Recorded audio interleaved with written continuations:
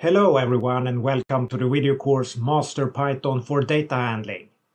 In this course you will learn to master Python's native building blocks and powerful object-oriented programming with the intention of making you able to use Python for data science and machine learning data handling tasks.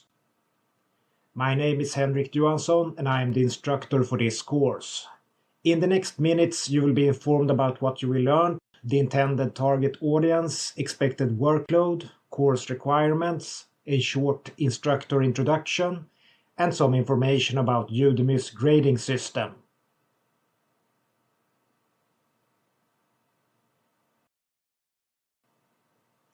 So now we'll talk about what you will learn. And this course is about learning you to master the Python programming language with the perspective of data handling. The short story about technical data handling is that data handling is about moving and transforming data to usable forms and structures. Data scientists and machine learners spend about 80% of their working efforts and time on data handling tasks. Being good at data handling and Python programming are extremely useful and time-saving skills. The Python language you will learn in this course is Python's native building blocks plus Python's advanced object-oriented parts. You will learn to use and design your own advanced constructions of these building blocks and to execute detailed data handling tasks using Python's native building blocks and with limited assistance from file handling libraries and matplotlib. You will learn to use Python's data types, native data structures, data transformers, functions, object orientation, and logic. You will learn to make your own custom functions, custom objects, how to move data around between common file formats, and data structures. You will learn to use advanced multidimensional uneven data structures to manipulate data and to generalize functions.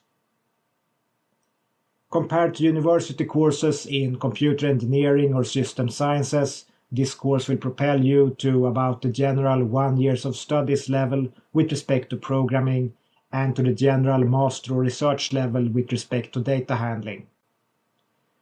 This course is an excellent entrance to learning the Python language, and in practice this course is the course we ourselves would want to be able to enroll in if we could time travel and re-enter university as new students. In our opinion, this course is the best course to learn the Python programming language and to learn data handling.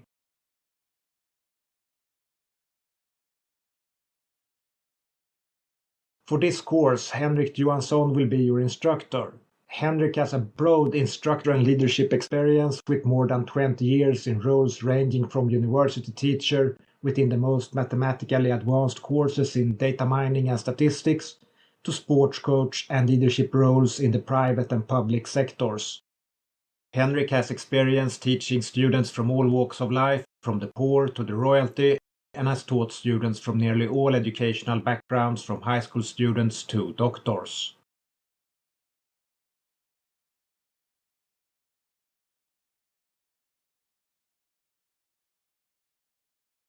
So who are you, the intended audience for this video course? This course is an excellent choice for anyone who is new to programming. You will get the best possible start as a programmer. And this course is also excellent for anyone who knows programming and wants to learn the Python programming language. You will get the best and most complete Python course available. And this course is also excellent for anyone who is a new student at university level and want to learn skills that they will have use for during their entire engineering or academic career, as well as in all university courses, jobs, or theses related to data science. And this course is also excellent for anyone who knows Python and want to extend your knowledge of using Python into the data handling domain. You will get the best course for anyone learning to use Python for data handling. And this course is also excellent for anyone who wants to reach the intermediate level of Python programming knowledge as required by many Udemy Python machine learning and data science courses.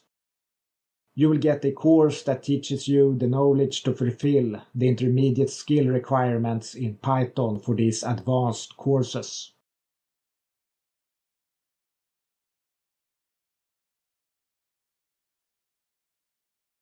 So what is the expected workload for this course and time requirements? And we can say that while listening to all the course materials is an exciting 8 to 10 hours endeavor, the main exercise for the course is to replicate the code, and this may take twice or 3 times the time to listen to the course. The total workload for the course is less than 10 to 40 hours, depending on your decision to replicate the code, listen to the entire course, or to cherry pick from the content useful to you. And we can say that if you have some knowledge about Python, this video course will be very easy for you. And this course will quickly and easily propel you to the intermediate Python level.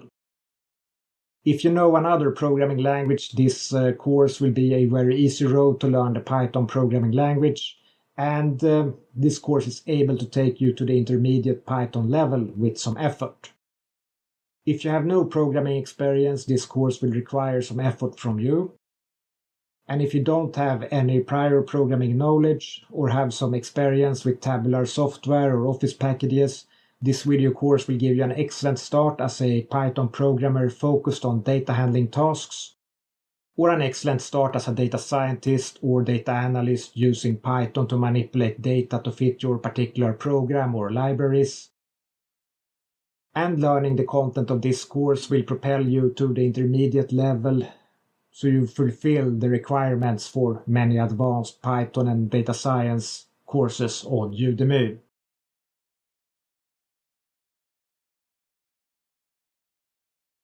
And the course requirements for this course are quite humble. So this course assumes that you have everyday user experience with operating systems such as Windows, Mac, or Linux. And if you are able to enroll in this video course with your web browser, you likely fulfill this requirement. And we will also say that the new Anaconda Cloud Notebook is advertised by Anaconda to make Android and iOS operating system users able to use the Jupyter Notebook through their web browsers. And this means that Android, Chrome, and iOS users also should be able to follow the course in its entirety as advertised. And we must also say that this course is given globally, and the requirement for the 4 ways of counting establishes basic schooling. So literally most people should fulfill these course requirements.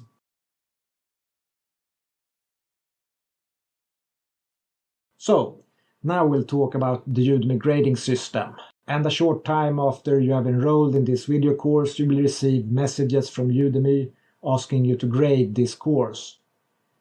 And our intention with this course is that it shall be the best from basic to intermediate Python programming and data handling course on Udemy. And we aim for high quality mass dissemination, perhaps 100,000 to 2 million or more students within 5 to 10 years. And if you rate this course with 5 stars, it will motivate us to update this course for your benefit. And this increases the course's merit value without any other effort than rating this course 5 stars.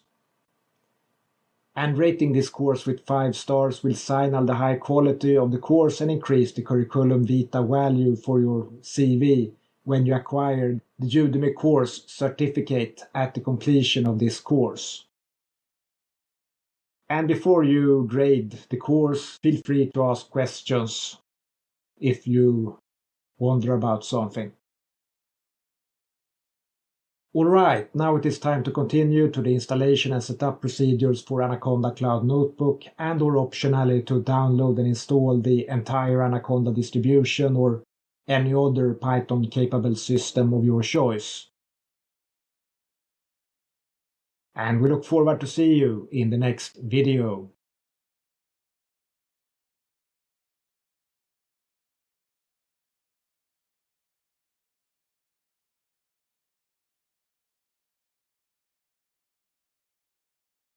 Hello and welcome to this video. We're excited to have you here, and in this video you will learn to start and register for the Anaconda Cloud Notebook to be able to directly start with the video course main materials in less than 1 to 3 minutes from starting your web browser. Having a Gmail address, a Microsoft account or a GitHub account is even faster and may make the starting of the Anaconda Notebook into a one-click event after registration with a verification code sent to your Gmail address or account address. The Anaconda Cloud Notebook is a Jupyter notebook with a large but limited set of libraries, which is able to handle all parts of this video course. The free accounts are public and not private, and also limited in storage and high compute minutes per day. Now we'll show some screens from the registration process and some basic input into the Anaconda Cloud Notebook so you can begin with the video course as simple and fast as possible. So let's start up your web browsers.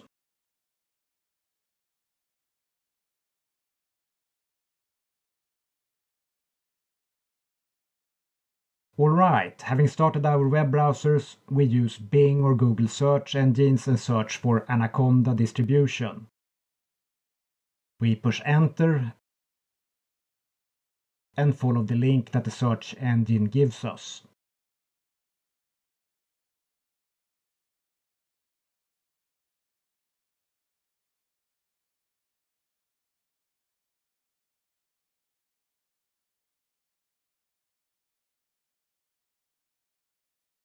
And we arrive at Anaconda Distribution's download page.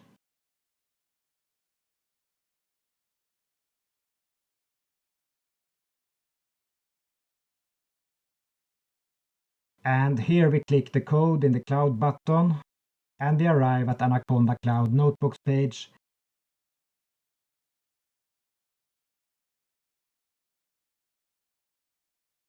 And we push Get Started for free.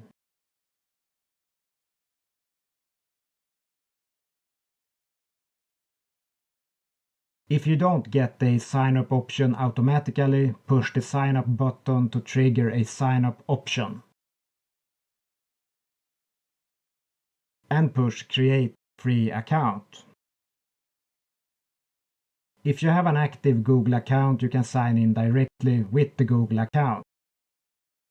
Or you can use the sign up button below to trigger a general sign up option. So let's do that.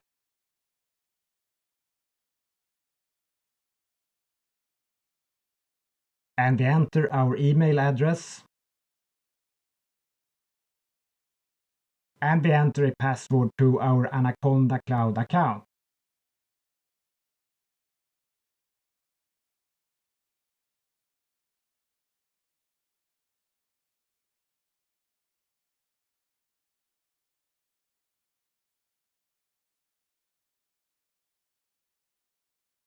And we push Sign Up.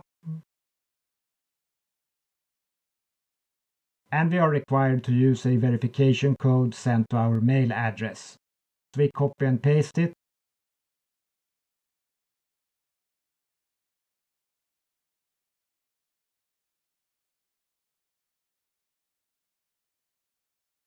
And push the Submit button.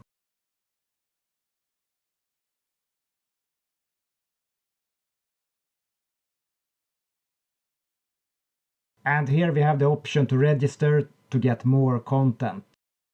And for this demonstration only, we just click that option away.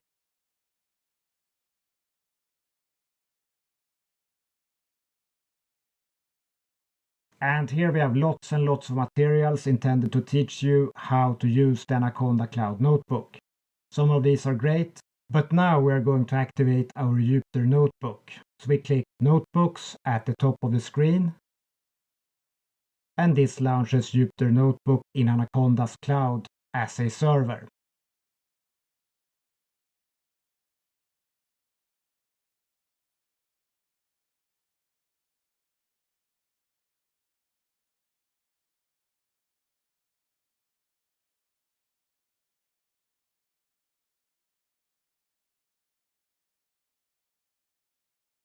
And here we have the skin of the Jupyter Notebook. and at the top we can see our available compute time, our data storage, the number of used kernels, and now it is time to start coding, and in this video we select the Python 3.9 kernel for our Jupyter Notebook.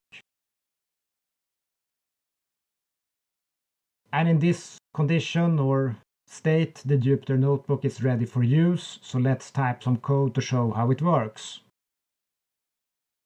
And we type print hello world and welcome to the course.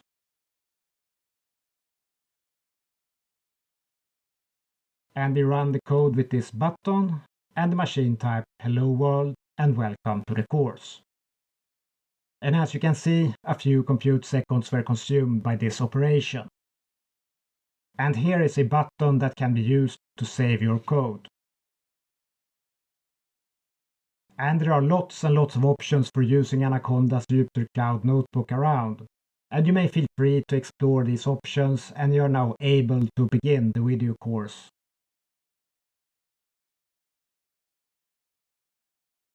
So let's print. We look forward to see you in the next video.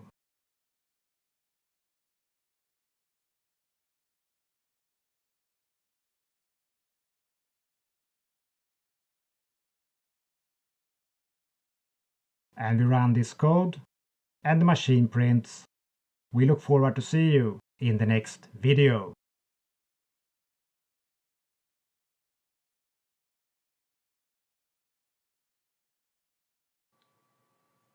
Hello and welcome to this video. We're excited to have you here, and in this video you will learn how to download and install the Anaconda distribution and how to start Jupyter Notebook from Anaconda's Navigator.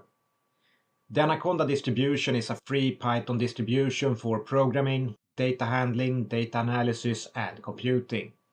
The Anaconda distribution is considered to be one of the best options for data science and machine learning.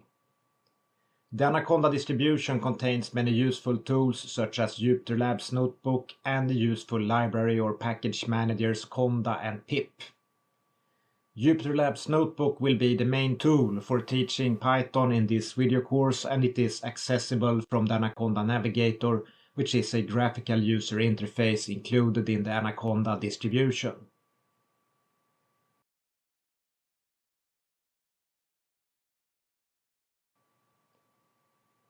The Anaconda distribution provides you with a very solid, mainly open source development environment for any currently sold Windows, Mac or Linux machine. The Anaconda distribution can also be further augmented with commercial level environments such as Visual Studio Code. The Anaconda distribution provides the broadest possibilities with the ability to choose between a large number of environments, including the excellent JupyterLab's Notebook, the Conda or the pip package managers. A major bonus with Anaconda is that it is one of the biggest cookie cake collections of code available. The caveat is that the current development speed creates a regular pattern of updates and emergency bug fixes, and sometimes a need for augmented package managers when an installation becomes complex over time. Consequently, the Anaconda distribution's environment is developing, and the graphics of web pages accessed in this video may change or appear slightly different than in this video. And this is important to remember in this installation video. So, some of you may already be expert users of Python or some of the tools that we will use in this video course. If you are one of these persons and you have your working environment in order, you may skip this video and continue with the next video. Now we'll download the Anaconda distribution, and to download it we need to start our web browser or use a search engine, for example Google's search engine or Bing or any other search engine. So start up your web browsers.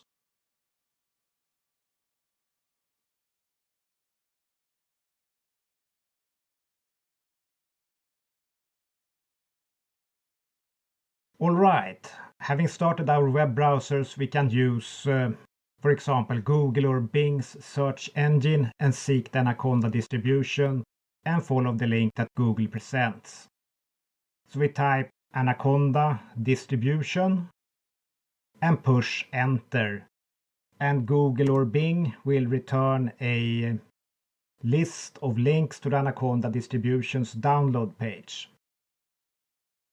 And we push the link, and we are sent and arrives at the Anaconda distribution's download page, which currently looks like this. And Anaconda distribution's download page is easy to navigate, so if you are using Windows 10 or 11 64-bit, you download using the currently green download button with the Microsoft sign here. And if you want to use the Anaconda Cloud Notebook, you use the cloud symbol or code in the cloud here. And we can open it in a new tab and take a look at the entrance. And it currently looks like this.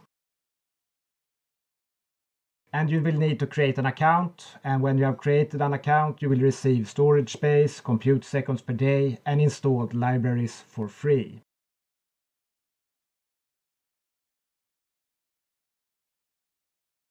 So now we'll close the new tab for Anaconda Notebook and return to the download page. And we will tell you what to do if you don't have a Windows 64-bit computer, for example if you have a Linux or Macintosh. And if you want to use Linux or Macintosh, you have to look for your installer around Get Additional Installers option. Around here. And we can open this option in a new tab and take a look at it. And it currently looks like this. So here you have installers for Windows 64-bit. You have installers for Macintosh and for Linux.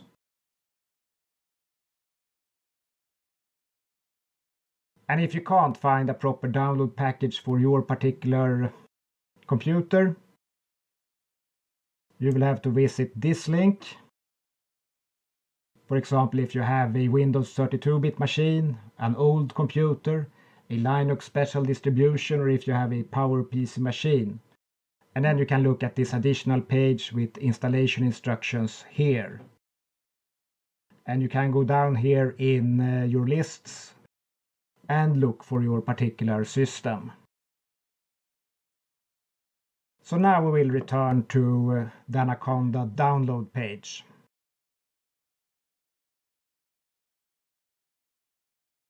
And now we will download and install our tools and working environment, and Anaconda makes this easy with a gigabyte-sized installer and currently requires about 5 to 6 gigabytes of hard drive space when installed. After installing the Anaconda distribution, its Conda Package Manager can be used to download and install more Python libraries and packages. And the total size of the installation can easily reach 10 to 30 gigabytes of hard drive space after about half a year's use. So this is important to think about.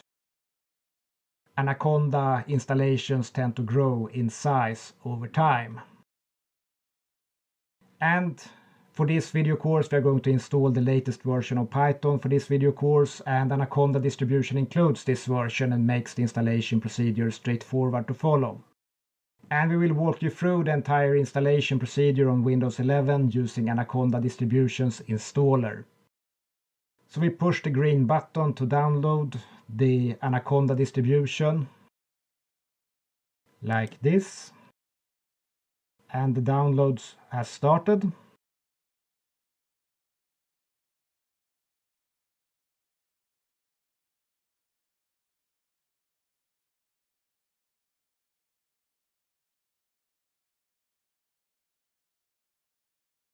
And we will speed up and fast forward this process so you don't have to watch the download meter. And depending on your download speed and the available bandwidth at Anaconda, this may take a short time or a bit longer time.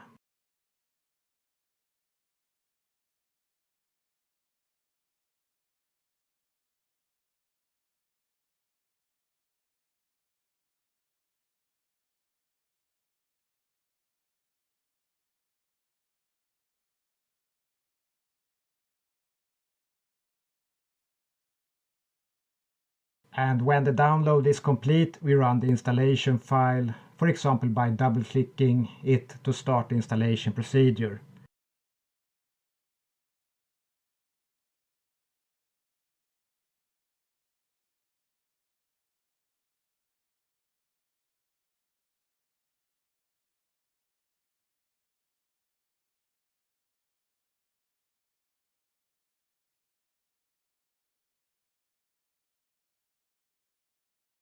And we are presented with a welcome message to the Anaconda Distributions installation guide, which is an easy to follow guide. So let's follow the guide and push next. And we are presented with a license contract, which I suggest you read before you sign it.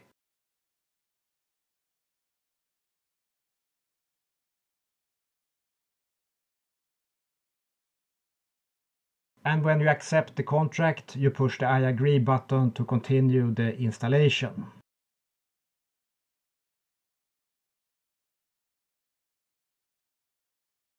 And in the next step, you will decide if you will allow anyone who uses your computer to use Anaconda or if you will limit the use to yourself, which is recommended. And I suggest we follow the recommendations. I really suggest we do that. And we push next to continue the installation. And here we have the option to select the installation folder, and I strongly advise that you use the pre-selected destination folder. And here we can also see the space requirements for the installation, and pushing the next button continues the installation. So let's push the next button.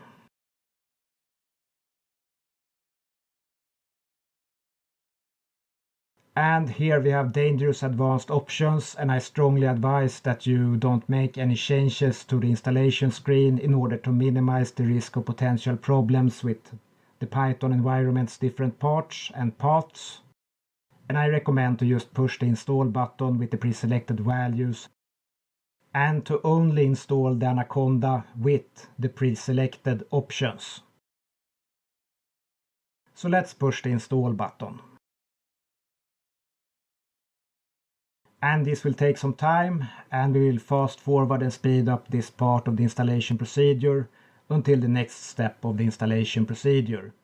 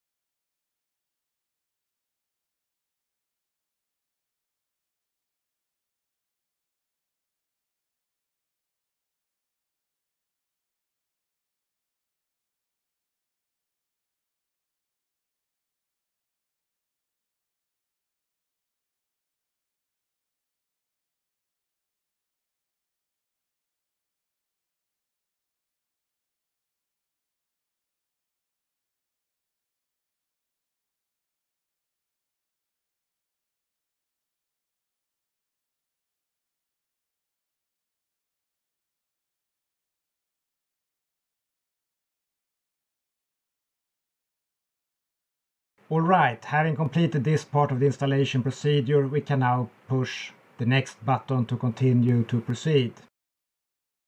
So let's push the next button. And we push next to continue. And we will not launch Anaconda Navigator right now, and we will not start getting started with Anaconda distribution. So we push finish. And now we have completed the installation of the Anaconda distribution.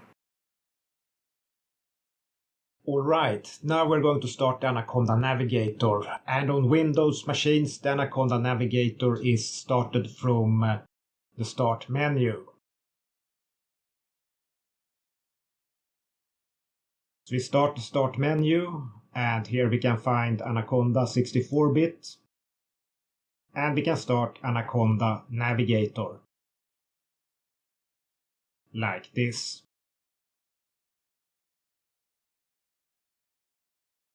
And starting up Anaconda Navigator can take some time on some machines. So we will speed up this loading of Anaconda Navigator a bit. And this video is recorded on a near 10 to 15-year-old computer.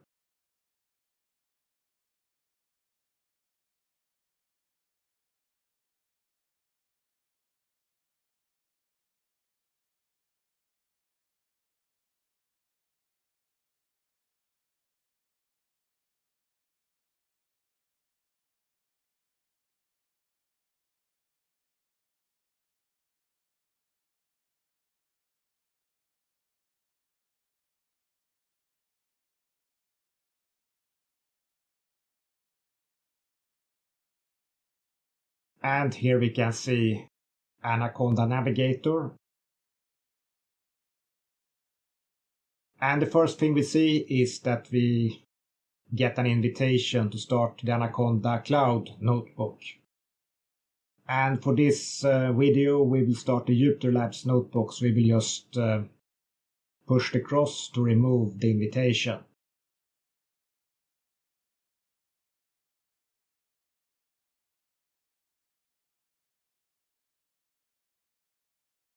And here we can see the Jupyter Labs notebook.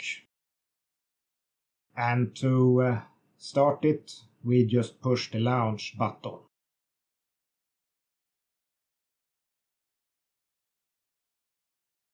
And the Jupyter Labs notebook will start inside a web browser.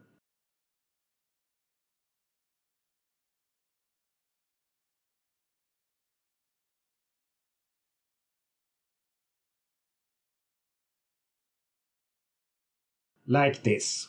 And the first thing we will do is that we will use the new button here, and we will start a new Python 3 IPyKernel.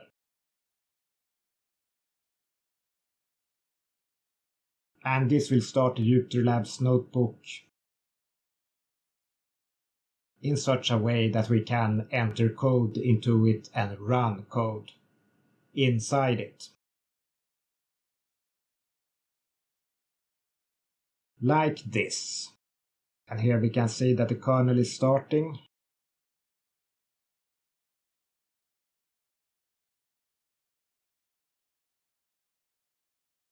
And we are ready. And we can test that the Jupyter Labs notebook functions. So we can type print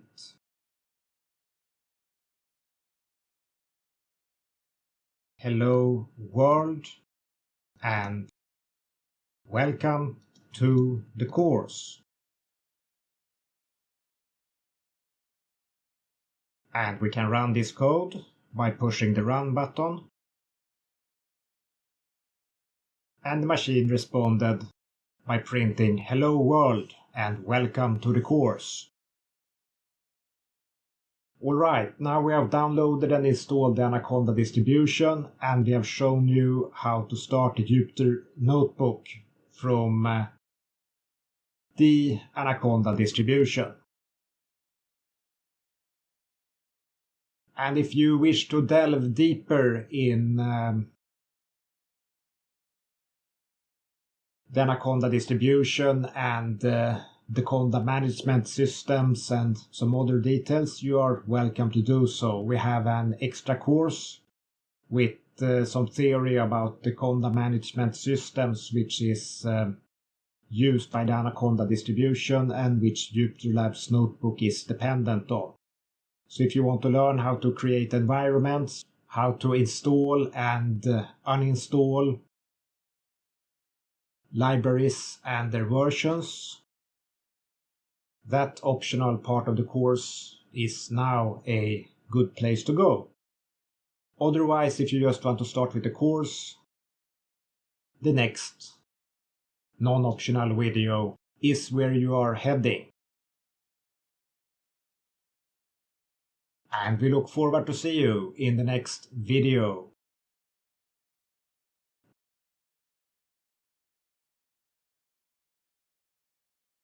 Hello and welcome to this video. We're excited to have you here. In this video you will learn some useful things about Anaconda's Conda management system and to use command line terminals to update, downgrade, upgrade, download and install Python libraries and to create environments. We will describe Conda and teach you some useful Conda instructions, talk some about Conda environments and package managers. Before we start the Anaconda Navigator and an included suitable command line terminal, we will talk some about the Conda package management system.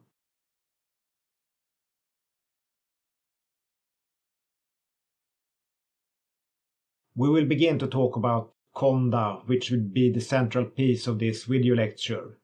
All code we use in Python are organized into programs, packages, modules, and libraries and native code, which is code for platforms. And the Conda package manager keeps tracks of the dependencies between packages and platforms. The Conda package format is identical across platforms and operating systems. So what is a Conda package? A Conda package is a tarball file or Conda file with system-level libraries, Python or other modules, executable programs and other components, metadata under the info directory, and it can be a collection of files that are installed directly into an install prefix. And this means that a Conda package is a very general definition.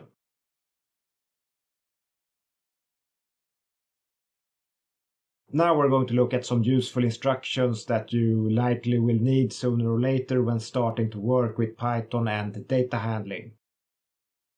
And we'll begin with conda search conda, and the search command gives you a list of all available packages for this library in your list of accessible channels, which usually is the default list. We can type conda search scipy, and this will give you a list of all available versions of the library scipy. We can type conda update all, and this command updates all available libraries. And all libraries may also mean Conda, Anaconda. And this is also useful, but may also, depending on your active channel, introduce many new dependencies. A very useful instruction is the instruction to change versions between specified versions of libraries. So we can type conda install scipy equals 1.9.3 and respectively conda install scipy equals 1.11.1. So the first command will downgrade scipy to version 1.9.3 and the second will upgrade scipy into version 1.11.1. And this is one effective way to change different versions of a package. Just remember that the Conda package manager attempts to resolve all dependencies when changing library versions. And now we will teach you how to change between two Conda solvers, something that becomes more useful for speed purposes the more complex a Conda installation becomes. For the first installation of libraries after this video course, the classic solver should provide sufficient speed, but remember libmamba for future use and future complex installations. So if you want to use the classic solver, you can type conda config set solver classic. And if you want to use the libmamba solver, you type conda config set solver libmamba. And this solver tech is considered very advanced, and the alleged main difference between the solvers is that the classic one is coded in Python and allegedly runs on a single CPU, single thread basis as a standard, whereas the other is coded in faster static languages. Both solvers are used and sanctioned by Conda and should be able to solve the Conda equations.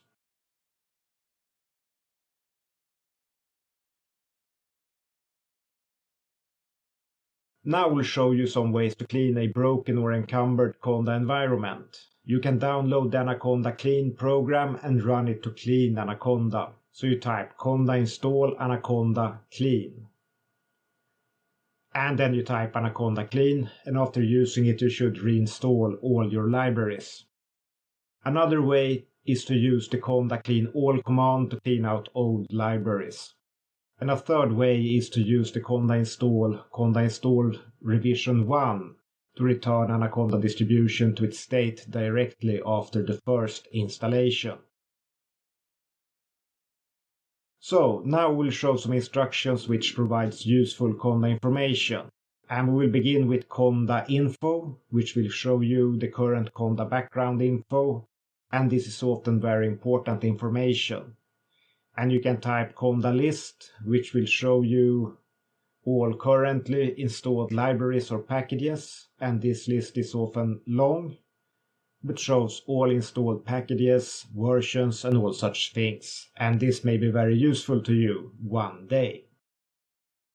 And you can type Conda list environment to show you a list of all environments and mark the active one with a star.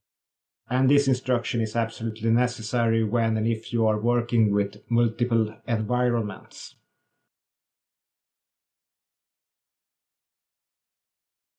So now we'll show you how to create a new environment.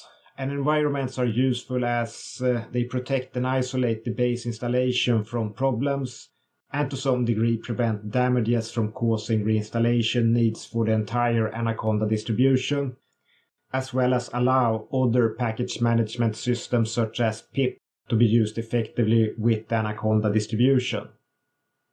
So we will create the environment DSML environment using Conda's base channel for its creation, and we will add some common libraries as well as the Jupyter notebook to the environment. So you can type Conda create N for name, DSML environment, Python, IPyKernel, Jupyter Notebook, Pandas, NumPy, SciPy, Seaborn, Scikit-learn, Stats Models, and Matplotlib.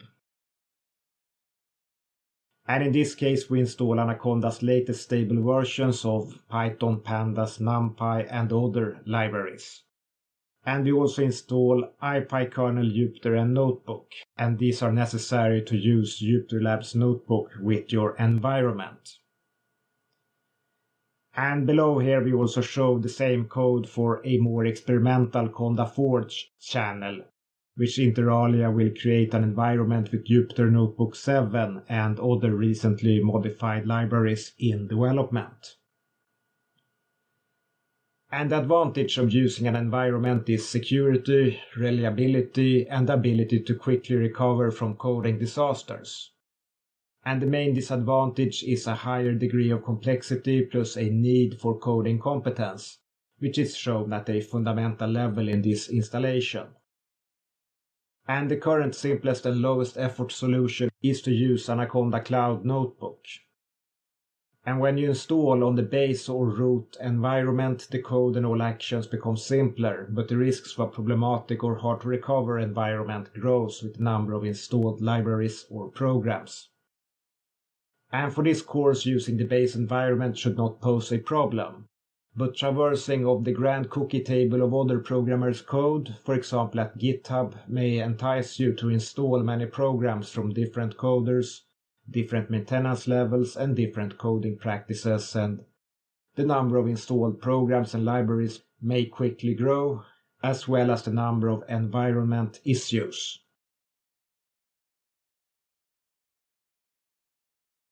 Now we'll talk about the two package management systems Conda and pip.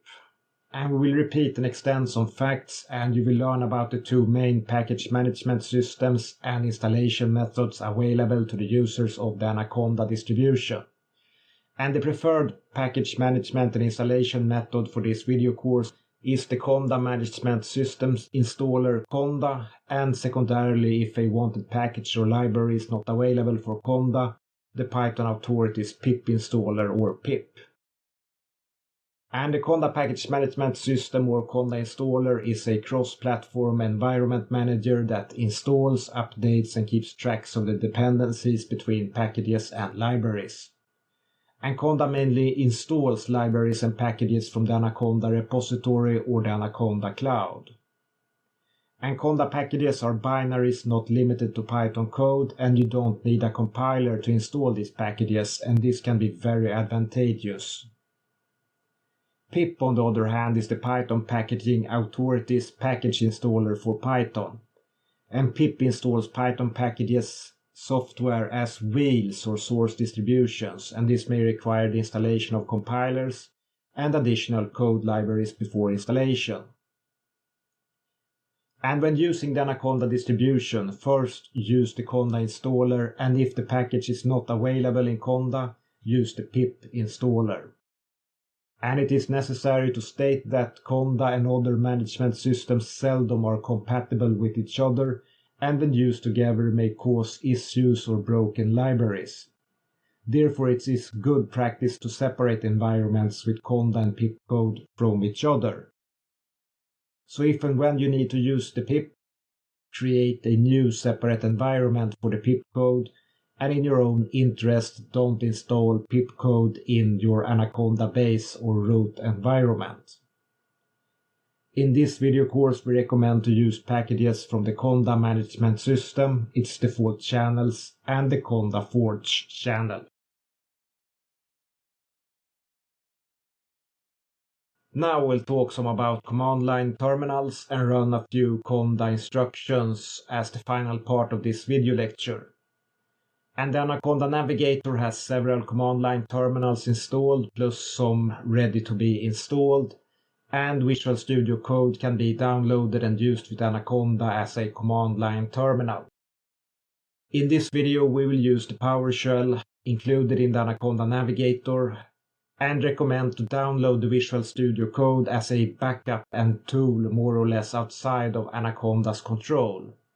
VS Code is an excellent backup in the event of an Anaconda failure and has been stable for a very long time. And before we begin to type some Conda instructions in the PowerShell prompt, we will say that when you intend to install libraries, you should always visit anaconda.org and search for the libraries there. There are many channels listed on anaconda.org with useful libraries. Now we're going to start the Windows PowerShell prompt for a demonstration of Conda instructions. So start up the Anaconda Navigator.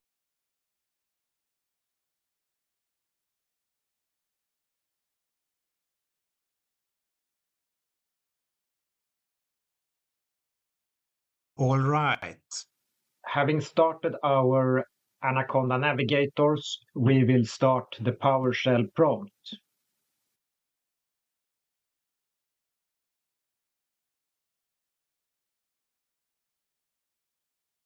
And here we have our PowerShell prompt. We launch it.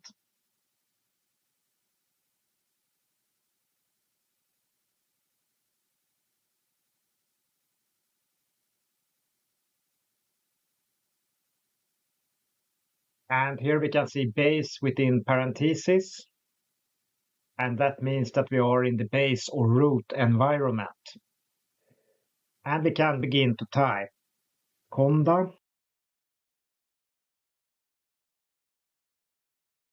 info. And this instruction will give us good information about Conda, and in particular the Conda version which we are using. And here we can see that we are using 23.7.4, and we can see the Conda build version, our Python version, which is 3.11.5. We can see our base environment and where it is located, and many other such things. And we can type Conda list. And this instruction will give us a list of all installed libraries, plus their versions, and which channel the library has been installed from. Here we can see all our libraries. We can see SciPy, for example. We have version 1.11.1 installed. We can see Python, and we have version 3.11.5 installed. We can see Conda, and we have version 23.7.4 installed. And we can see Anaconda Navigator, and that we have version 2.5.0 installed.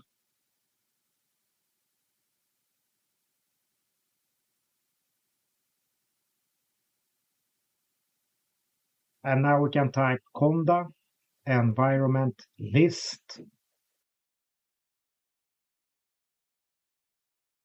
And this instruction shows us two environments. First, we have the base environment, which is marked with a star as active, which is our root environment. And we have another environment, which is named DSML environment. And now we know that Conda Navigator has a lot of updates. So we will type Conda, search Conda to find all available versions of Conda in our channels.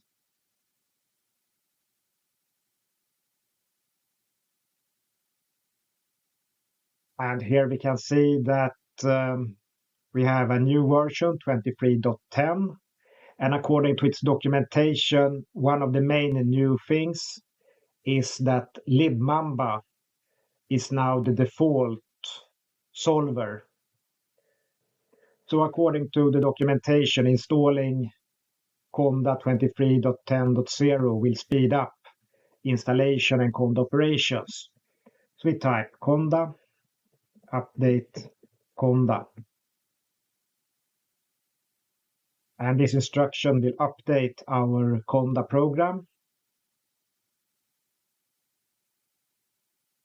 and turn libmamba into our default solver.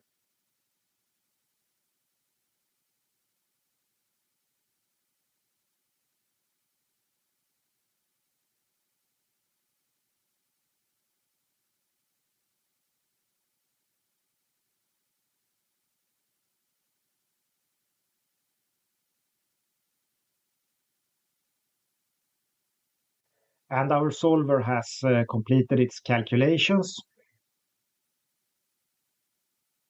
And it has found a large number of libraries in need of updating, and some packages will be removed, and some new packages will be downloaded and installed. And we push Y for yes to proceed.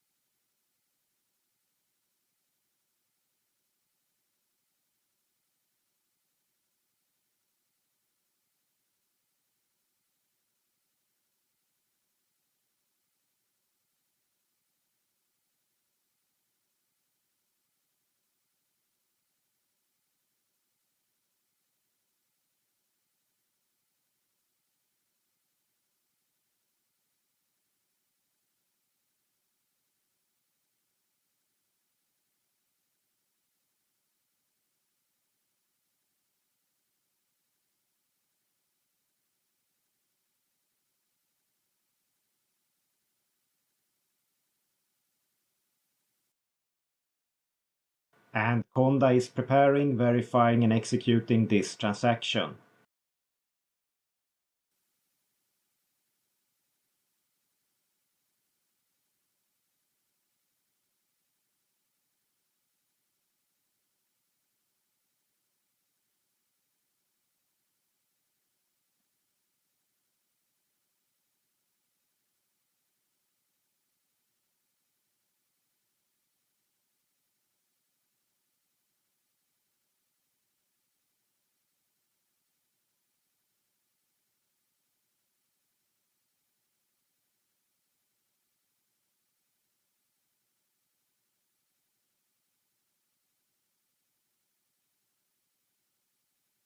And soon Conda will give PowerShell back the control so we can continue.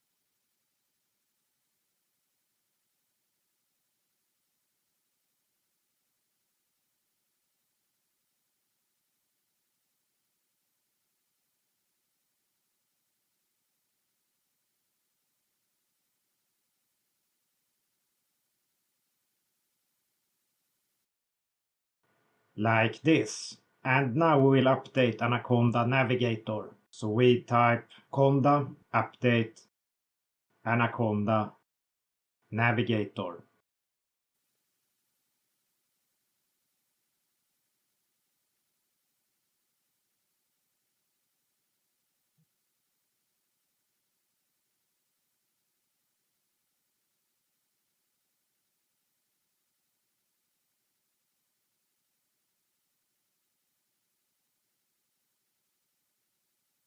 And now libmamba is the active solver.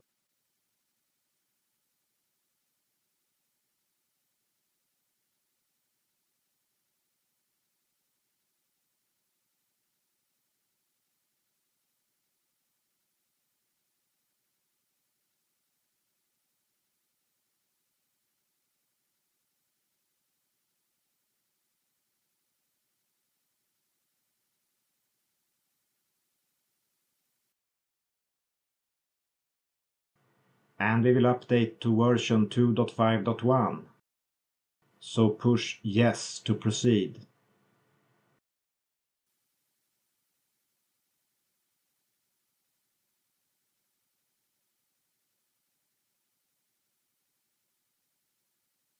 And as you can see, libmamba is a very fast solver.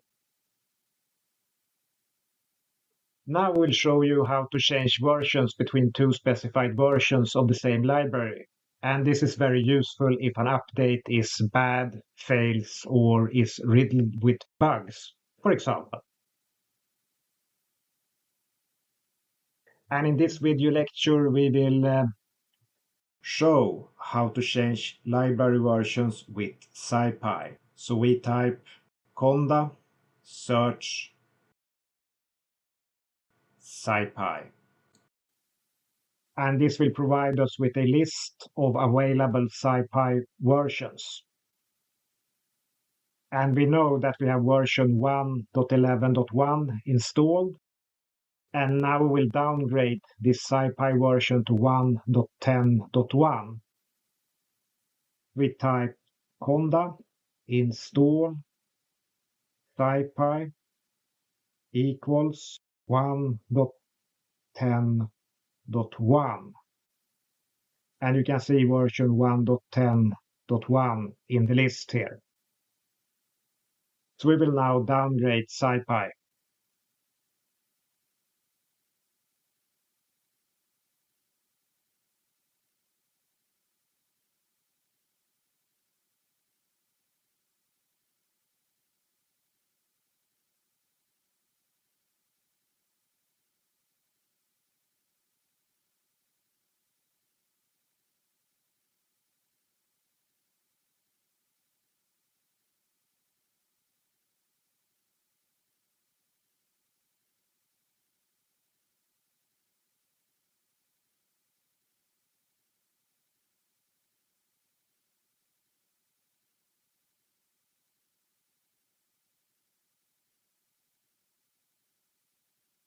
And we push Y to proceed.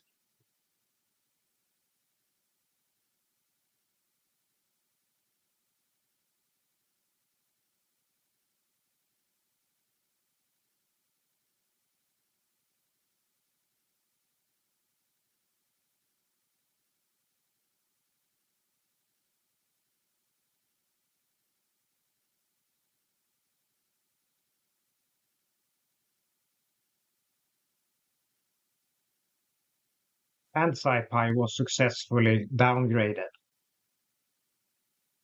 And now we'll return it to version 1.11.1. Like this. Conda install SciPy equals 1.11.1.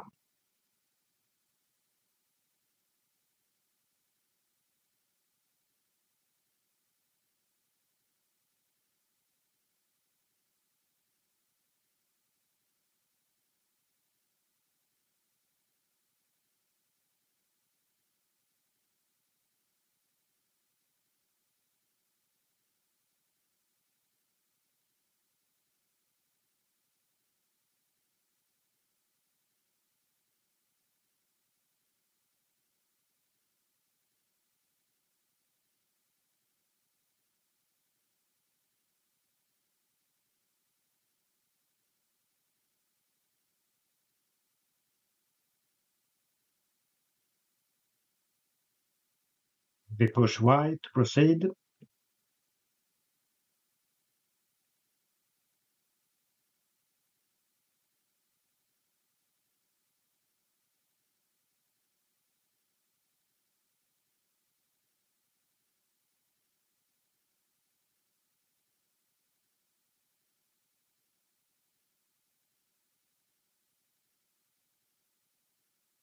And SciPy has been restored to the original version, and we have learned to execute version control for libraries, one of the most frequent needs for Conda knowledge.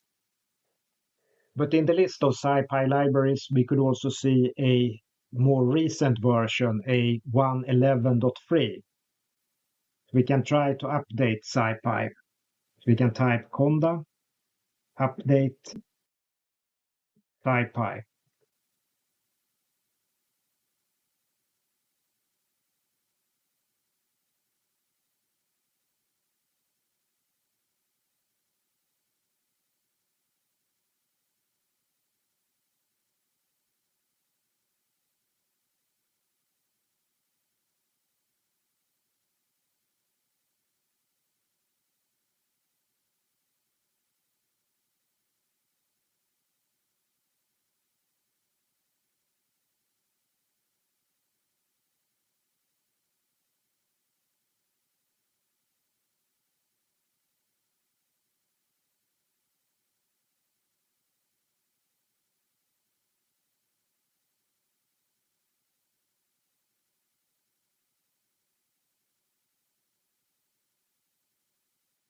And we will install version 1.11.3, and we push Y to proceed.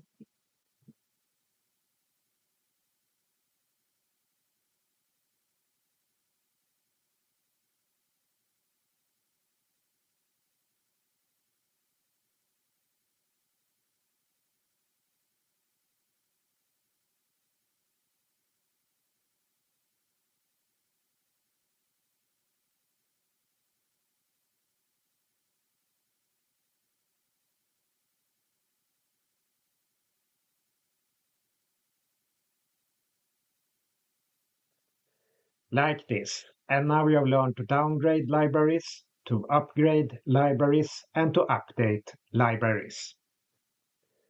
And now we will teach you how to create an environment. So let us type Conda, create, N for name, Python environment, we can call it. And in this environment, we will put the latest versions of Python, IPy kernel, Jupyter Notebook, Pandas, Matplotlib, SciPy, NumPy,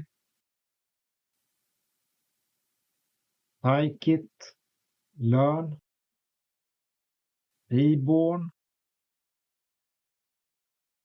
and Stat models. And this is an environment which is very suitable for data handling, data science, and machine learning. So now we'll create this environment which will contain the latest versions of all these libraries. And in particular, it will have JupyterLab's notebook installed and ready for use. So let's create this environment.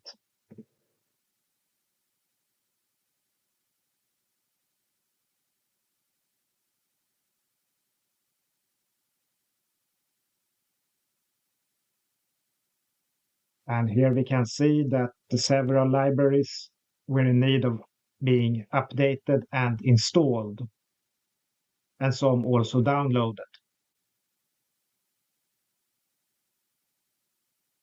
We push Y to proceed.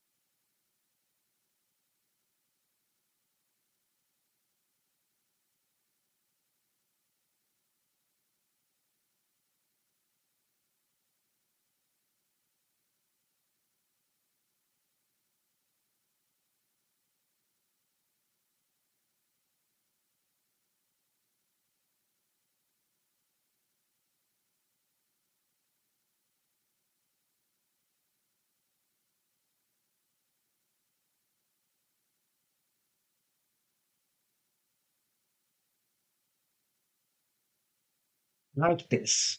And now we'll activate our new environment. So we type conda, activate Python environment. And we type conda environment list. And here we can see that we now have 3 environments: the base environment, the DSML environment, and the Python environment. And we can see that Python environment is marked with a star and is our active environment in this PowerShell prompt. Now we can close the PowerShell prompt like that. And here in the Anaconda Navigator, we can enter the environments. And here we can see that in the Anaconda Navigator, the base root is still active, and the Anaconda Navigator is also unaffected by our update. But the next time you start the Anaconda Navigator, it will be the new version. And now we will activate the Python environment, and we can do this in the Navigator with a single click.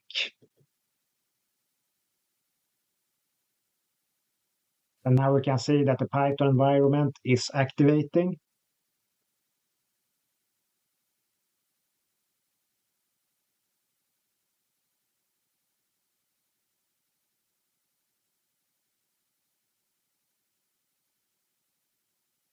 And now the Python environment is active.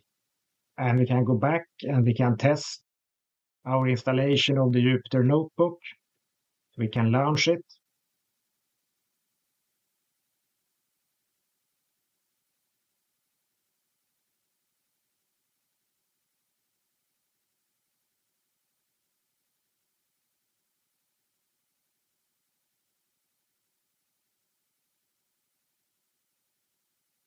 And Jupyter Notebook reports itself for duty. So we can type print hello world and welcome to the course. And we will run this code, and the machine types hello world and welcome to the course.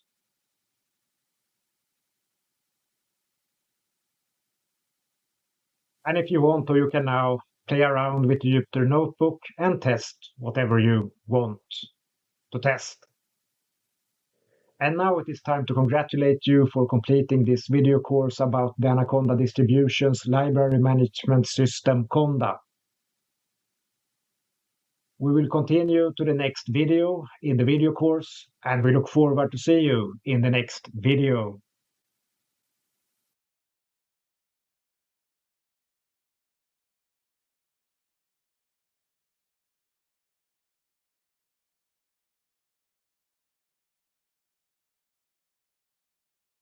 Hello and welcome to this video course about Python for data handling. We're excited to have you here, and in this video course you will learn to use Python's native building blocks and powerful object-oriented programming with the intention of making you able to use Python for data science and machine learning data handling tasks. This video course is an excellent entrance to Python.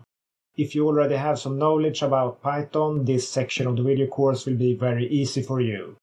If you know another programming language, this section will be a very easy road to learn the Python programming language. If you don't have any prior programming knowledge or have some experience with tabular software or Office packages, this video course will give you an excellent start as a programmer focused on data handling tasks, or an excellent start as a data scientist or data analyst using Python to manipulate data to fit your particular program or libraries.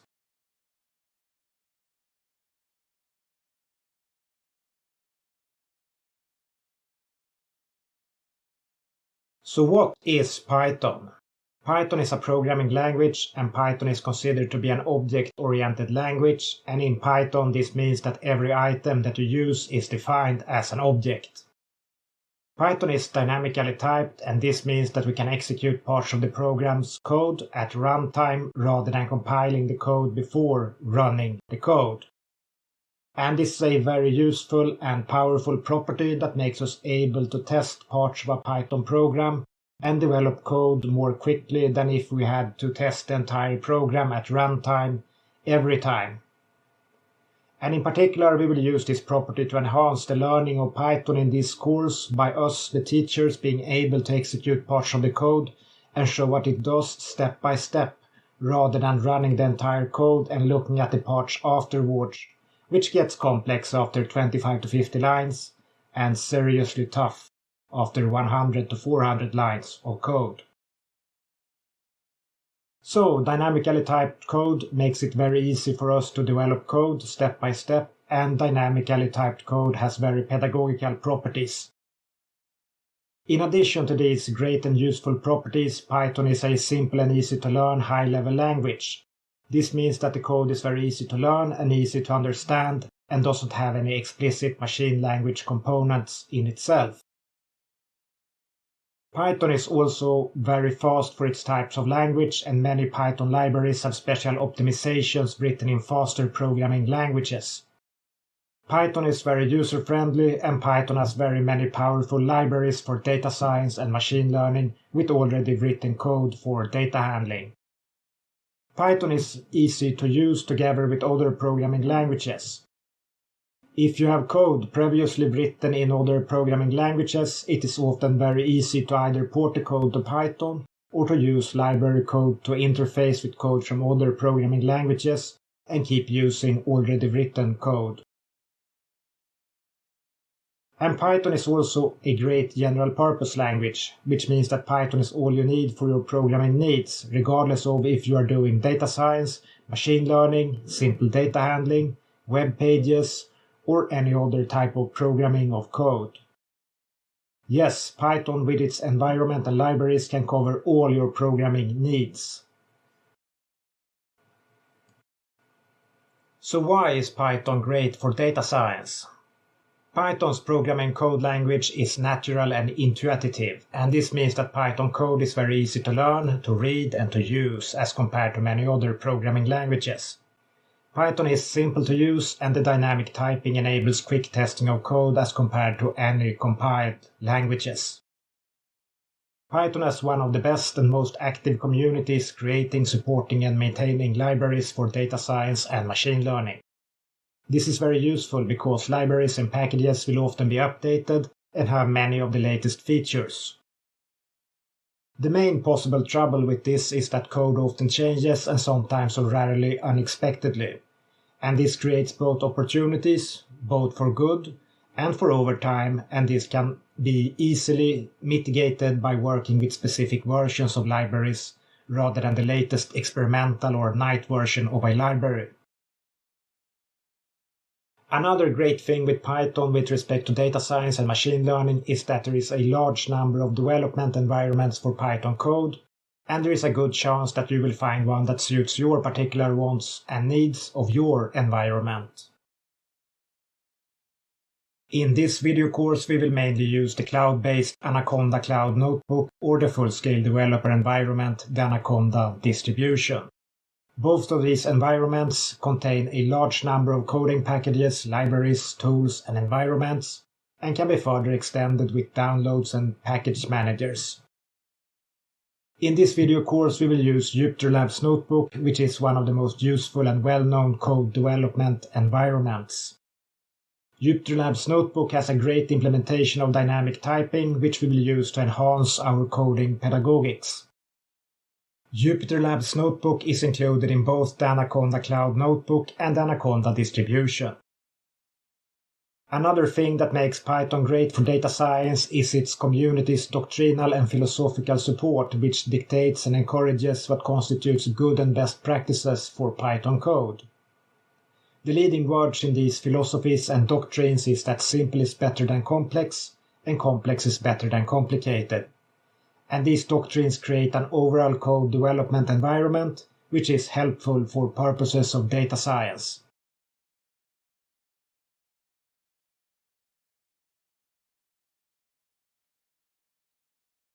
So alright, now we'll talk about Python concepts. And to effectively use Python for data science and machine learning, some theoretical concepts are needed. And these concepts are data types, including data storage abstractions and data transformers, as well as object orientation. And in Python, all data types and data storage abstractions are defined as objects. So here we have objects that contains data values, which are objects, and we have functions that can change objects and change data values. So these are the two main concepts in Python. And data types can be integers, floats, complexes, and strings. In this video course about Python for data handling, you will learn to use integers, floats, and strings. You will learn Python's native data storage abstractions such as the set, the tuple, the dictionary, and the list. You will learn about Python's data transformers and how to make custom functions. And you will learn about Python's object orientation, how to make custom objects, and how to move data around between common file formats. Python data types are objects. Integers, floats are objects, and in Python data types are also Python data storage abstractions. And these are Python's natively defined tools used to store collections of integers, floats, complexes, and strings. Or, for example, your own custom user-defined objects. In this video course, we will take a good, deep, and thorough look at sets, tuples, dictionaries, and lists. So, data transformers and functions are necessary for machine learning and data science. These are used to change or create variables, or just used on variables to compute new variables, new values, or to control logic, and for creating new objects or for analyzing texts or graphics. In this video course, you will learn to use loops, logic control, and to define and use your own defined functions, which is considered to be an intermediate or even advanced type of knowledge. You will learn about Python's object orientation and to create intermediate, bordering to advanced custom objects. In practice, you will learn to create your own object-oriented programs and to handle customized objects in terms of data handling. You will learn to serialize objects and to transform data to tabular form for use with standard data science and machine learning programs and libraries. And you will learn to save data and objects to binary files, .csv files, Excel files, and to load files to pandas data frames. And these are the main formats used by most data science and machine learning programs, and are more or less guaranteed to be compatible with all well-known data science and machine learning programs or libraries. And this ensures the usefulness of your knowledge gained in this video course. Can you see the yellow and blue Python sign in the bottom right empty corner of the screen? That is a symbolic empty space for future developments of this video course and Python. Because Python is a developing language, and while the main developer has promised that there will be no major changes to Python 3's core, as when Python went from version 2 to 3, it is an open space for a future evolution of this video course.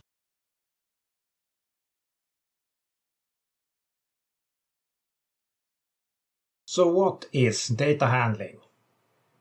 Data handling has many definitions. Most overemphasize data handling as being the entire research or data creation process, from alpha to omega, or from the beginning to the end. Or they emphasize the data science or statistical parts of the process. The main reason for these generous definitions is that only 1 in 1,000 researchers actually knows about or has studied the entire research process. One of the better yet slightly flawed definitions directly Googleable is data handling is defined as the research process that is used to collect, record, organize, and analyze data, which rather defines the entire research process with data handling included as a part of the research process. So, data handling is about organizing data. organizing data as both methodological and technical aspects, and the organizing of data affects all parts of the collection, recording, and the analysis of the data. Here we must be careful to separate the process of creating research from the system which we actually has in place and must technically work with. So here we have two systems, one that discusses how to conduct perfect or good science, and we have another technical system which we must work with, where we have a system in place and we must technically work with this system and organize the data inside of it. Using Python for data handling is about using Python to technically organize data. And this means to move, copy, modify, change, transform, save, store, and load data.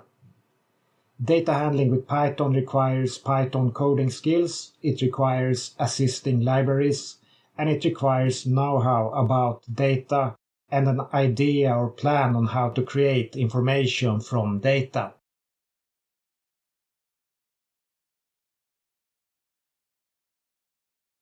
In this video course you will learn the Python programming language with the aim of mastering the necessary skills and the ability to execute technical data handling. And technical data handling is for practical reasons in 99.99% of the time or cases centered on the tabular form, and most commonly organized around a set of spreadsheet-like columns which together form a matrix. And this matrix we can use with standardized methods to analyze, synthesize, or graph data. And when you study software and libraries, you will find that every function and method expects a column or tabular data form as input and delivers such as output, unless we are talking about exceptional specialized systems expecting other types and shapes of data. Python for data handling is about learning Python and learning to use Python to move data into a tabular form, which can be further analyzed with standardized software.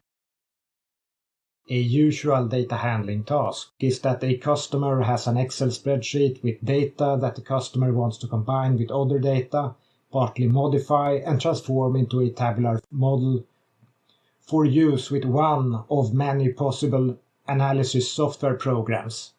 And it could be SAS, it could be Pandas, NumPy, SPSS, MATLAB, Oracle, GPTX, Scikit-learn, Stats Models, Tableau, Minitab, Microsoft Business Intelligence or Excel. It could be standard query language or any software imaginable.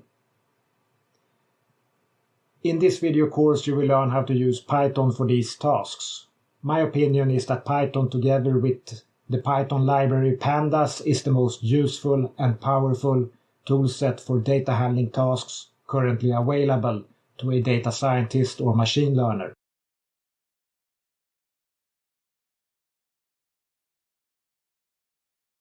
Alright, now we'll take a brief look at the table of contents for this video course. And we have the following videos. First we have this combined theory lecture and overview of Python for data handling. In the following video lectures you will learn about integers, floating points and strings. In the part about data storage abstractions you will learn to use sets, tuples, dictionaries and lists. In the part about data transformers and functions you will learn about Python loops, some Python logic operators with Boolean logic together with Python's conditional branching of code, and you will learn how to create your own user-defined functions in Python. In the part about object-oriented programming, you will learn theory about object orientation, how to create your own customized objects, and how to serialize objects and transform data to a tabular form, and how to handle file formats such as the CSV and Excel formats to load and save files, all very useful knowledge for data handling. Before we continue to the next video, we will talk some about the Jupyter Labs notebook, the organization of Python programs, and the special peculiars of Python coding. We will begin with the Jupyter Labs Notebook, and the Jupyter Labs Notebook is a very powerful tool for programming, data handling, data science, data analysis, and machine learning. It is also an effective platform for inter alia writing, creating, and sharing documents with running code, equations, visualizations, and rich text elements. In this video course, we will learn to use some of the power of Jupyter Labs Notebook delimited to the perspectives of data handling. By definition, the Jupyter Labs Notebook is an integrated development environment, IDE, and is a one-program toolbox of tools for software development. The Jupyter Labs Notebook's graphic interface has menus, buttons, and uses a series of input and output cells for data encoding purposes. The input cells can contain code, text, or formatted text, and the output cells contains the output from input cells. When we program in Jupyter Labs Notebook, we type our code in the input cells, and when we run the code in an input cells, the result is shown in the corresponding output cell. The input and output cells are executed serially in a top-to-bottom fashion and are executed one at a time as the standard. We can change the content of input cells in a serial chain, or we can delete cells while the top-to-bottom dependency in the chain remains, with a need for re-execution of the code when the code is changed or input cells deleted. Jupyter Labs Notebook's implementation of dynamic typing is likely the currently best implementation of dynamic typing in the world and allows for very fast development of code and data. In this PowerPoint, we have a standard Jupyter Labs Notebook visualized with the conceptual input-output cell model shown next to it with the PowerPoint symbols. And the arrows in this conceptual model depicts the dependencies between the cells and the top-to-bottom dependencies, which are shown with black and red arrows. And this is necessary fundamental knowledge of the Jupyter Labs Notebook's coding interface, and now we'll talk some about the Python programming code environment or the organization of your Python programs.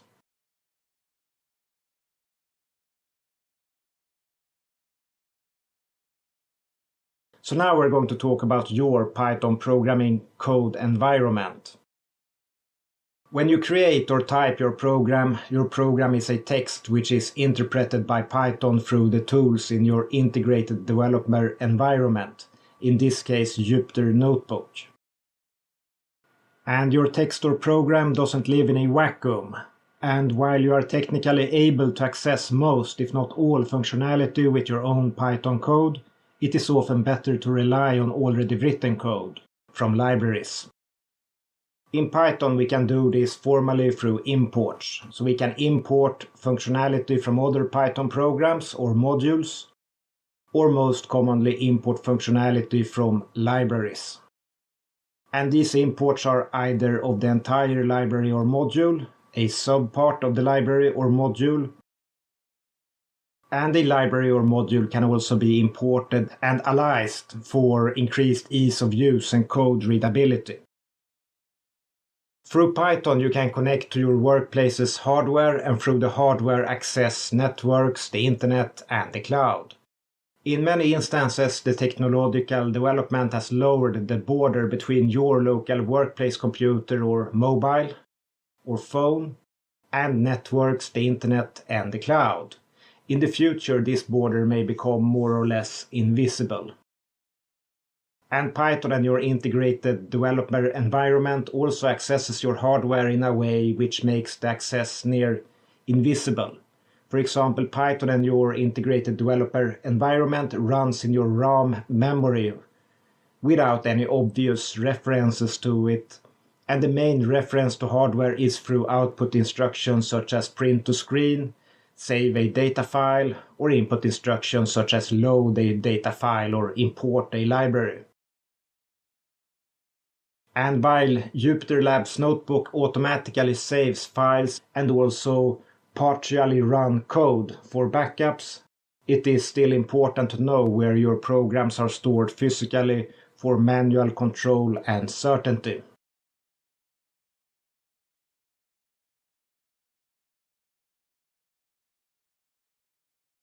And now we'll talk some about Python code and Python syntax. And Python is constructed to have a syntax similar to spoken scientific English. And here in this example we show this with the one-liner print hello world and welcome to the course. And this one-liner shows a syntax similar to spoken English. Of course, Python code can also be written with advanced functions and methods and a language which sharply deviate from spoken English.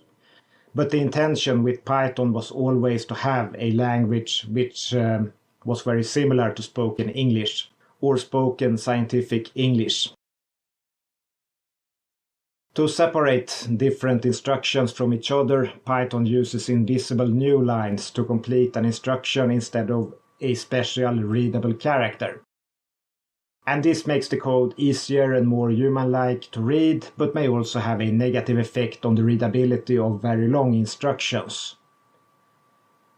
And hence we have a preference for short and clear language when we type in Python. And in the example on screen and in the first input cell we have 6 instructions, each on their own line beginning with import math as the first instruction, and pi_1 equals math.py as the last instruction. Imports are important in Python and are, according to readability standards in Python, always placed in the top part of a Python program. And in the example on screen we import 2 libraries, the math library in full and the pandas library in full, and aliased as PD.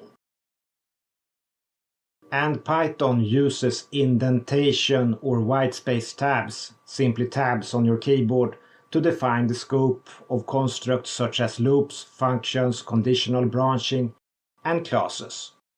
In the example on screen we have an if and else statement with colons where the scope of the code is defined by an invisible whitespace tab, moving the executable parts of the statement to the right, which makes the code more readable. In Python, comments are frequently used to explain and clarify code. Every comment starts with a commentator's sign or hash mark.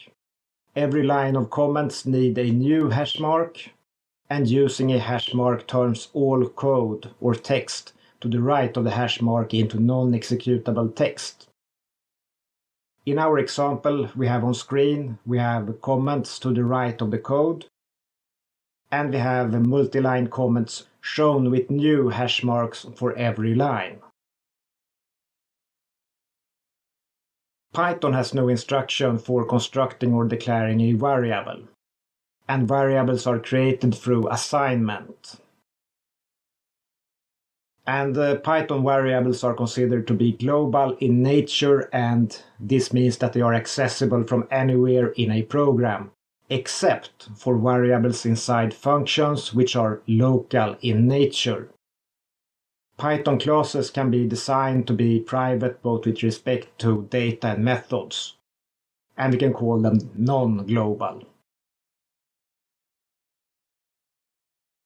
And the naming of Python variables is a special process, and Python variable names have very few rules hard-coded into Python. But there are some hard-coded rules which makes some variable names unusable, as Python will interpret them as coding errors.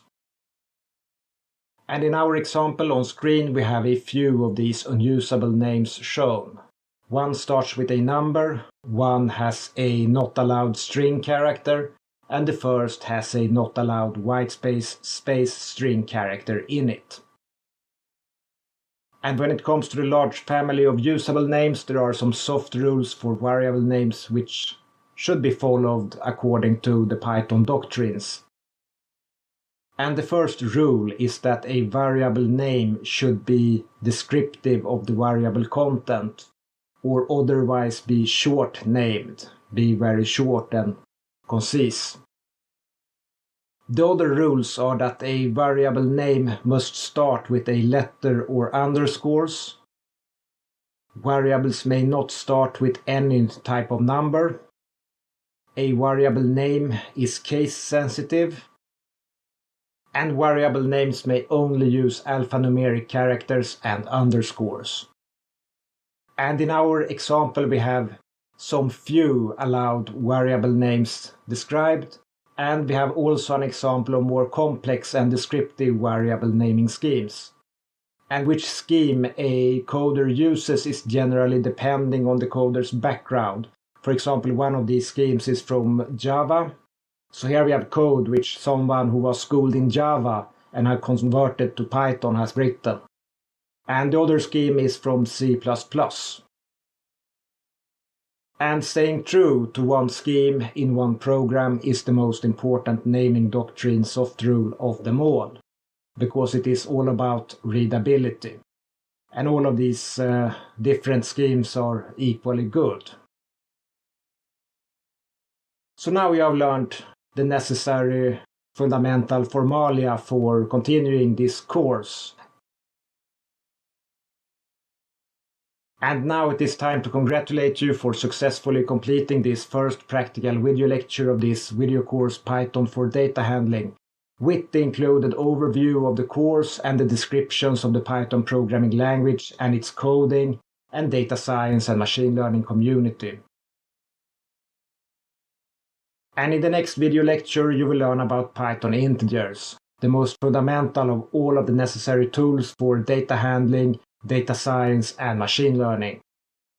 And we look forward to see you in the next video.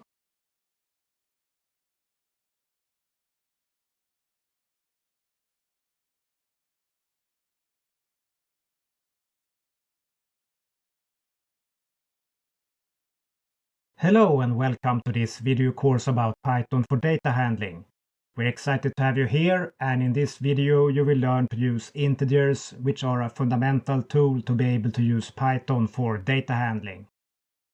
Python integers are necessary as a tool for basic counting and may, for example, be used to represent counts of items, the number of iterations of a function, the location of an object in a list or array, or as a representation of change in a function.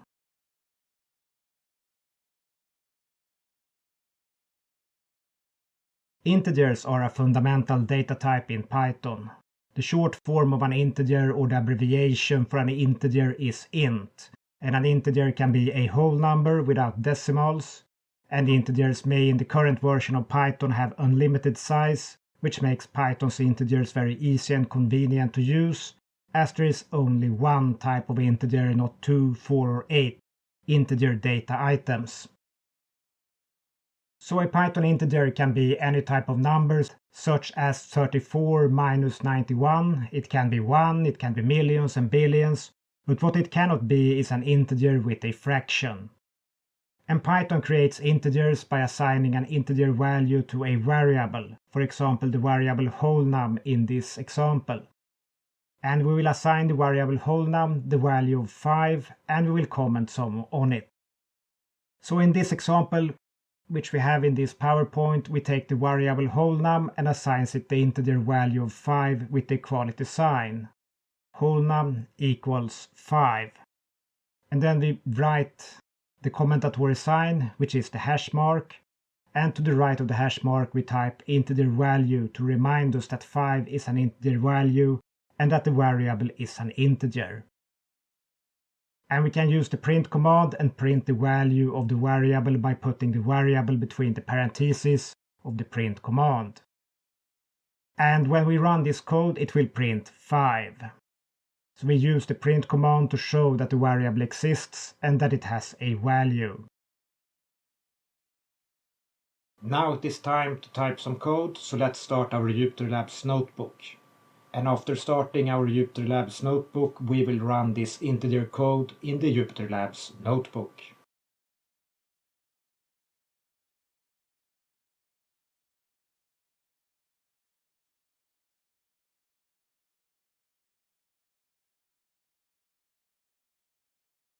Alright, having started Jupyter Labs notebook, we are now ready to start typing the code from the PowerPoint into our Jupyter Labs notebook and run the code.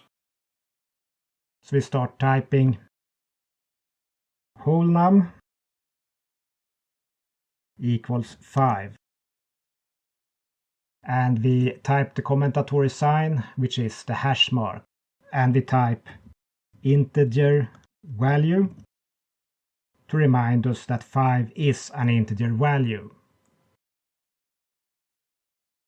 And we type print whole num. And this code will print the variable whole num's value to our window when we run this code. So let's run this code. And as you can see, we have a integer value 5 printed to the screen. And we can create more integers and add them together to create new integers. So we type num2 equals 3, and this is an integer value, and we type num3 equals num2 plus whole num. And we can type print num2, and we can type print num3.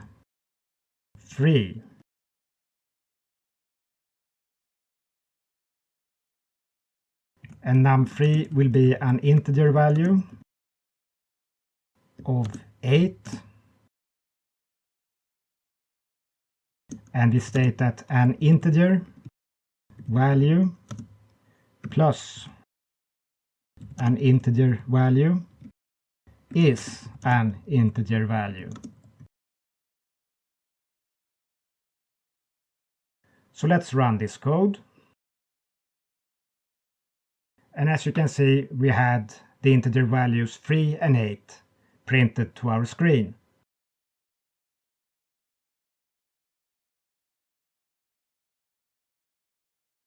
And we can continue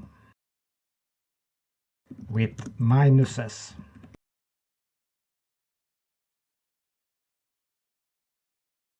Multiplications and divisions. So we type num4 equals whole num minus num2. And this will be 2. And we can state that an integer value minus an integer value is an integer value.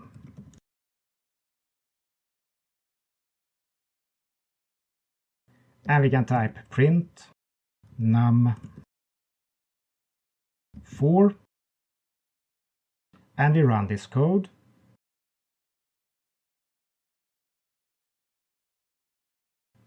And we had the integer number 2 printed to our screen.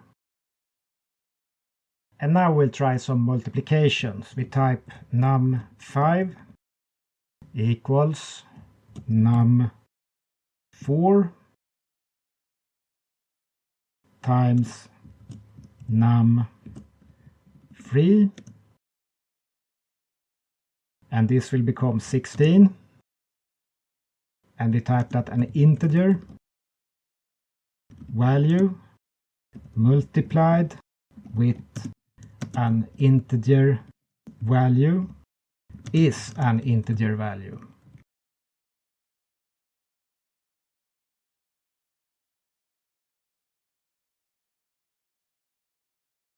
So we print num5 and we run this code. And the integer value 16 was printed to our screen. And now we'll try some division. So we type num6 equals num5 divided by whole num.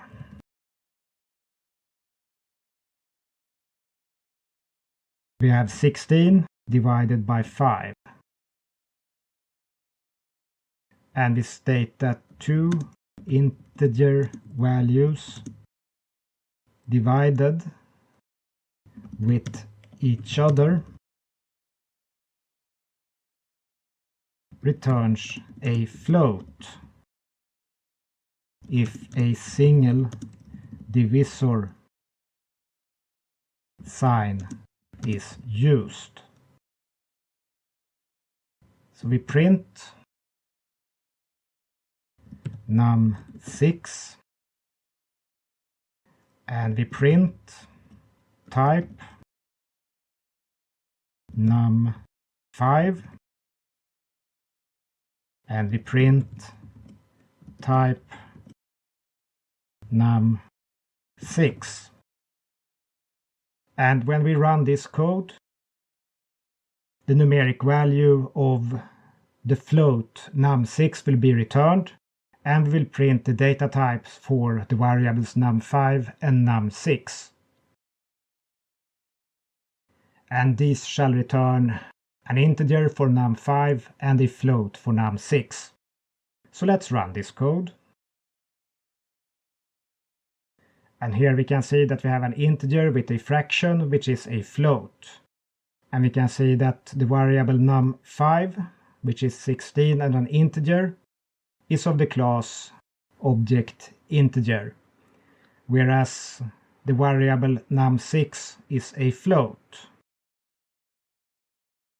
So now we have learned that two integer values divided with each other returns a float if a single divisor sign is used. And now we are going to try some floor division, and we will create a variable num7 which will be equal to num5, and we use two division signs for floor division, and we use the whole num variable again, and we type 16 divided by 5 equals 3.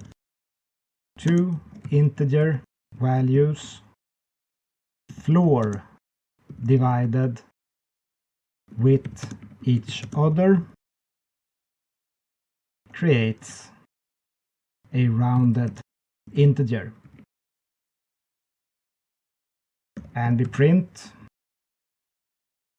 num7 and we print the type of num7.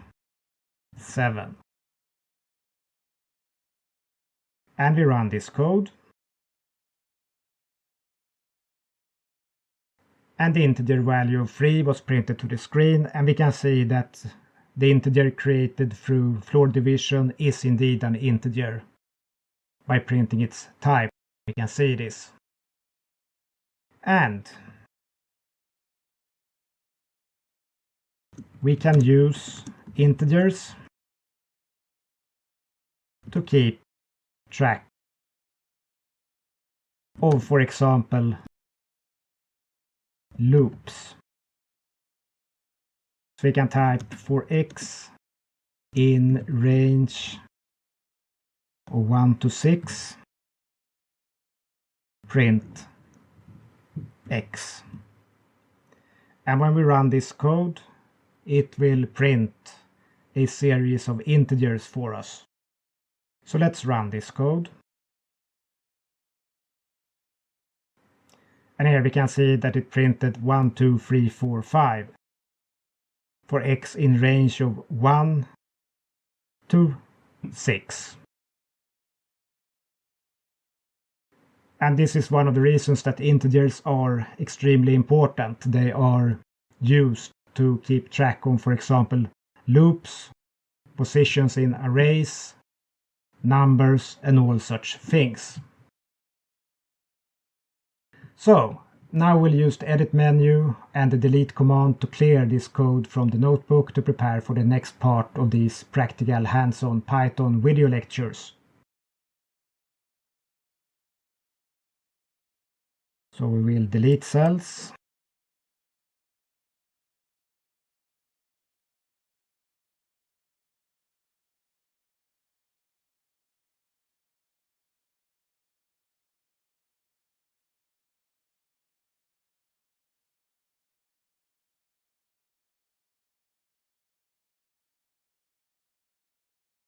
Like this. And in the next video you will learn about floats. And we look forward to see you in the next video.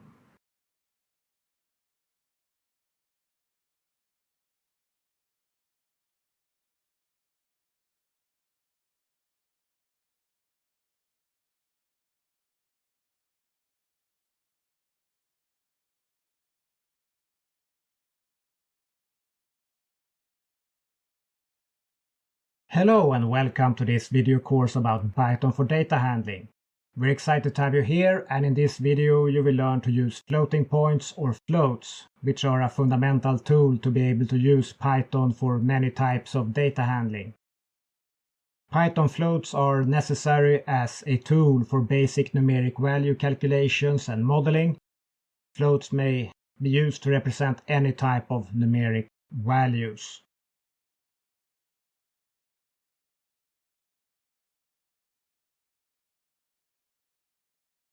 Floating points are a fundamental data type in Python. The abbreviation for a floating point is a float, and a float represents a real number, and it can be a whole number and a fraction, or an integer value and a fraction. And the float is a real number and is written with a decimal point separating a whole number and the fractional part. And this is very important. You see, you have an integer and you have a fraction. And that is what creates a float. And you can also create a float by using scientific notation. And the reason that floats and integers are treated as separate is because they are using separate circuitry for the calculations. And this creates a need for different data types to effectively code for the hardware circuitry. And here is a PowerPoint example of floats, and it shows how to create a float. And now we'll type this code example in JupyterLabs Notebook, and we will jump directly to an active JupyterLabs Notebook without passing Windows 11 and the Anaconda Navigator screen. So start up your code editors, because we're going to type some floating point code.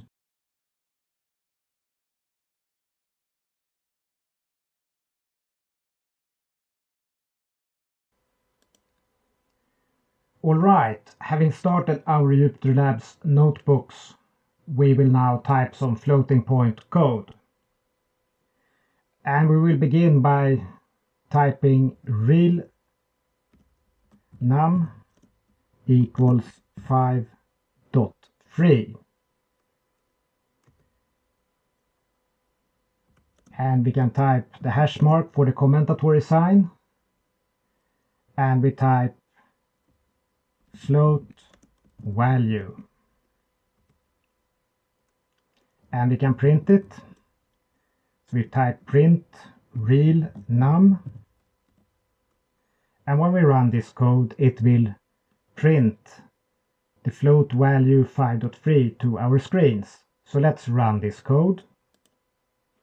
And as you can see, it typed the float value 5.3. And we can create more floats and add them together to create new floats. So we can type floating point 2 equals 3.2. The commentatory sign, and float value. And we can type floating point value 3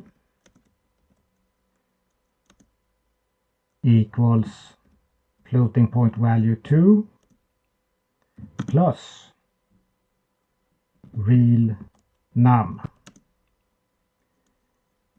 And we can type 8.5 and a float value plus a float value is a float value. And we type print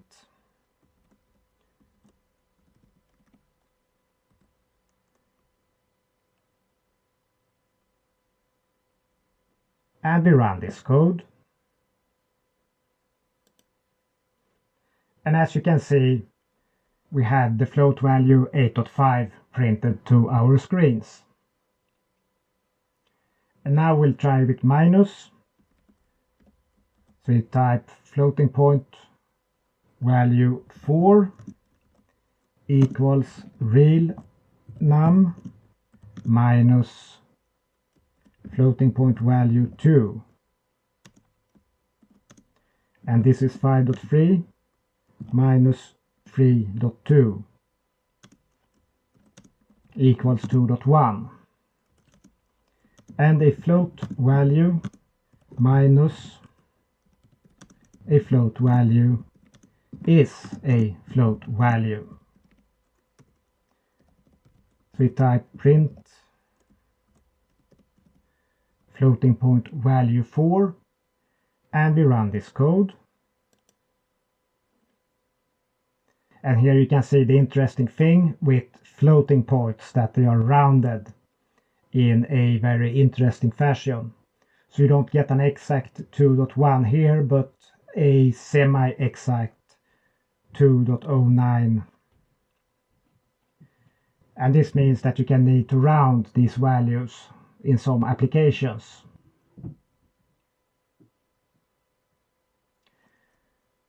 So now we go for multiplication. So we type floating point 5 equals floating point 4 multiplied with floating point 2. And we type a float value multiplied with a float value is a float value. And we print floating point 5 and we run this code. And we returned a value where we multiplied this value with our 5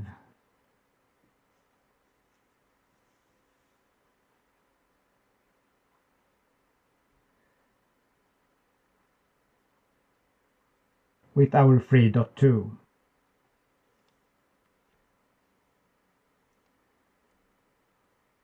So now we're going to do some division. So we type floating point value 6 equals floating point value 3 divided by floating point value 2. And we can type that a float divided by a float is a float value.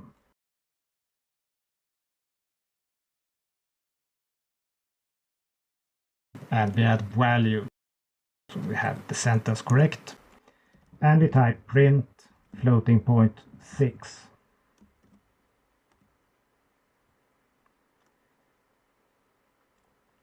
And we run this code.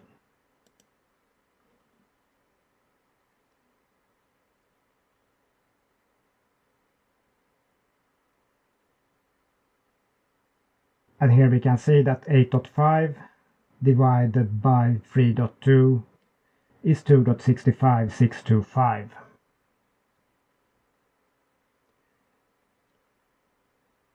And now we're going to try a loop. So we type floats are used in almost all calculations. For example, for x in range of 1.6, print x multiplied by floating point 4. And we run this code.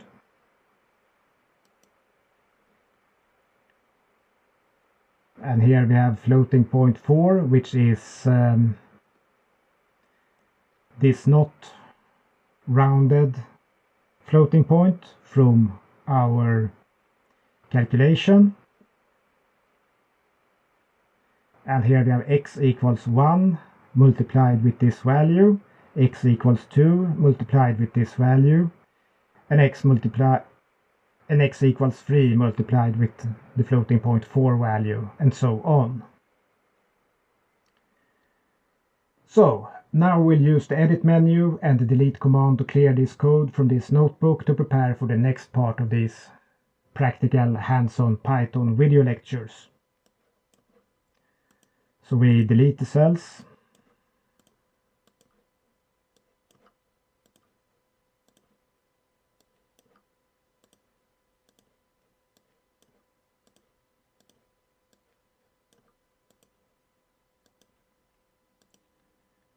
And in the next video we will talk about strings, which is Python's main way of handling text data. And we look forward to see you in the next video.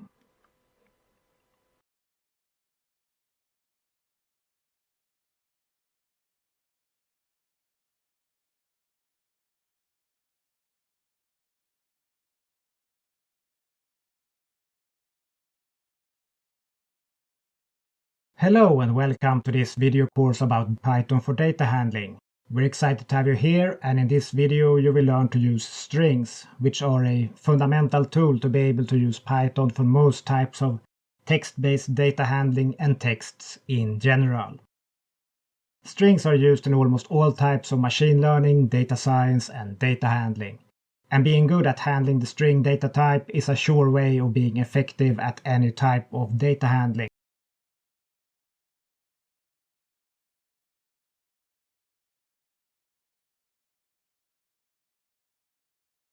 Strings are a fundamental data type in Python, and strings is the main non-numeric data type.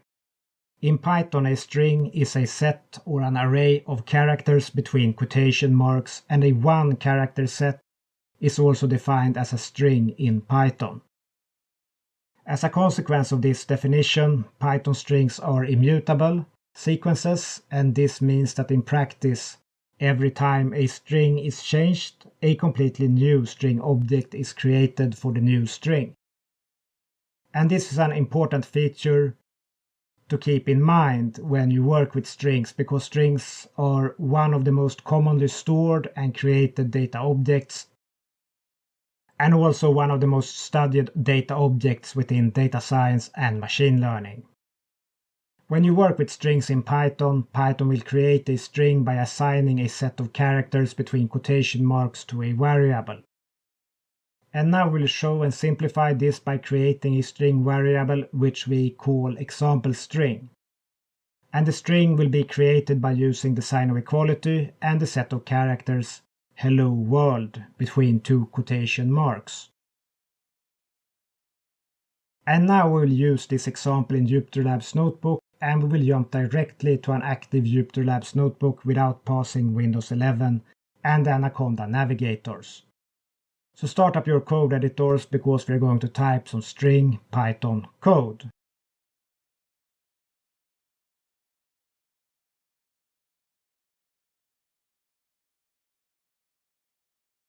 Alright, having started our Jupyter Labs notebooks, we will now type the code from our example. So we type example string equals hello world. and we will type the commentatory sign, which is a hash mark followed by a string made of characters. So we type a string variable, and we can type print example string, and when we run this code, this program will type hello world to our screens. So let's run this code, and as you can see, we got hello world typed to our screen, and we can add strings together. For example, we can create an example string 2, which we call again with a comma, and we can type example string 3 equals example string plus example string 2, and we can print example string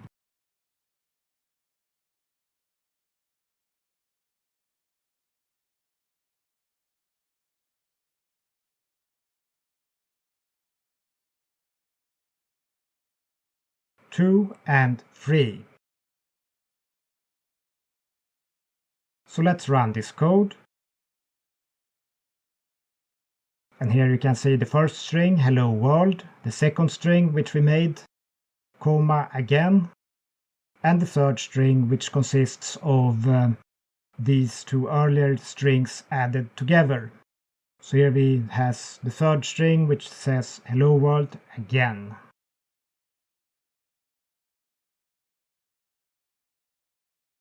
And we can show how a string is constructed from parts with a loop. So we type for x in range of length of example string 3,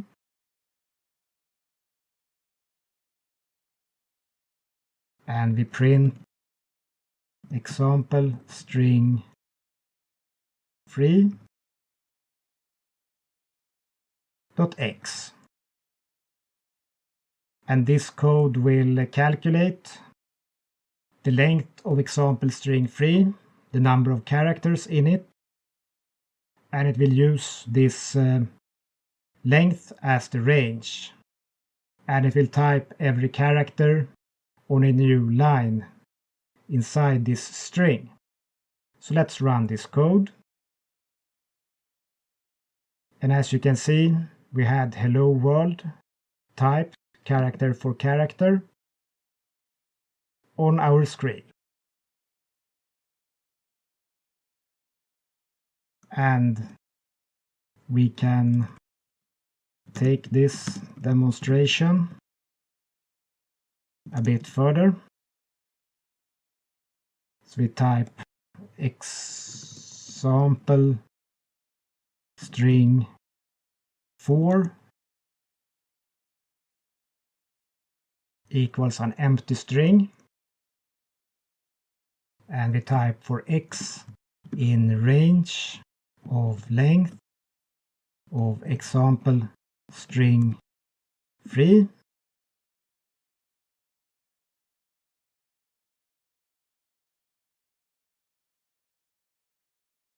and we type example string 4 equals example string 4 plus example string 3. length.x, and we print example string 4 plus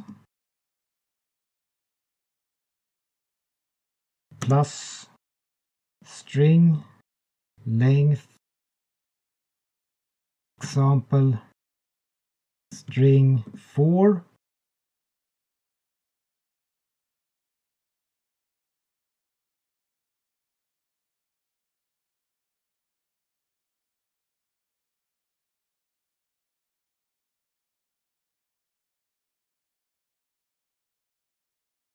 and this code will, for every increasing x, add this number to our example string 4, and for every iteration it will also print the example string 4 plus an empty space or a white space, and the length of example string 4, and convert it to a string because the length is a int.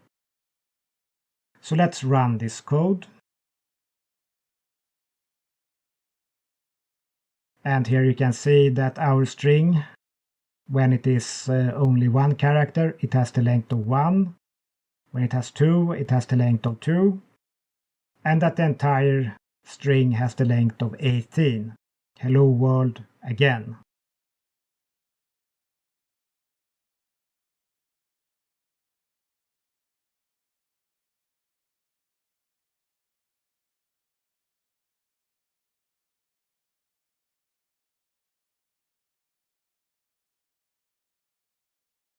And we can make some changes to this code. We can type for C in range of length of example string 3, print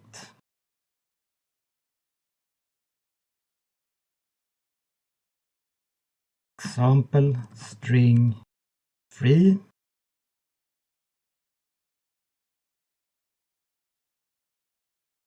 plus 1. And we can add a white space.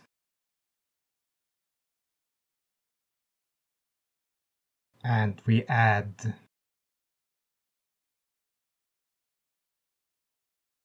cast to string for an int.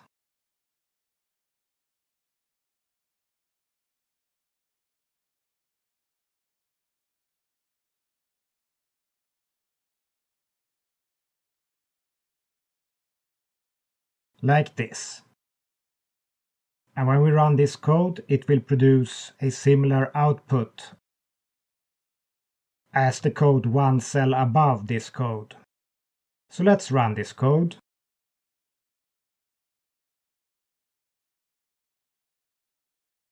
And as you can see, our new code produced a similar output with one less line of code.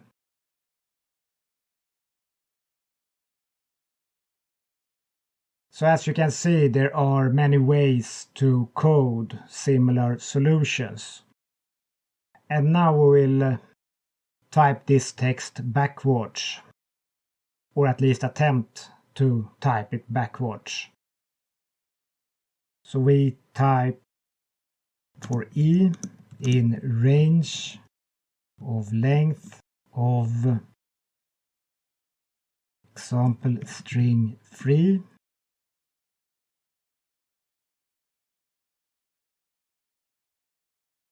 Print example string 3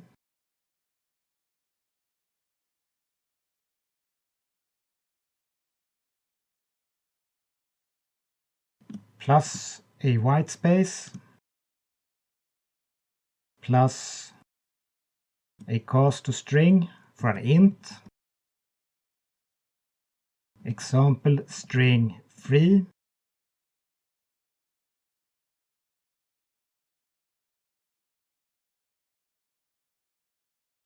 And when we run this code, we will have the same output backwards. So let's run this code.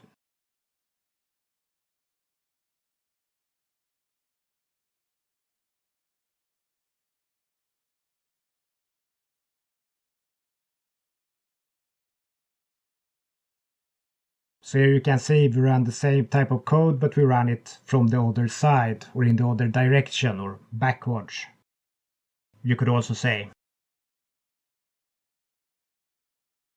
And as you can see, there are lots and lots of ways of code similar solutions with strings. And we have a lot of options to operate on our strings. So alright, this has been a fun and interesting video lecture, and we have learned a lot about strings. Let's now delete our program code from the Jupyter Labs notebook and prepare for the next video. So we delete these cells.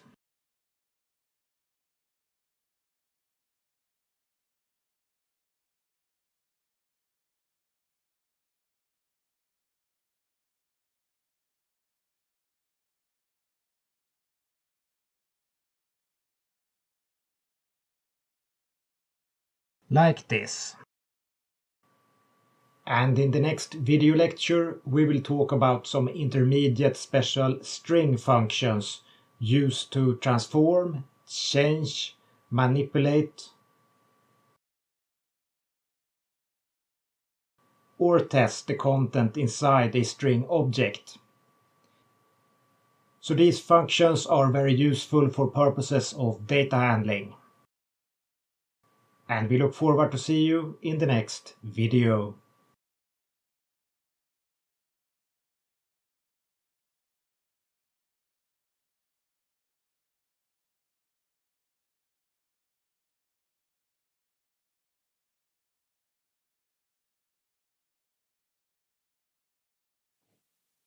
Hello and welcome to this video course about Python for data handling. We're excited to have you here, and in this video you will learn to use intermediate string functions which are used to transform, change, manipulate, or test the content inside a string object. These string methods are used to search strings for defined content, to test the properties of strings, to change strings, and are a great toolbox for data handling, both in terms of managing string data, but also in more general terms, as the string data shape often is a transitional data form in various types of data handling.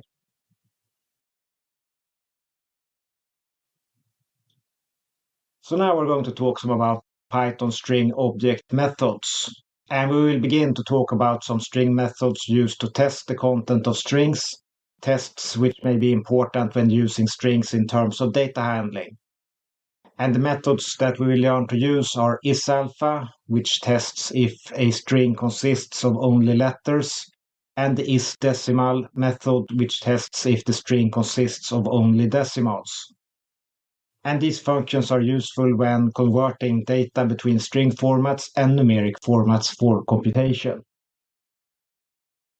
Two other useful tests we will look at are the isLower method, which tests if characters in a string are lowercase, and we will also look at the isUpper method, which tests if the characters are uppercase.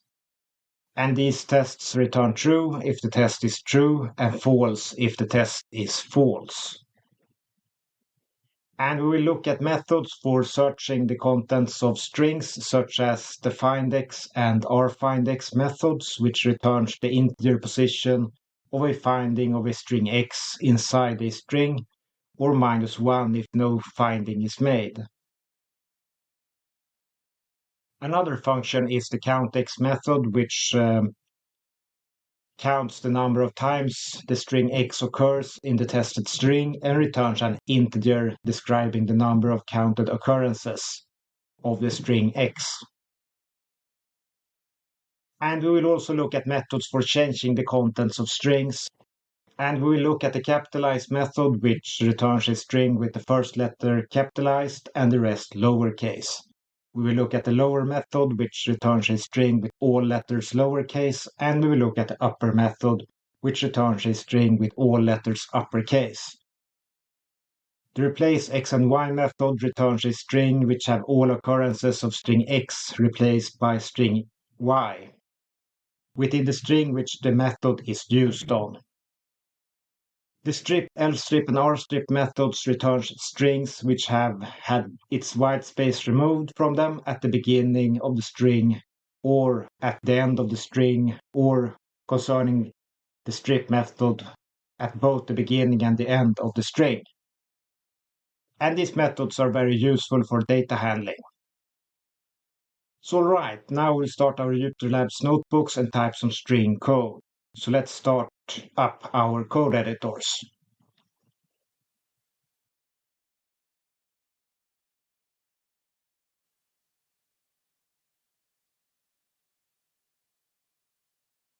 Alright, having started our UTLabs notebooks, we will start by creating some strings.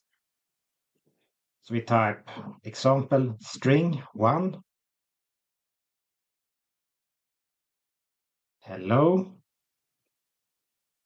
and it is intentionally spelled with capital letters in a strange fashion. String 2 equals world with uppercase letters. Example string 3. Again with lowercase letters. Example string 4. A float as a string. Example string 5. An integer as a string.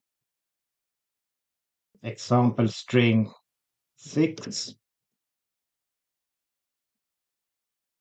Hello world again. An example string 7.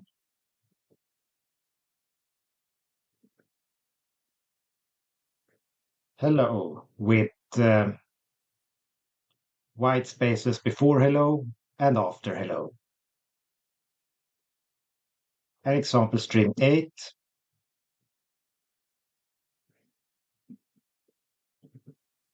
Is world with white space before world and comma and white space after. Like this.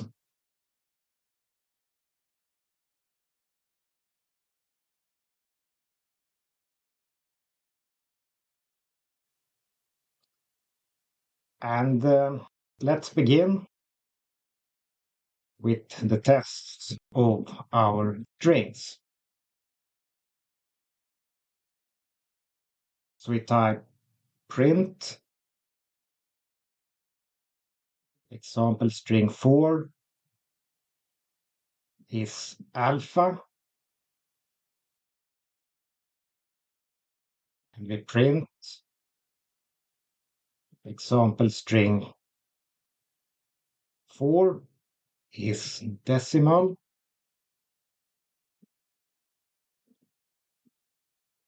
Is it true or false?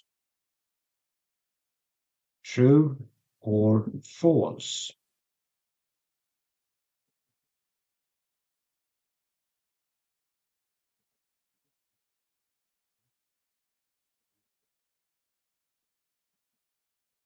We use the isNumeric test for a string.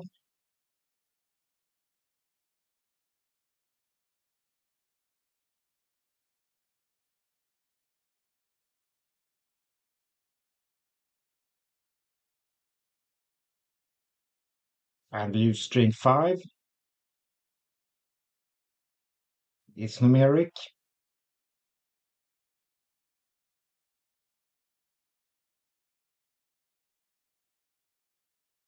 And this will teach us to keep integers and floats separate. So let's run this code. And here we can see that E string 4 is a float cast as a string, and it is not alphanumeric. We tested it for if it is a decimal, and because of the dot, it is not. We tested if it is numeric, and because of the dot, it is not. And we tested string 5, which is an integer cast as a string, and it reported itself as true when we checked whether it is numeric or whether it was decimal.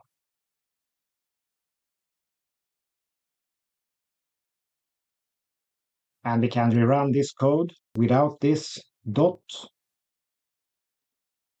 like this. And as you can see, our float turned into an integer, a proper integer without the dot, and the is decimal and is numeric turned true. And we can conduct some more tests. We will print string 2 is upper. We can test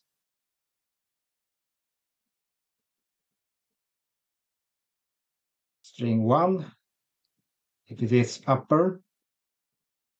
And we can test string 3 if it is lower. So we will first test string 2 and check if it is uppercase letters, and all these letters are uppercase, so it should report true. And string 1 has some uppercase characters, but not all, so it should report false.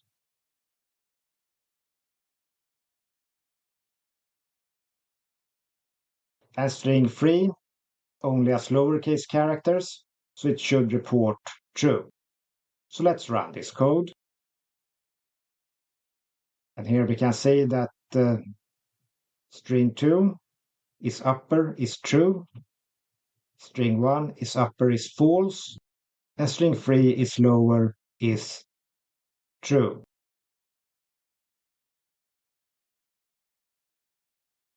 So we can type. The tests are defined as native string methods and can be used to check the contents of strings before using, for example,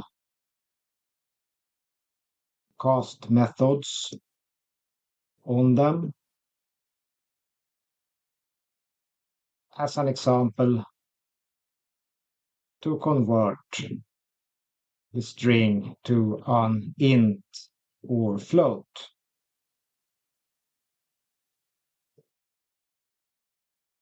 And now we will look at methods for searching content inside strings. And the methods return integer positions of findings and -1 for non-findings.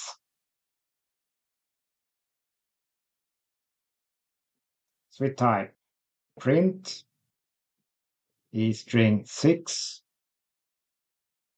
find world. And here we look for the first occurrence, and we type E string 6 find rfind low, and this will find the last occurrence if there are several. And we print the string 6 find aircraft.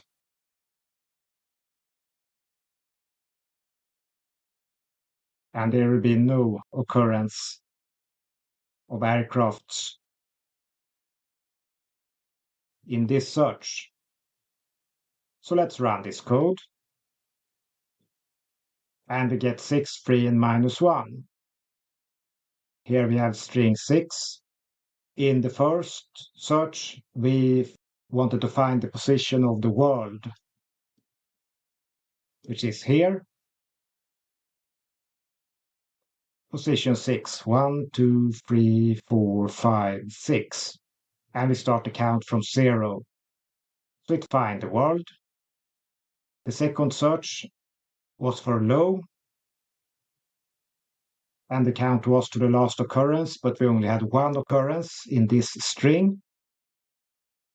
And here we have low, 1, 2, 3. 0, 1, 2, 3.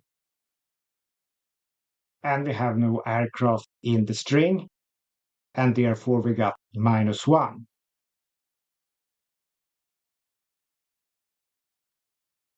And we can also count the occurrences of a string inside a string. And here it is important to remember that while a string is often a word, a string can also be a sentence, a paragraph,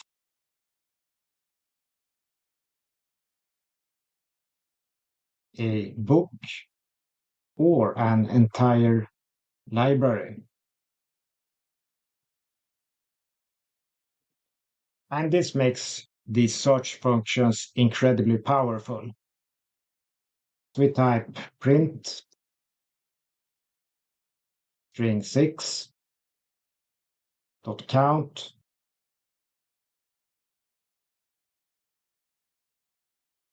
the character L. So let's run this code. And it returned 3. And here we can see we have 1 L, 2 L, and 3 Ls. So now we know that it counted the occurrences of the string L correctly. And this is an incredibly powerful function to find exact strings.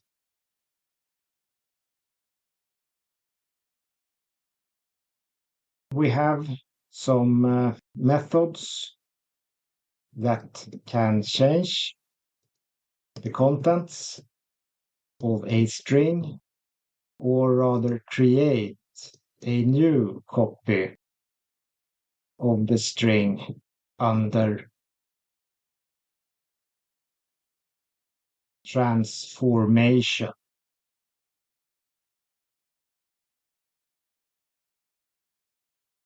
So we type print string 1, capitalize. We can type print string 2, lower, and we can type string 3, upper.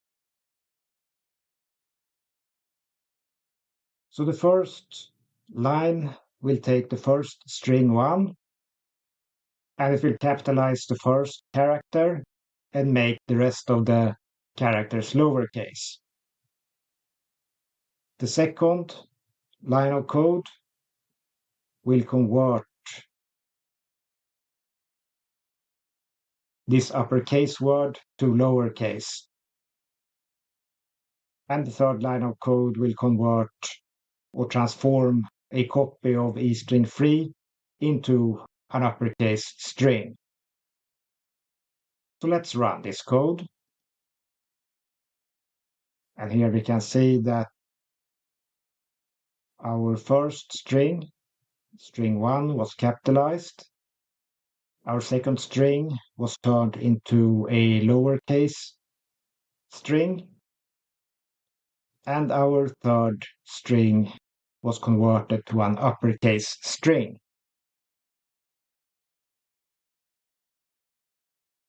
And we have methods that can replace strings content in copies of that string. So we can type print string 6 replace L with 1. And we can print string 7 plus string 8.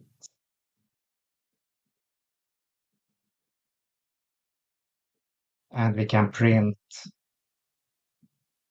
a string 7 dot L strip plus string 8 dot R strip, and we can print a string 7 dot strip plus whitespace plus a string 8 dot strip.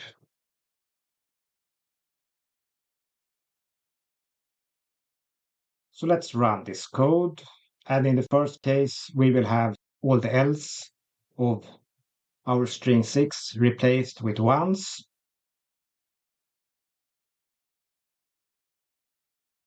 In the second line of code, we will just print string 7 plus string 8. And if you remember, these are strings with a lot of white space. And on line 3 and 4, we will remove that white space with different methods. So let's run this code. And here we can see that the else have been replaced by ones. This is the original 7 and 8 string. The L strip removed the white space before hello, and the R strip removed the white space after world.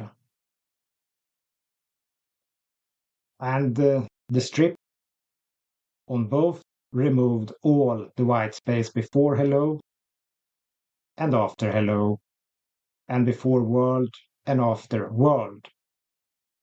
And to make these words separate, we added a single character of white space. And we can say that the applications of string functions or methods are near limitless. So all right, this has been fun, and we have learned a lot about string functions and methods. So let's now delete our program from the Jupyter Labs notebook and prepare for the next video.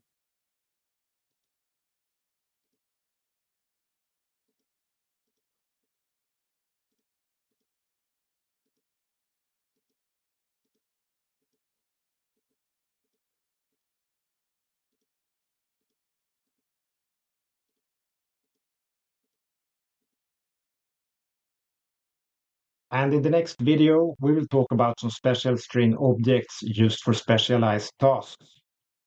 We look forward to see you in the next video.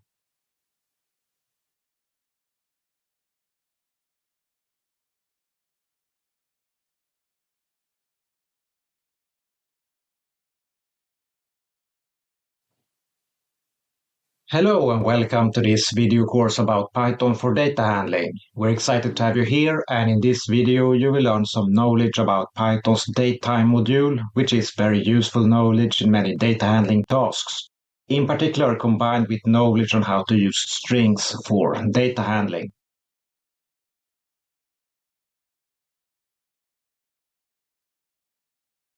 Python's datetime module, what is that? The datetime module provides you with classes for manipulation of dates and times. It can do some arithmetic calculations, but alleges to be focused on output formatting and manipulation. Python's datetime module is very useful for data handling purposes, and we will teach you how to mount date and time data into the datetime class or objects, even when that time data doesn't conform to Python's datetime object standards. So, Python's datetime module has three highly relevant parts plus a time delta part. And we will take a look at datetime.date module, which handles month, day, and years. And we'll take a look at the datetime.time module, which is concerned with hours, minutes, seconds, and microseconds, as well as optional time zone info. And we will take a look at the datetime.datetime object, which is concerned with all aspects of the date and time module. So now it's time to write some datetime code. So let's start our Jupyter Labs notebooks.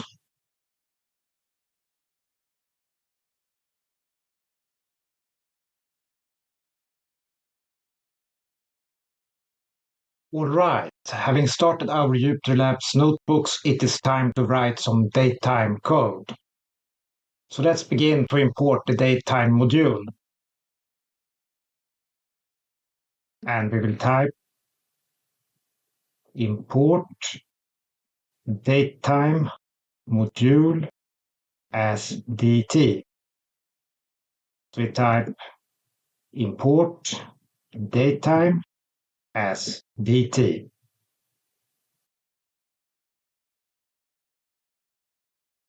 And we will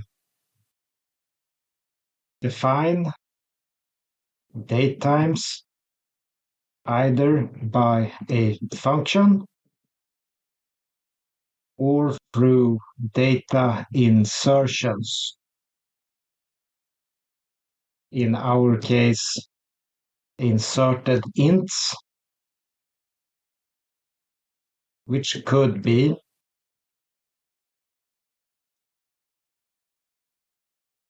created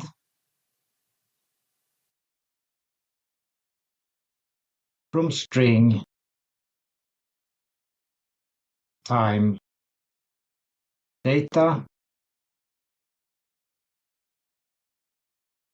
such as older time data standards. And these could be, for example, 1988, 1124, or 24/11/1988,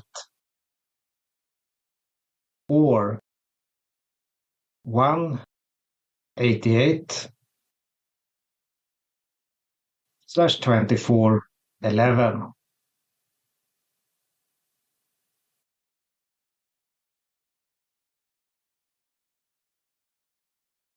We will type current date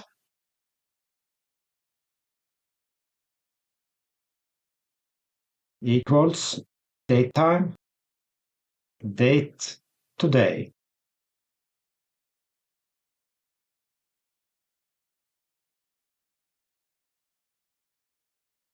And we can create a birth date, datetime, date. And here we perform an insertion. So we type 1988, 11/24. 24th November 1988.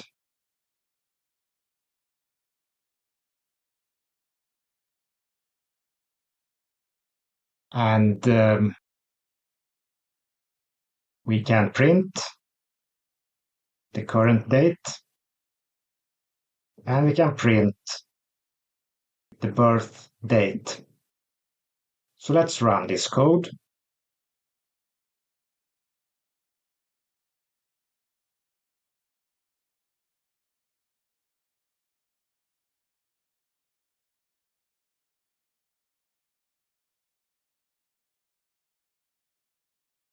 And here we can see some time data standards and the one that we have in our datetime object. So here we have the current date at the date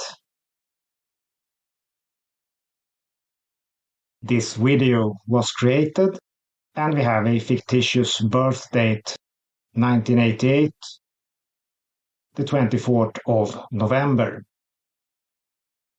And here we have some older date standards which may occur in saved data files of older type. For example, adding a 1 and a 2 could be one way to separate the centuries after the year 2000. And some standards type the month before the days. And on some dates, this can be a problem because you cannot automatically separate days from months. And if there is only a few records, this could be a real trouble. And there are thousands of date and time standards for how to store times and dates. And some are easy to handle. Some are American, some are European, some are Asian. And sometimes every country, for example, in the European Union, in all the times before the European Union started to standardize things, had their own date and time standards. And all of this creates a need to be able to convert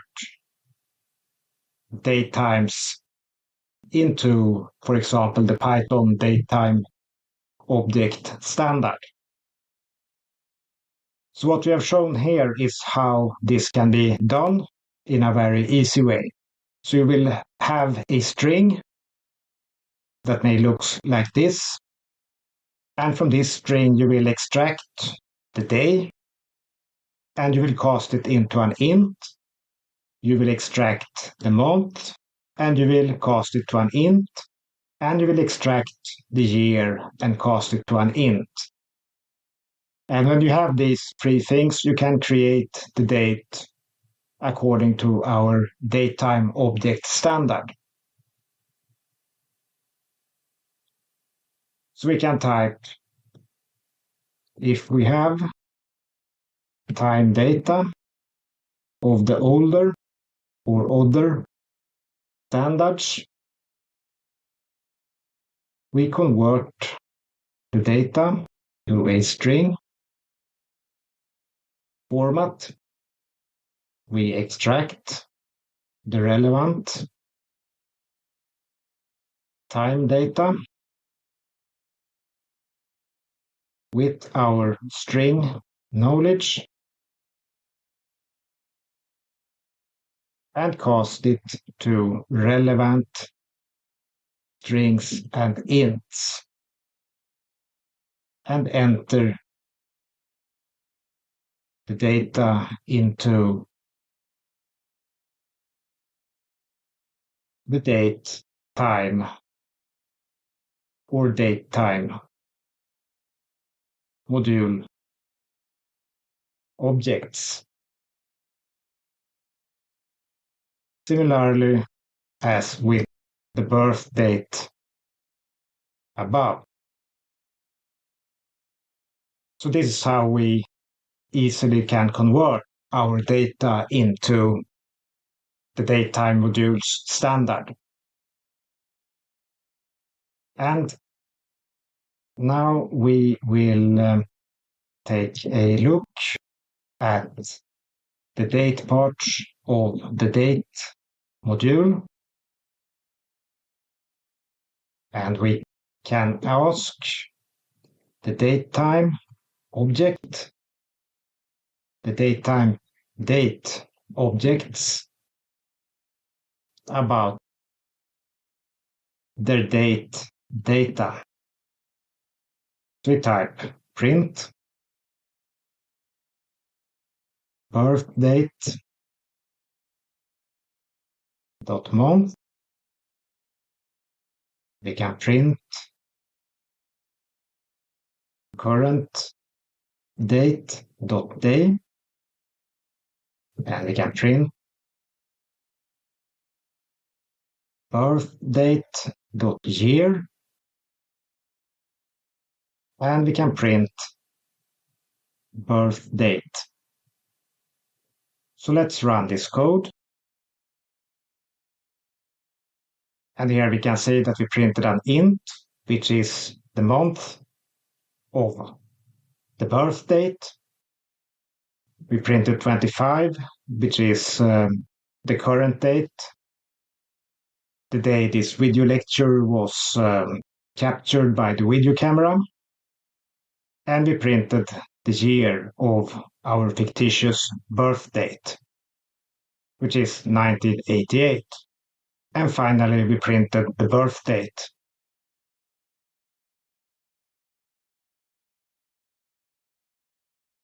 And we can type that the time object is interesting. We can type 0 time equals datetime.time. And we can print 0 time today, which is hour, minute, second, and microsecond. And we can print datetime.datetime.now, which gives us the date plus time.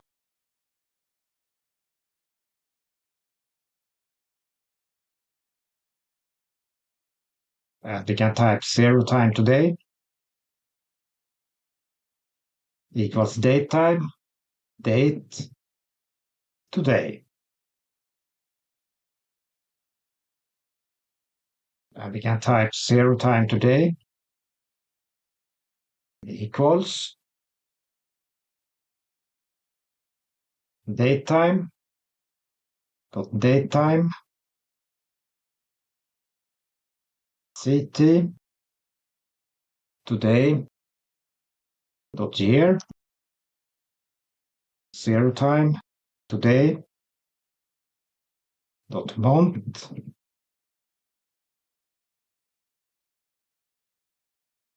today dot day. And we can print 0 time today.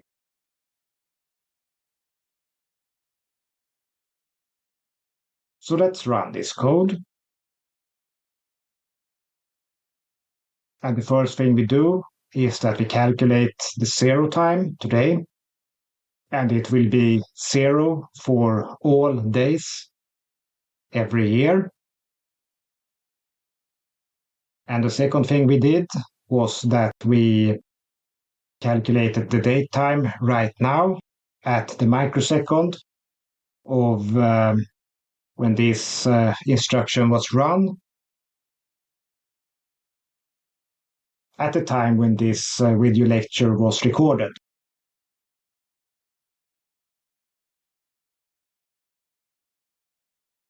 So here we have the exact microsecond when this instruction was run to the CPU. And these other lines created 0 time. So the first thing we did was that we created a date object with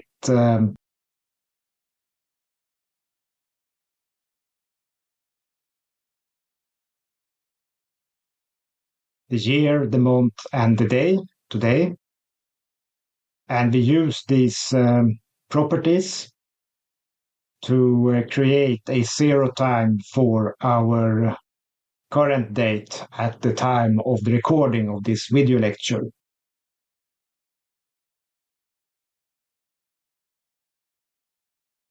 And we can say that the datetime object holds large amounts of useful data.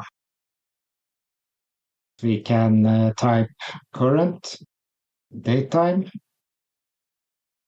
equals dt.datetime.now.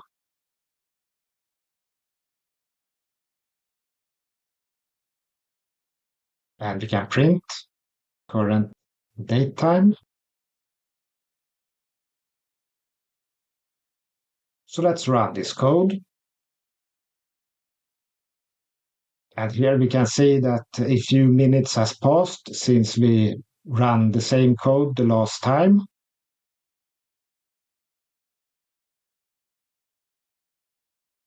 And now we will calculate time today. We type time now equals dt.datetime.now.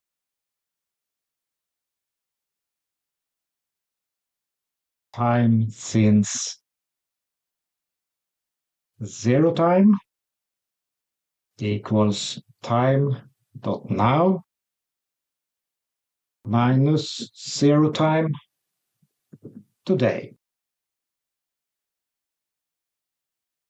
And we can type print time since zero time. And we run this code. And here we can see that the time when we run this instruction is 22:02 and 12 seconds plus a number of microseconds. So here we have used a calculation to calculate the time using the datetime object. And this is very useful as you can create these times arbitrarily and therefore use them for any type of useful purpose. So you don't have to define zero time as zero, and you don't have to define current time as now.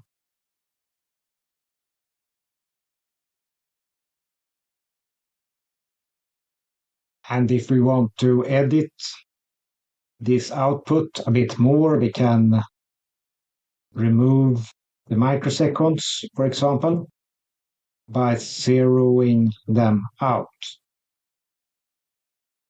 We type time since zero time minus equals datetime.time delta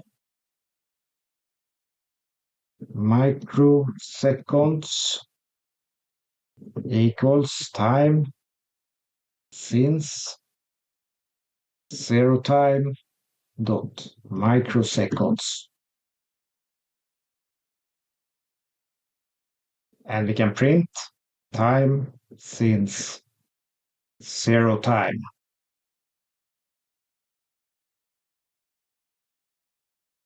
And this code will take our time since zero time, and it will create a new datetime object using the time delta constructor.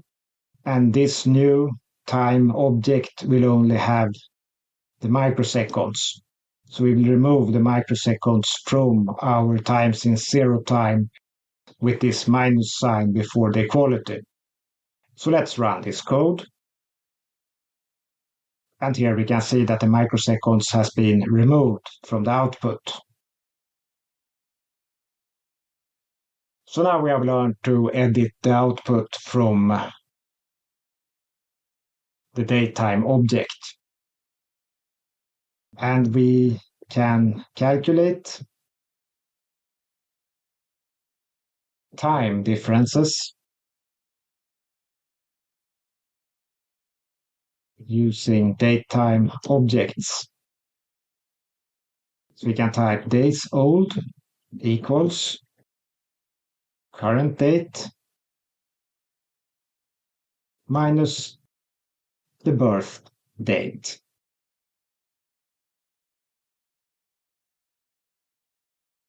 And we can type that days old equals days old dot days. And we can print days old. So the first thing this will do is that it will take our entire current date with microseconds and everything, and it will extract our birth date from that object. And the second line of code will remove everything but the days from this calculation. And finally, we will print how many days old our fictitious character is.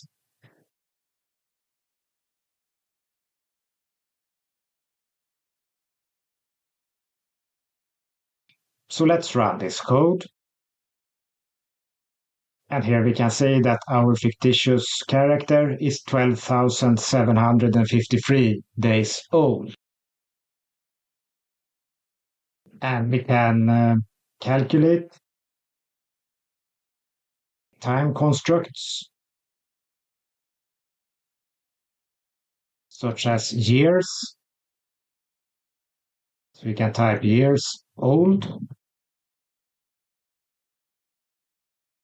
days old, and we will divide using floor division, and we will use the number of days in a year.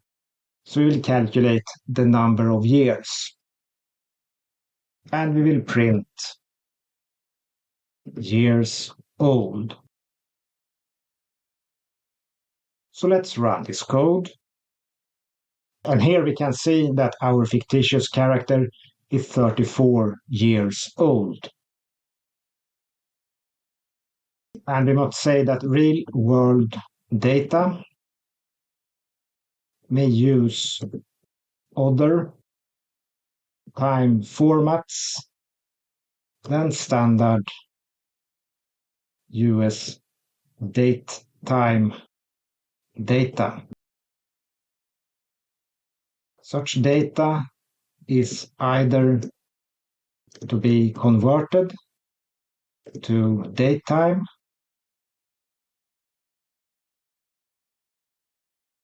data or have data extracted using string and int operations.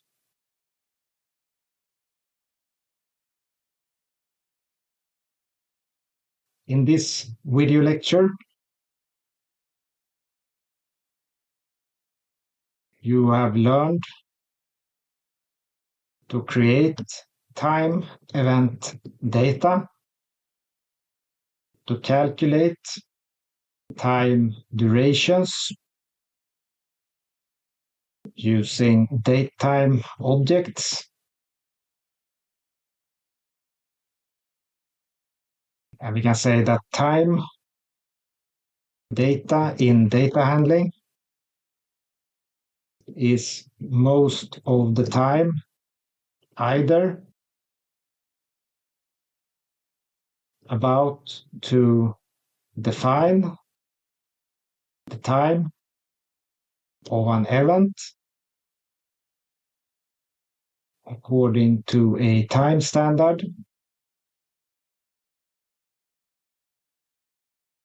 and use it with associated data values, or to use the calculated duration between two or more events. For example, the duration of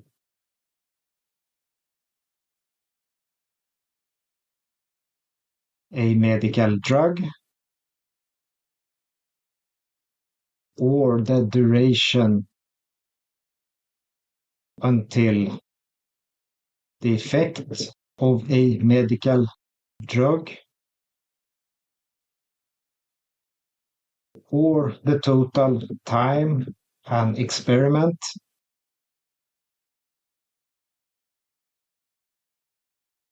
with event times within that time frame.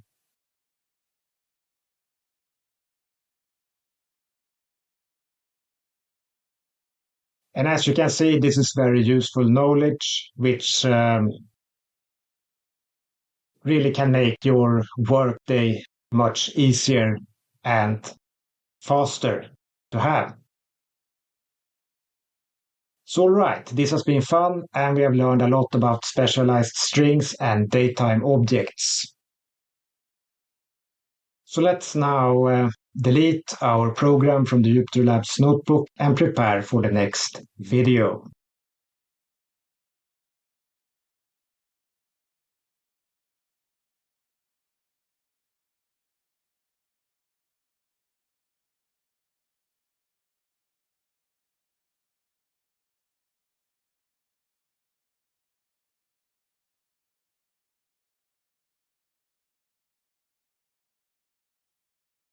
Like this.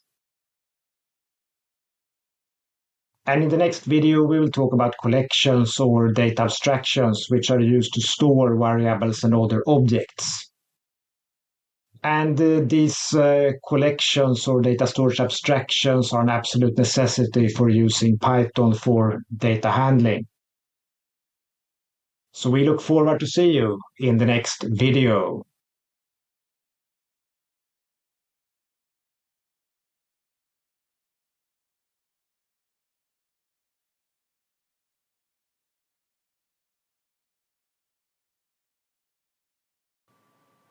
Hello and welcome to this video about Python for data handling. In this video lecture we are going to talk about Python concepts and Python native data storage abstractions. These data storage abstractions, or simply data structures, are used to store Python objects or data items. Consequently, these Python native data storage abstractions are often used within data science and machine learning, and therefore very important to understand for data handling purposes.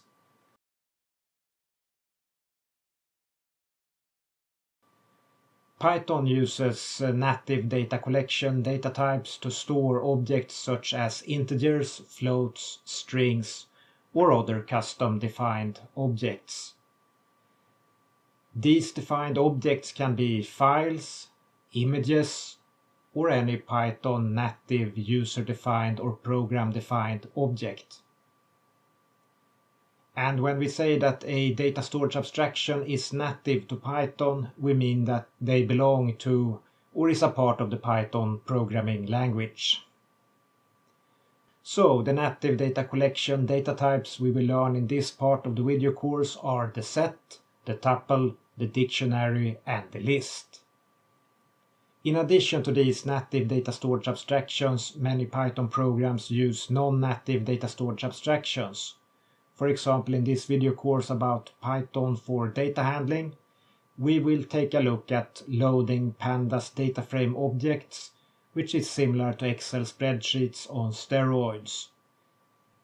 And in other video courses, we will make extensive use of these data frame objects as a fundamental standardized object to store Python data objects in. We will also use native data collections, libraries, and loops to code against Excel workbooks as a part of this course's data handling knowledge. And to make use of all these specialized objects, a data scientist or machine learner needs to have good knowledge about the set, the tuple, the dictionary, and the list. In the next video, in this section of the video course, we will talk about the set data abstraction. which is the most fundamental of Python's native data storage abstractions. And we look forward to see you in the next video.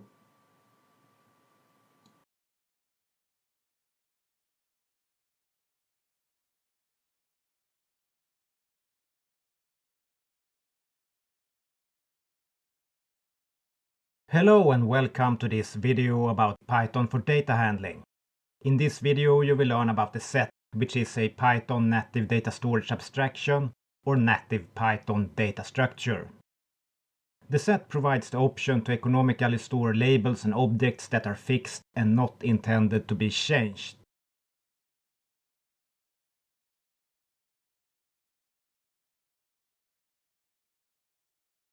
So let's take a look at the set. The set is a data type for an unordered collection of unique objects that cannot be changed as long as the object is within the set. This means that the set is a collection of unique objects and that it contains objects that can be only one of a kind, and that the stored objects cannot be changed as long as they are contained inside the set. The properties of the sets are that sets are mutable, and that is that new elements can be added after a set has been defined, which means that we can increase the size of the set and add new items to the set whenever we want. There is one exception to this, and that is that the set can be made immutable through Python's frozen set function, and that means that the set will be effectively frozen and cannot be changed. Sets are unordered and don't have index numbers inside the set. So the main use of sets in older Python data science code is to economically store labels connected to codes. The stored set codes can be the locality of telephone numbers, it can be postal code area numbers, it can be state codes, or whatever type of codes you want to use.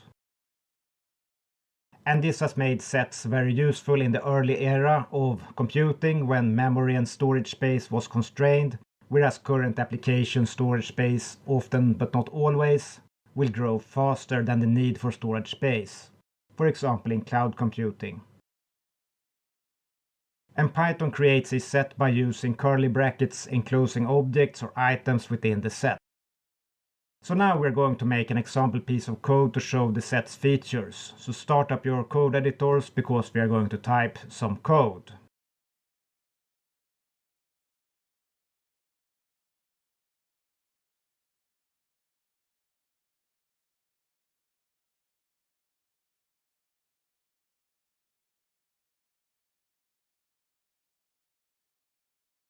Alright, having started our Jupyter Labs notebooks, we will start to type some code. And we will begin by creating a set named fruit.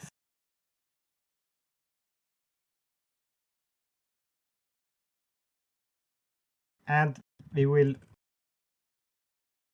fill it with fruits.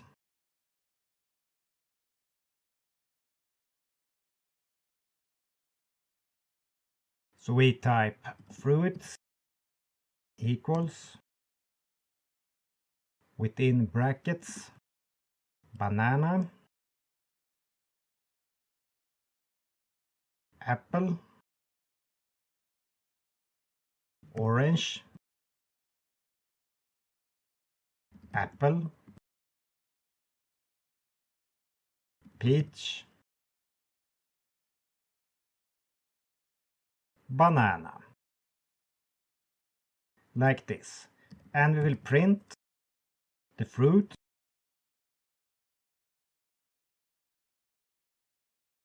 and we will run this code. And as you can see, the set only accepts unique objects. So we have two apple here, but we have only one apple in the set. We have one peach, and we have one peach. We have one orange, and we have one orange. And we have two bananas here, but only one banana in the set. And as you can see, all the duplicates of fruits were automatically removed from the set, and only one instance of each object remains. We can also see that the set is unordered, and that these objects don't have an order other than possible the order which they were entered into the set. However, in this particular set, this order has not been established. So, we can add more fruits to the set with the add function. So we type fruits.add lemon, and we type fruits.add banana, and we print our fruit, and we will show that a new fruit is added and duplicates removed. So let's run this code. And as you can see, the lemon has been added to the set. And the banana was rejected from entering the set because there already was a banana in the set. And we can add multiple items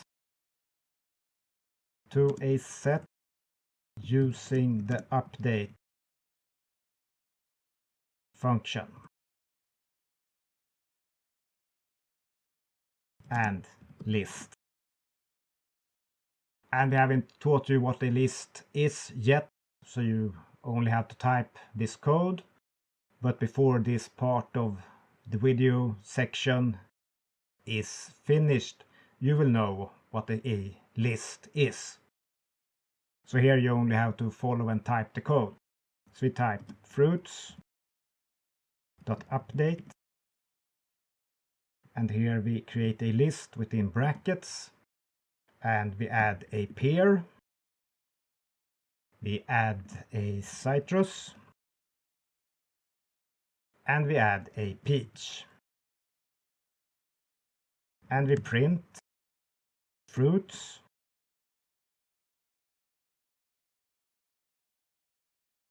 and we run this code. And as you can see, the pear and the citrus were added to the set, and the peach was not added to the set because we already have a peach.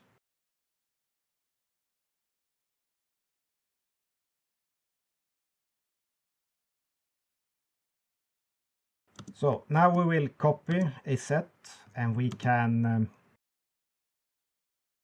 copy sets with the copy function. So we type fruitage equals fruits dot copy, and we print the fruitage,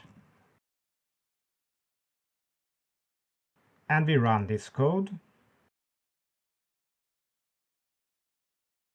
And here we can see that we have an exact copy of our fruits set, and this new copy is named fruitage.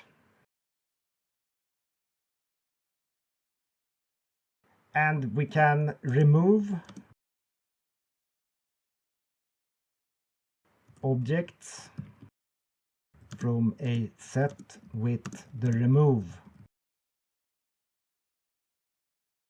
function. So we type fruitage remove citrus. And we type print fruitage and we run this code. And as we can see, citrus has been removed from the fruitage.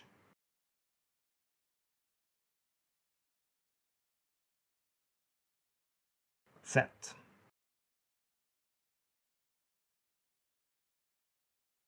And we can clear a set using the clear function. So we type fruits.clear and we print fruits. And this will now be an empty set without items or objects inside. So let's run this code. And here we can see that the fruits is an empty set.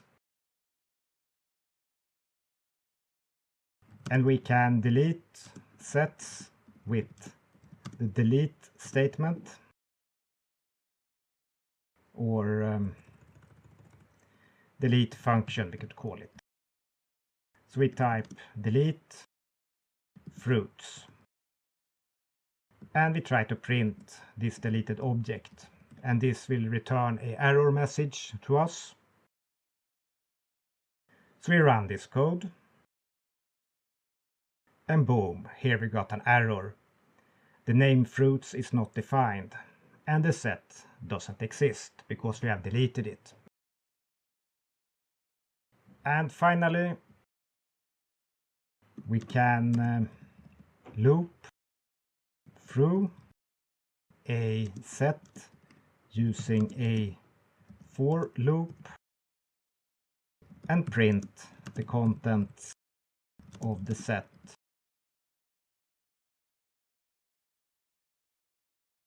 So we type for fruits in fruitage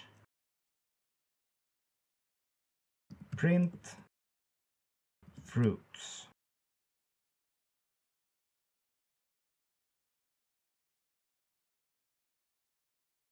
So when we run this code, all the fruits inside the set will be printed with a new line for each fruit. So let's run this code. And here we can see that we have peach, banana, apple, orange, pear and lemon.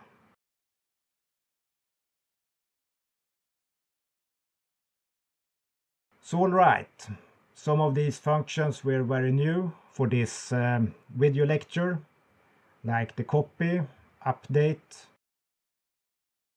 for loop, delete and clear statements. And if something is hard to understand or doesn't directly fit, you just continue to the next video lecture and all will be made clear and you can return after finishing all these video lectures in this section of this video course. And I promise you that things here will be very clear and you will feel that this code is very easy and you will feel that this is something that you know and can do easily. So alright, now we have learned a lot about sets and it's time to clear the Jupyter Labs notebook with the edit menu and delete cells command and to prepare for the next part of the video course. So let's do it. We delete cells. We delete cells. We delete cells. We delete cells.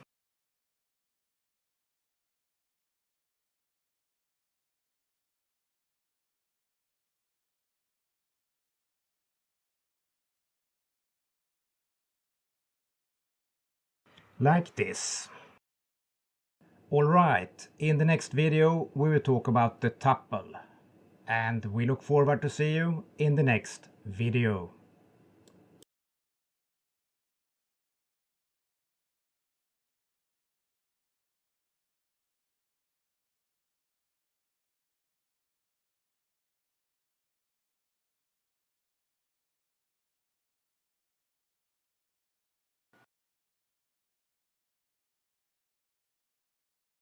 Hello and welcome to this video lecture about Python for data handling. We're excited to have you here, and in this video lecture you will learn about the tuple, which is a Python native data storage abstraction or native Python data structure.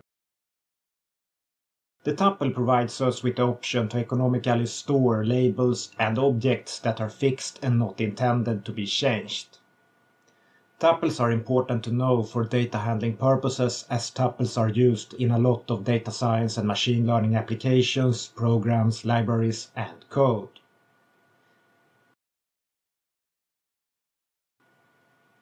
Now we're going to talk about Python tuples, and tuples are another type of Python set mainly used in older Python data science code as a tool for optimizations, speed enhancements for code, and to some degree as a still preferred return object for some important libraries functions. In this video we include a deep dive into tuples, mainly because a lot of machine learning code, libraries, and in particular older machine learning code may use tuples for optimizations and other tuple properties. And this increases the chance, or rather makes it certain, that any data scientist sooner or later will encounter tuples in their code or libraries. And the properties of tuples are that contents of a tuple are ordered, indexable, and unchangeable, or as you could say, immutable. This means that new items cannot be added to a tuple once it is created, and that the object items inside the tuple cannot be changed or replaced, except through a process of conversion where the tuple is changed into another object and the items are replaced, or if the item is of a changeable type, changed, followed by a conversion back to a tuple object. Structurally, tuples can be considered to be sequences of object items or as unchangeable lists with different properties and capabilities than Python's native lists. And Python creates a tuple through the use of a parenthesis enclosing items within the tuple. You can see some example code on the screen, but we will open JupyterLab's notebook and type some more advanced code. So start up your code editors, because we are going to type some tuple code.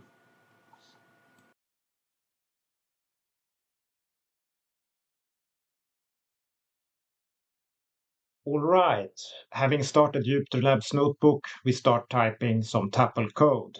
And we begin to type tuple 1 equals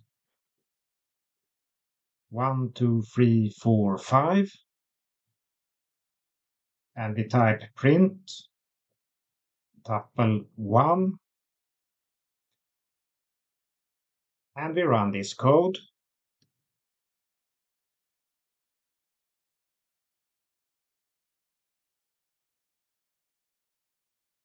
And boom, we get a type of error.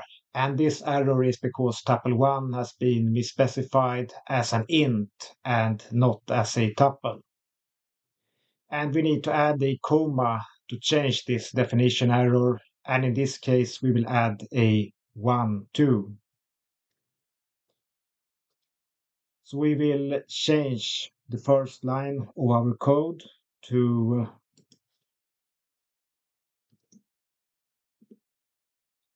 this code. And we will rerun the code.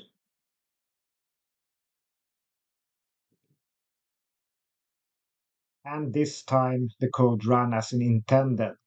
So here we can see that we have a tuple which consists of two ints, which are 1, 2, 3, 4, 5, comma 1.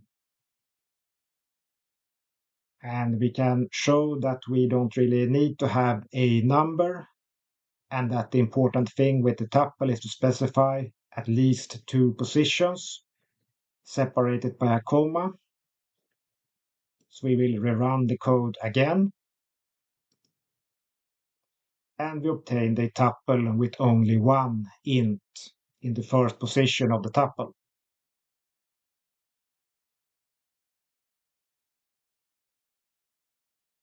And we can add more tuples. We type tuple 2 equals hello world.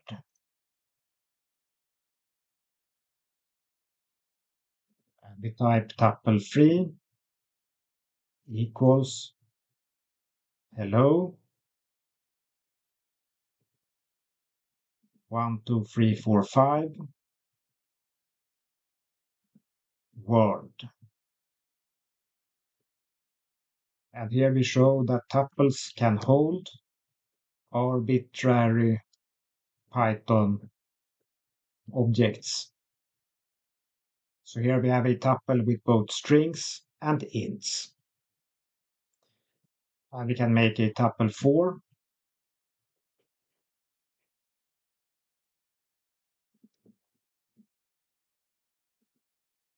And we give it 2 ints and 2 floats. So here we add floats to a tuple of integers. And we can print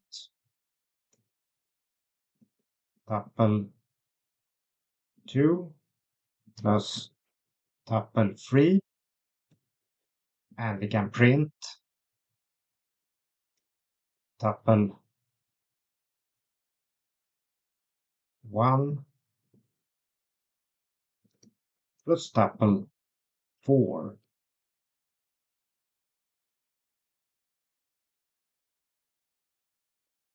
So let's run this code. And here we can see tuple 2, hello world, and plus tuple 3, hello 1, 2, 3, 4, 5, and world.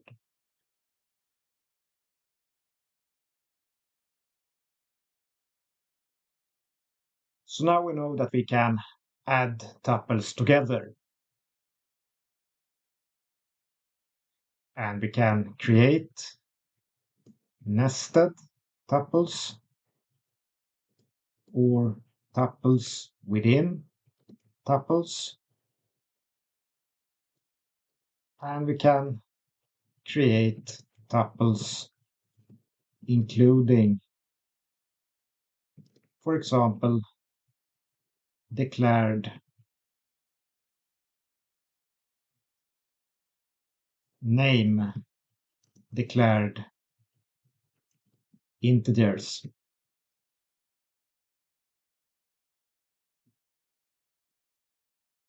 or floats, strings, or whatever.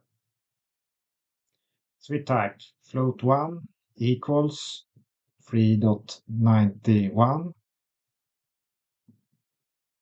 integer 1 equals 9, and tuple 5 equals float1 integer 1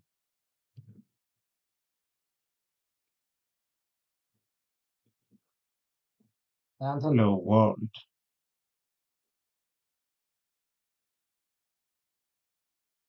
So here we have tuple 5, which consists of the named float1, the named integer 1, and an unnamed new tuple, which consists of 2 strings. So we type print tuple 5, and we can print tuple 5 first position. So here we will show that tuples are indexable.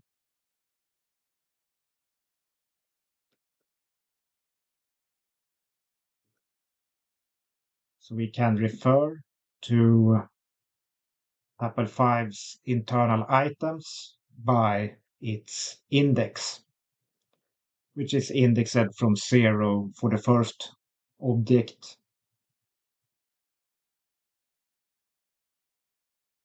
to the number of objects minus 1.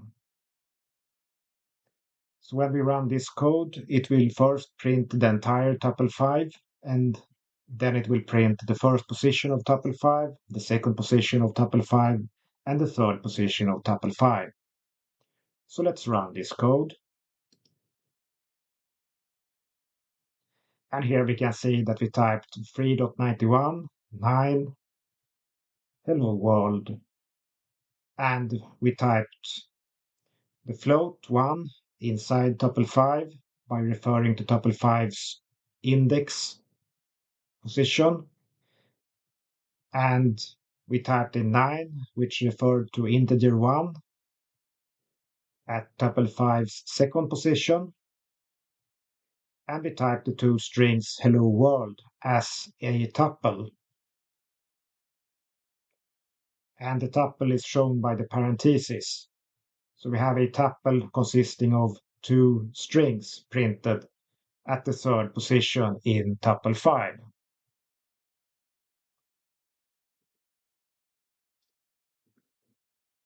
And we can access contents of a tuple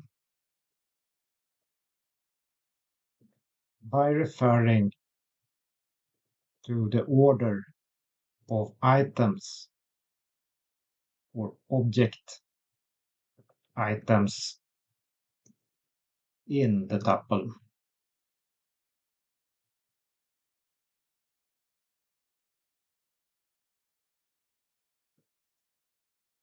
So we can type print tuple 3, and we can type print tuple 3,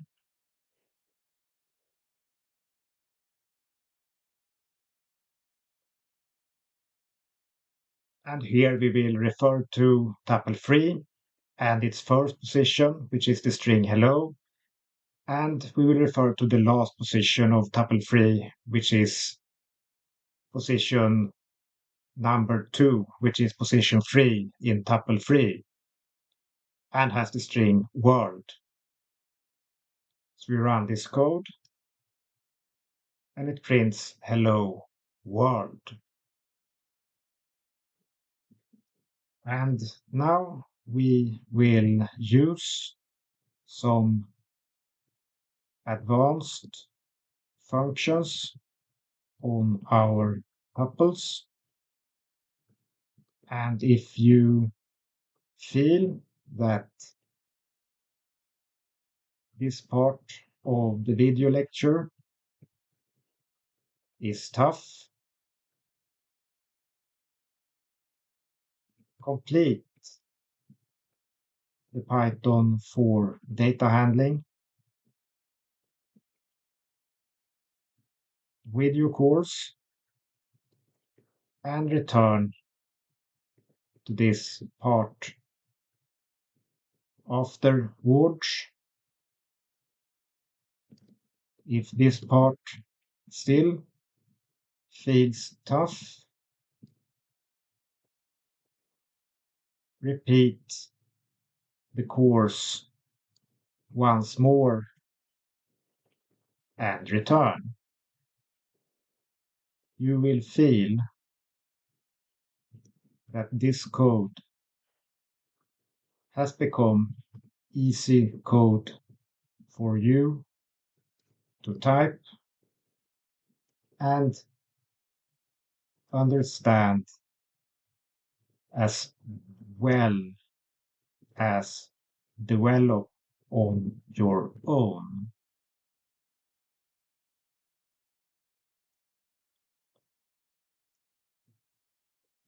And we will begin with the length or len function for tuples. And tuple objects does not have a length function. But we can use a length function on tuple objects anyways. So we can type print tuple length of tuple 2, and we can type the print the length of tuple 4.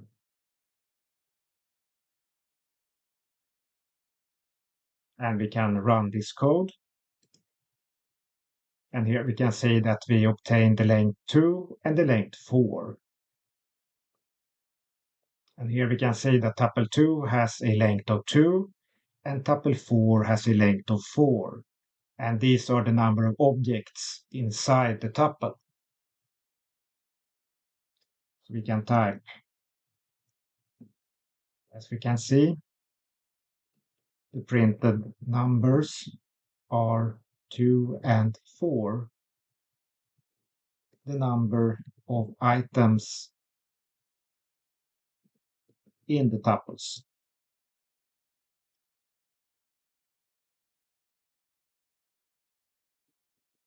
And the tuples can be accessed as ranges using colon operator. So we can type print tuple 4 2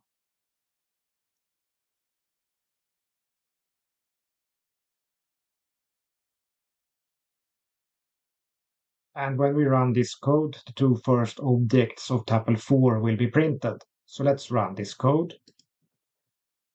And here we can see 1 and 4 printed. And in tuple 4, the two first objects are 1 and 4.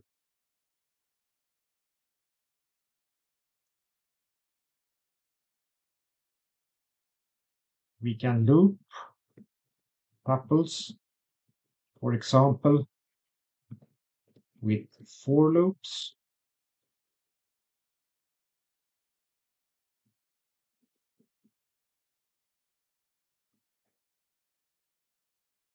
So we type for items in tuple 4.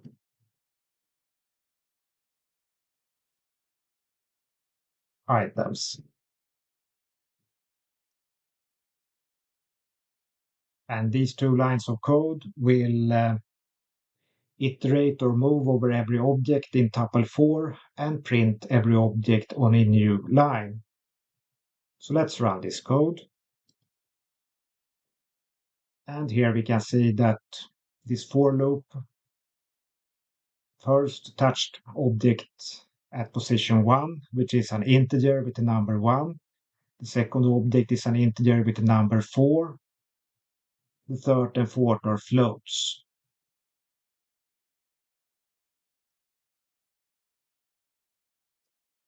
And we can use the index positions,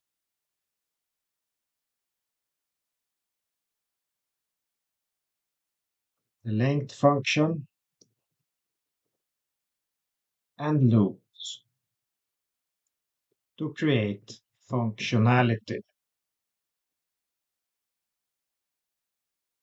So we type for position in the range of the length of tuple 3. We print cast as string position plus a white space plus a cast to string tuple 3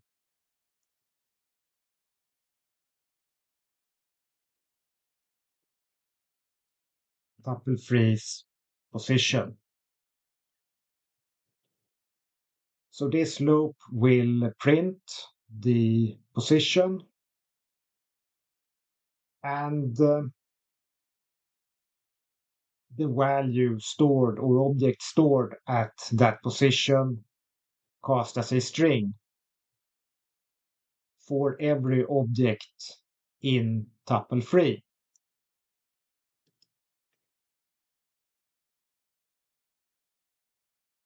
We add a plus and we run this code. And here we can see that tuple-free at position 0 says hello, at position 1 it says 1, 2, 3, 4, 5, and at position 2 it says world.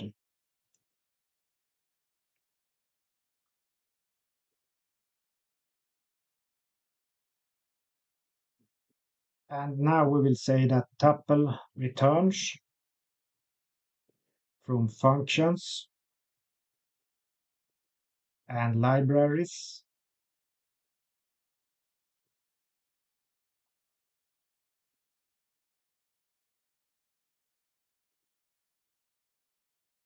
and library functions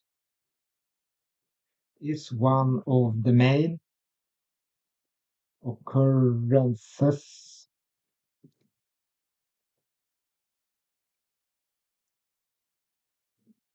of tuples in current Python libraries. And the unchangeable property of tuples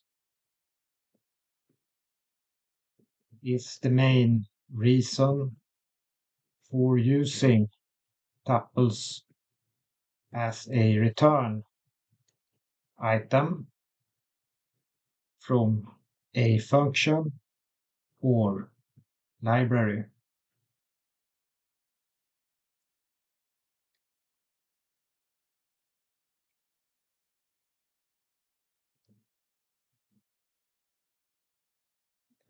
And now we will look at unpacking, which is about unpacking variables from a tuple and presumably a return tuple from a library.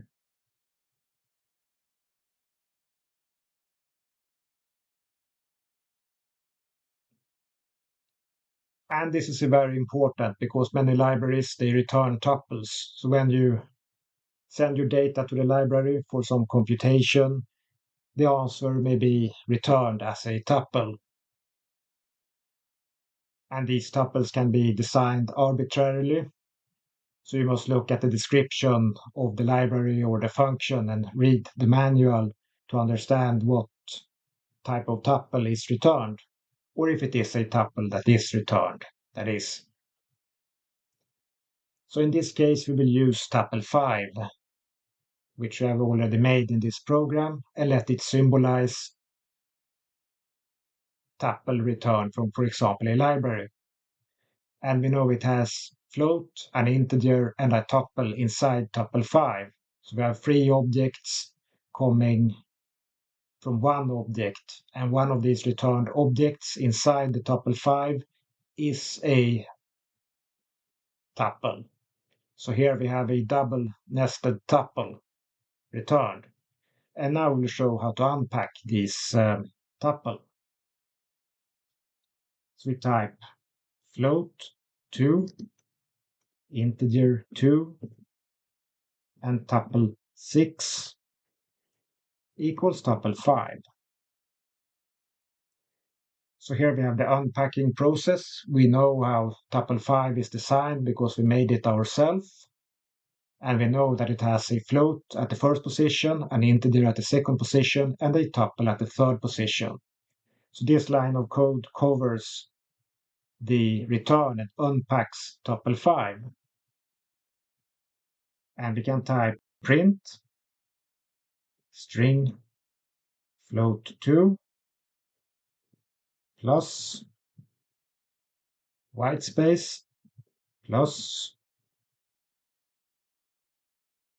string integer2 plus whitespace plus string tuple 6. And when we run this code, it will print float2, integer2, and tuple 6. So let's run this code. And here we can see that we have a float, an integer, and a tuple. So these variables are now ready for use.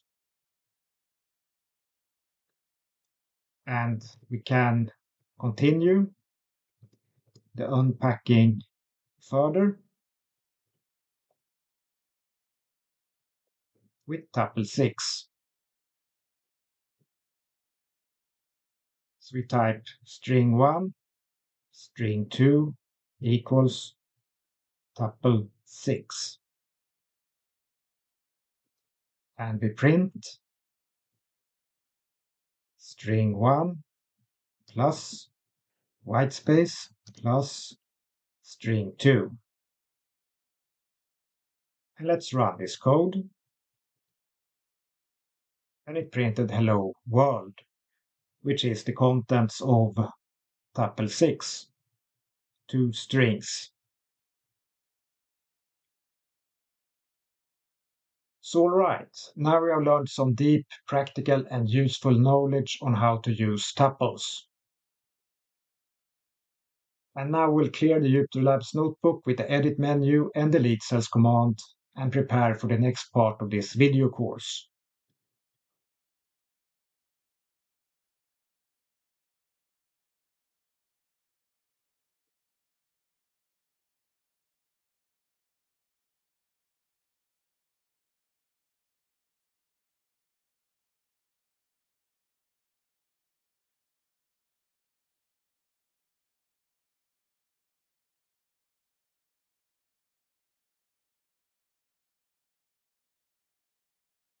Like this. So, in the next video lecture, you will learn about the very useful dictionary data structure. And we look forward to see you in the next video.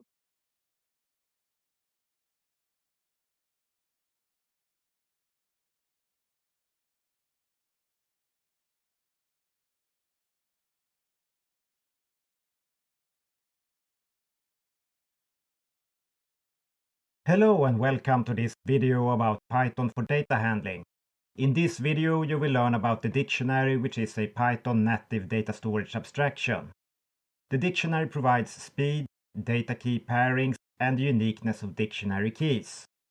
When using Python and pandas for data handling, dictionaries are often used to create mappings for name changes to parts of pandas data frames, or to create input for pandas data frame. Dictionaries are also frequently used as a tool to create mappings between data items and translations, such as colors in plots and graphics, or labels for classes. Dictionaries are a very useful tool to know for data handling purposes.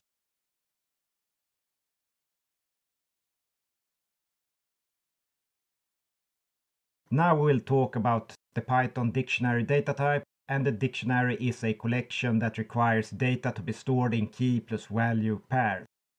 The dictionary is a quite modern addition to current programming languages and is mainly used for speed and ensure uniqueness of keys within collections or data sources for data science analysis or machine learning tasks.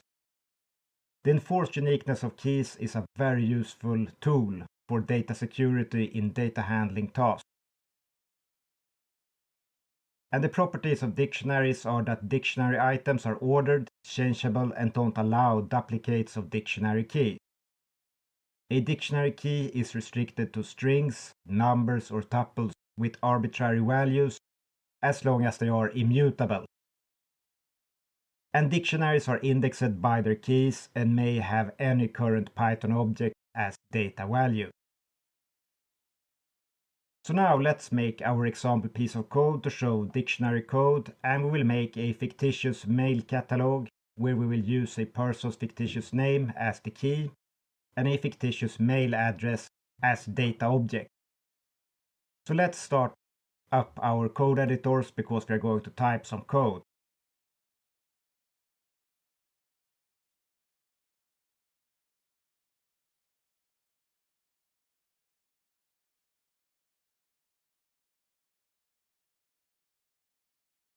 Alright, having started our code editors, we will type a string object mail catalog code example. And we'll begin to type mailcat equals curly brackets. And the first key is Joe.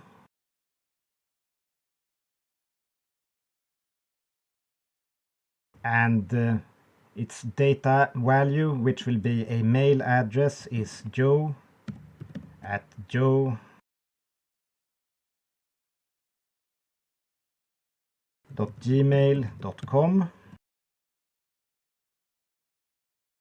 And the second key is Anand.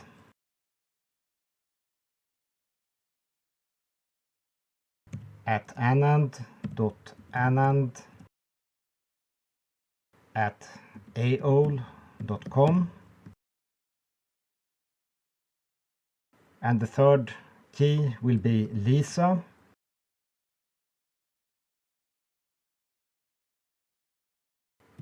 @lisa.gmx.com.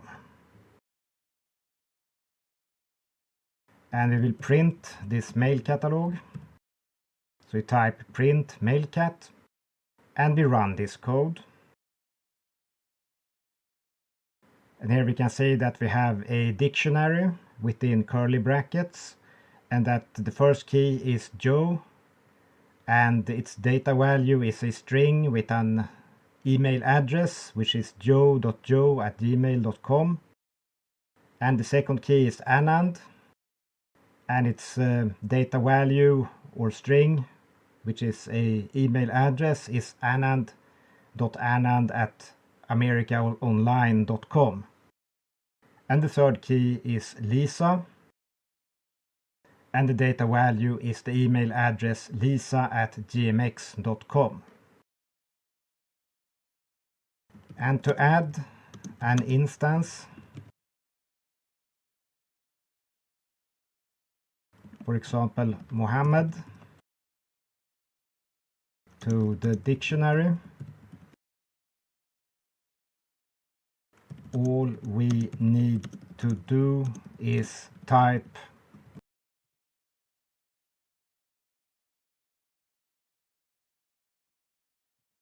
mailcat Mohammed equals Mohammed.gmail.com. So this line of code will add the key Mohammed to our dictionary with the data value string email address mohammed.gmail.com.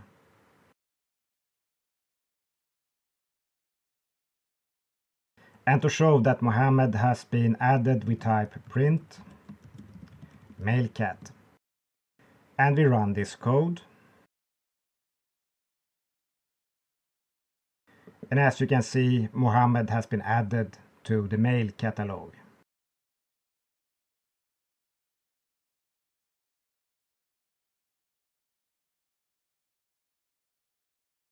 And we can type, as we can see from this code, a dictionary is created with a name, the equality sign,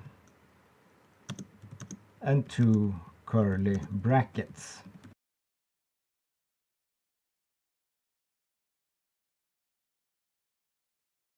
So name of the dictionary equals curly brackets will create a dictionary or declare its existence with a name. And we learned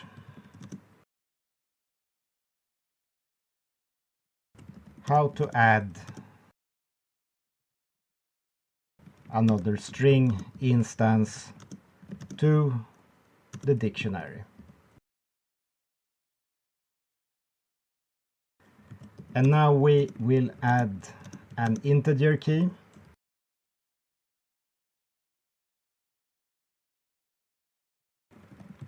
string instance to the mail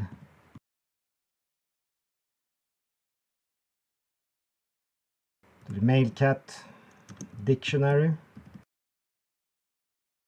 to show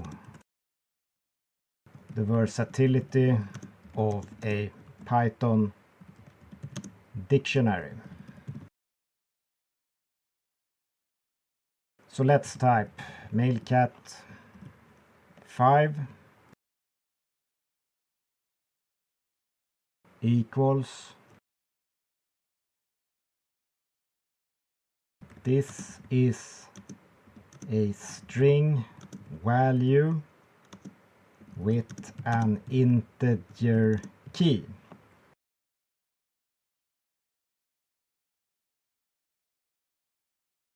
And we print mailcat. And we will run this code. And as you can see, the integer 5 is now a key in this dictionary, and it has a string value, which has nothing to do with email addresses. And this shows that you have versatility with the keys, and that you have extreme versatility with the values. And this is something to think about. Now we will show some ways to address and print the dictionary keys and items. For example, we can type print mailcat keys, and we run this code.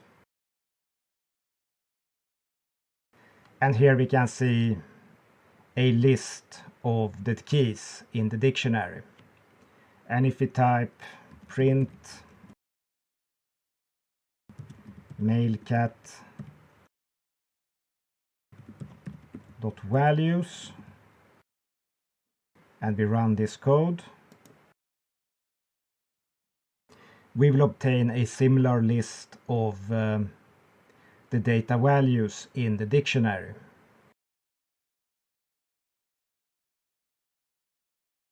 And if we type print mailcat.items,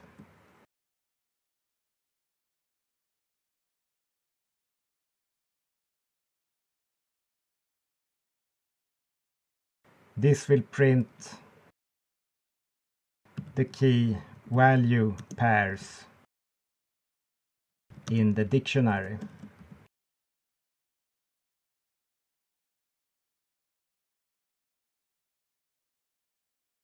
So let's run this code.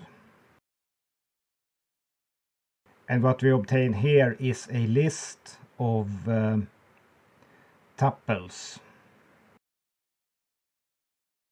And every tuple is the key and the corresponding data value. So this is very useful to know, because a lot of advanced machine learning programs uses these types of dictionary and tuples to move data around. So understanding how this works can be very useful when you reach the next stage within machine learning programs and competencies. So now we will type some more code, and we will print the value of a given key. So we type print mailcat, and for example we could take the key Lisa for this code. So we run this code and we obtain the data value for the key Lisa. And similarly, if we type print mailcat 5 and run this code, we will receive the data value for the key 5. So let's run this code.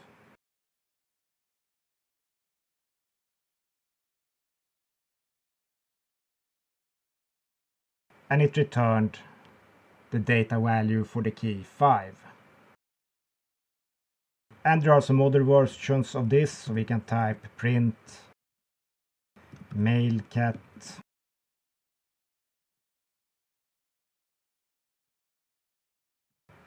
.get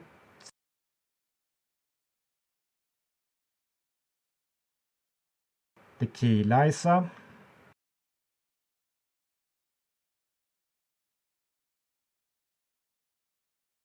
and this will return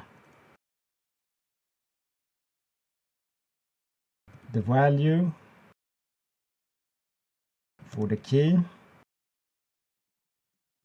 in the dictionary. But if the value is not found, a default value will be returned.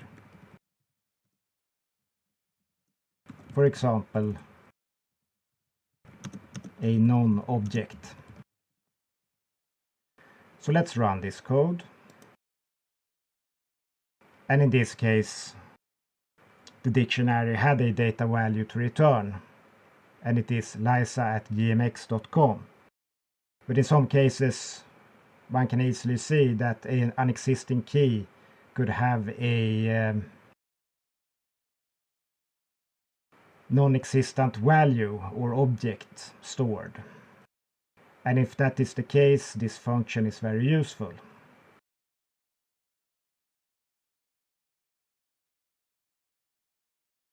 One property which is important to note is that key names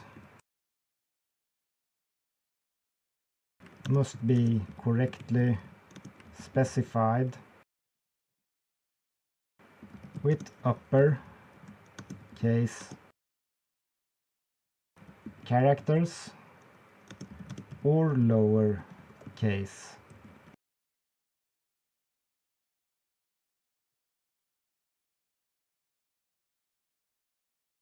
characters.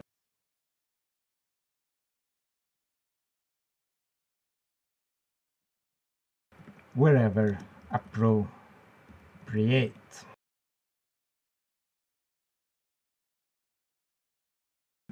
And if we want to change the data value of a key in the dictionary, we can make the change with this code. So we type mailcat Joe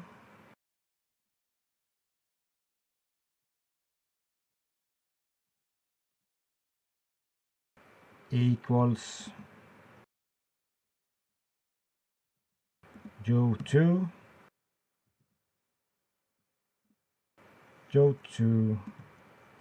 @gmail.com.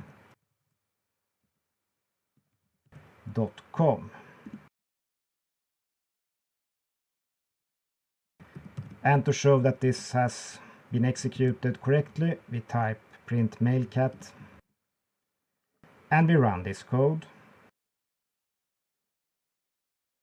And here we can see that for the key Joe, we have changed the data value from joe.joe@gmail.com to joe2.joe2@gmail.com.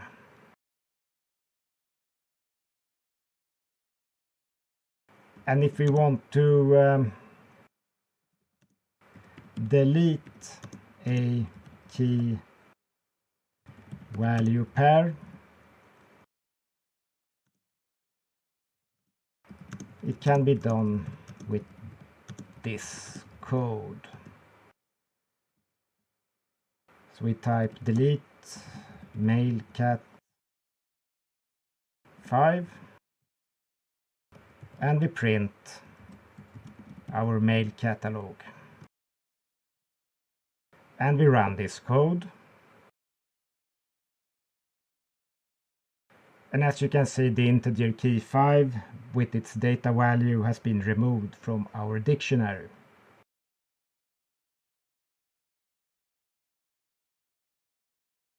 So now it is time for some more advanced dictionary functions. If they feel complex at this stage, return after completing the Python and pandas sections. If these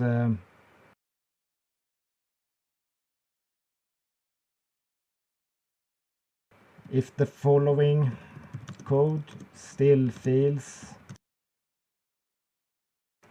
complex, return again after completing the other parts of this video course. And we can say that all will be clear with some practice, and that exercise makes the master or mastery. So we will start with the length function. And this function tells us the number of key value pairs in a dictionary, or the number of items, elements, or key value instances in the dictionary. So we type print the length of our mail catalog. And we run this code. And as we can see, we have 4 instances. We have 1 here, we have 1 here, 2, 3, and 4. And this function is very useful if we need to iterate over the dictionary. And we also have the string function,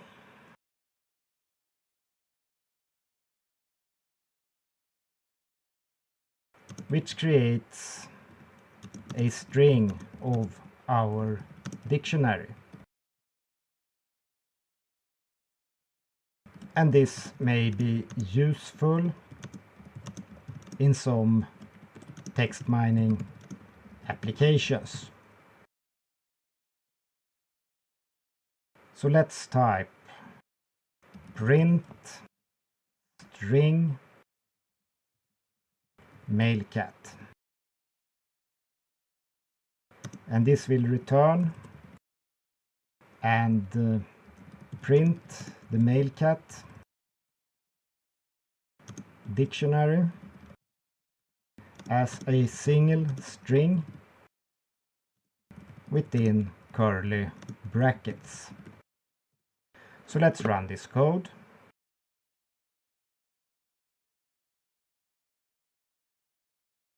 And this is now a string object. And this means that we can treat it as a string. And this is a very useful property, which is easy to handle.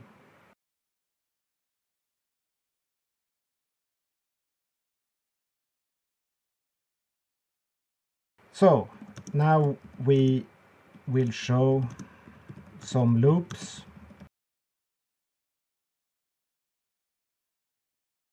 And this loop iterates through all the keys in a dictionary and prints each key on a new line. So we type for M in male cat, print M.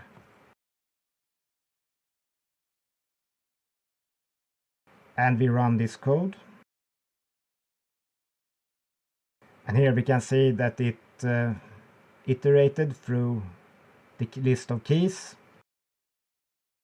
and printed each key on a new line. And this is very useful because with this type of iterator you can extract and operate on all the keys in a dictionary. And this more advanced loop iterates through all key value pairs in our dictionary and prints each key value on a new line. So we type for K and V, key and value, in malecat.items, print K and V.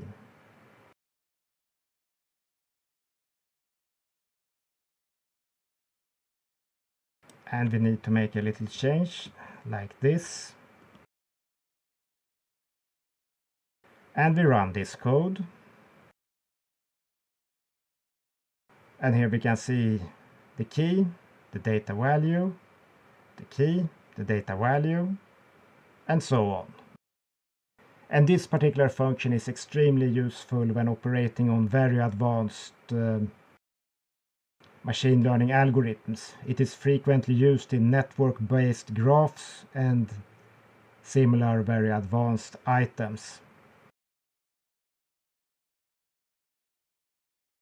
So this is a very important loop for a dictionary to understand and use. And knowing this, how to use this for loop and dictionary items function will make a lot of advanced code much easier to understand.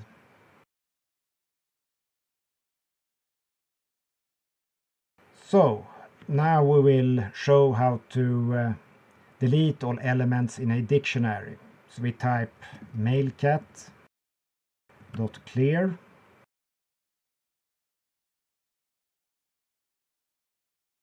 and this code deletes all elements in a dictionary, in our dictionary.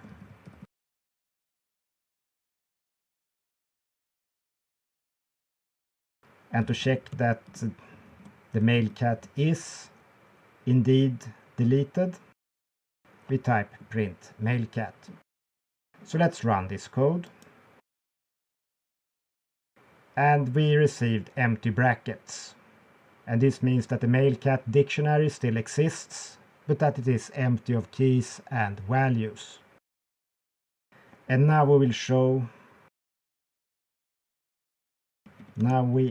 show how to delete the dictionary. So we type delete male cat and print male cat.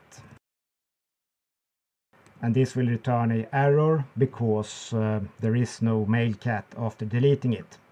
So let's run this code. And here we can see that the name male cat is not defined because it was deleted. So now we will clear the Jupyter Labs notebook with the edit menu and the delete cells command and prepare for the next part of this video course. So we will delete the cells.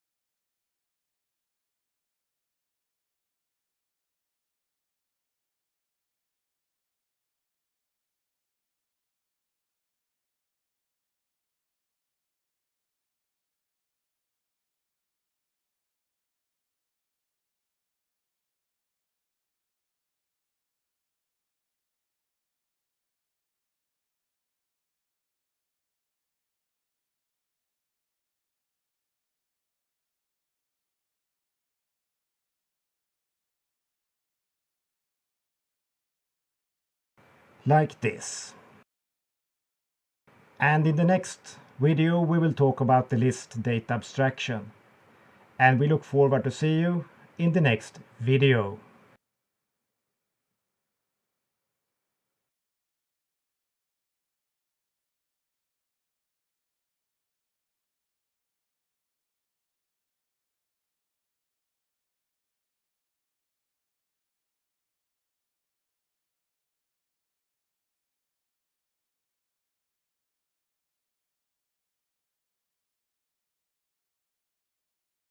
Hello and welcome to this video about Python for data handling. In this video you will learn about the list, which is a Python native data storage abstraction and native data structure. The list provides Python users with a data storage solution which is versatile, extendable, updatable, changeable, general, and a one for almost all situations solution for most types of data storage. Some users even consider the lists or modified lists to be the solution for any and all situations. The list is a very common data storage tool and is very useful to know for data handling purposes.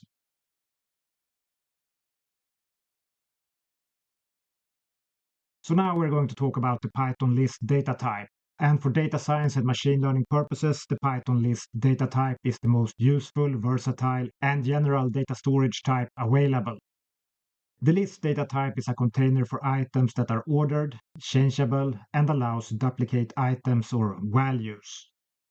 In practice, this means that with a list we can update, delete, remove, or add items to the list, or even add copies of existing items in a list to the same or another list after the list has been created. And this is a very useful property of the list, and the list can also accept any type of Python objects. So a list can contain integers, strings, arbitrary user-created objects, tuples, sets, other lists, or whatever objects you want to have in the list at the same time. The object types don't matter to the list object. And this means that the Python list is so general that the stored objects don't need to be of the same type. And this property of the Python list has consequences as compared to some lists in other languages. And this consequently means that when you use list in practice, you must either control whatever object your program put into the list to have both control of the objects and the knowledge of the object type, or if you don't have that control or knowledge, you must check what type of object you get from the list when you ask for the object or an object at a position in the list. Because when you ask a Python list for its contents, you will receive the contents, and sometimes it may be an integer, and sometimes it may be a string, and sometimes it may be a float, or an arbitrary user-created object. And this description shows the most important properties of the list's flexibility, and the need to control the list and its objects either at input time or at output time. And list items are indexed with integer numbers, and the first item in a list always has the index number 0, the second 1, the third 2, and so on. And lists has the advantage that we can address a position in the list by referring to an integer number. So, Python creates lists through items separated by commas within brackets, and now we're going to look at some example code. So start up your code editors because we're going to type some Python list code.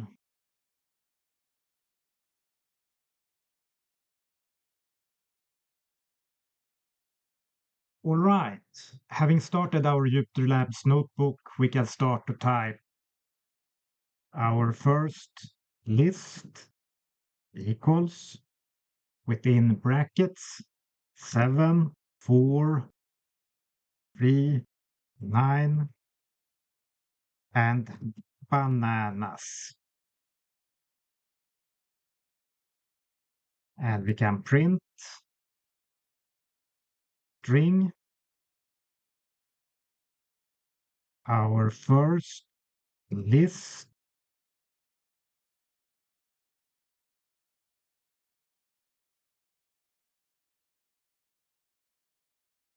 plus string our first list 2 plus white space plus string our first list 4. And this code will print 93 bananas and string list index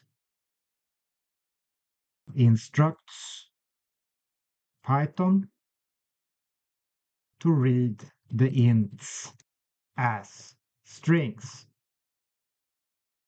This is one basic type of control of list output. So let's run this code. And the first thing our code did was that it created a list, which we named our first list, and it contains 4 integers and a string, bananas.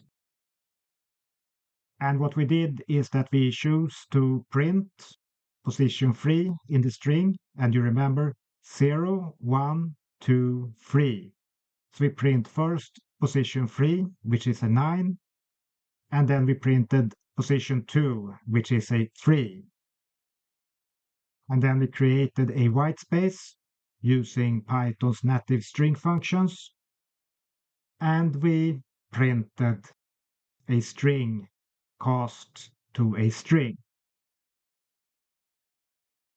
So what the string casting does is that it instructs Python to read our integers or whatever we have inside the parentheses as a string. And this is very useful when you create complex print commands. And now we will show that a list may be changed by assignment. So we type a list may be changed by assignment. So let's make an assignment. Our first list 2 equals our first list 1 equals 2. And we print our first list.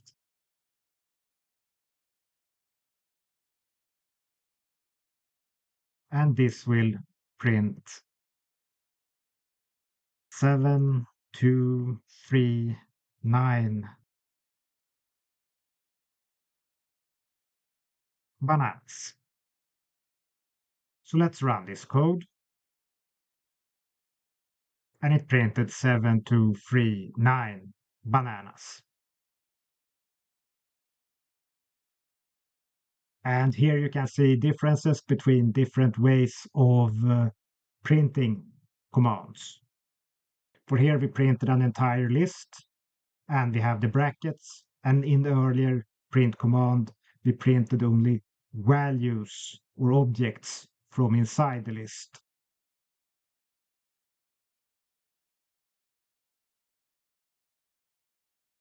New items or objects may be added with the append method or function. So we type our first list append apples, and we print our first list.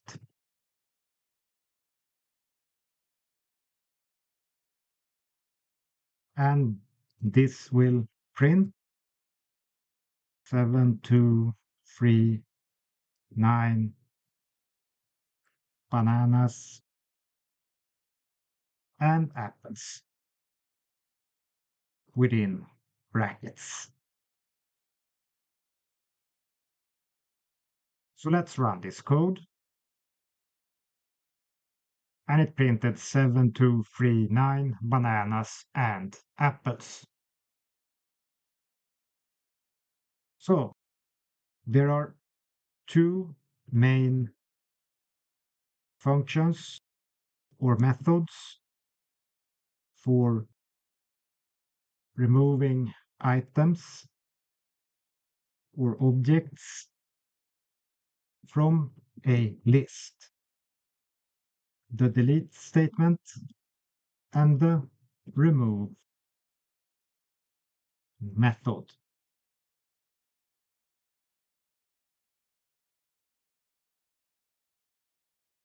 So we type delete our first list 4, and we print our first list, and this will print 7, 2, 3, 9 apples.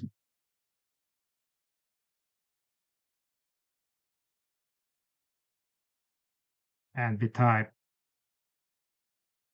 our first list remove,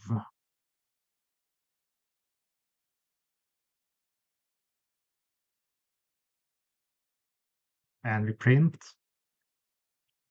our first list, and this will print 7, 2, 3, 9. So let's run this code.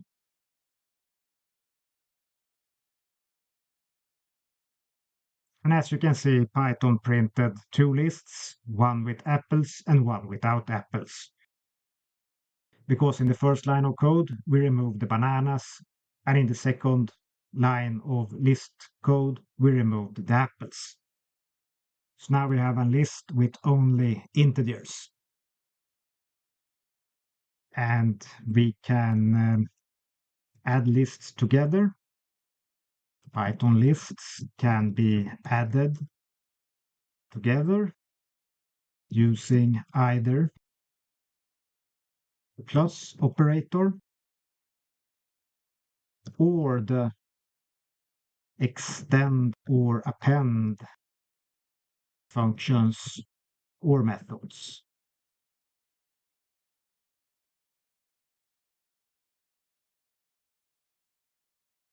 So we type our second list equals 1, 4, 5, 6, 8. And we type our third list equals our first list plus our second list. And we print our third list, and this will print 7, 2, 3, 9, 1, 4, 5, 6, 8. And we can type our first list dot append our third list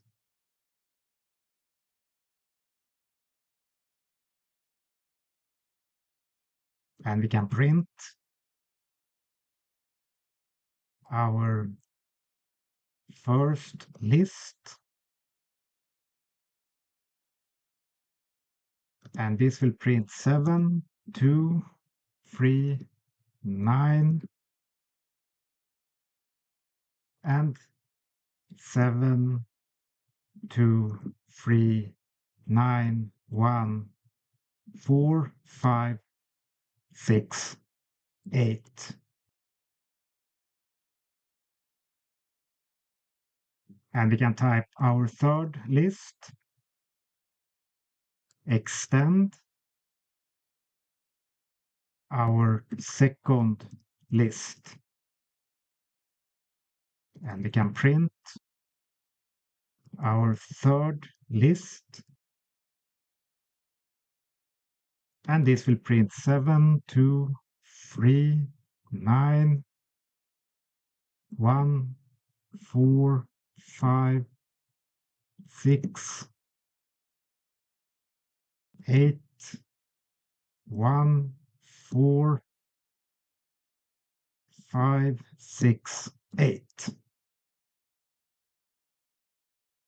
And we can print the length of our third list, and we can print the length of our first list. And this will type 14, and this will type 5. So let's run this code.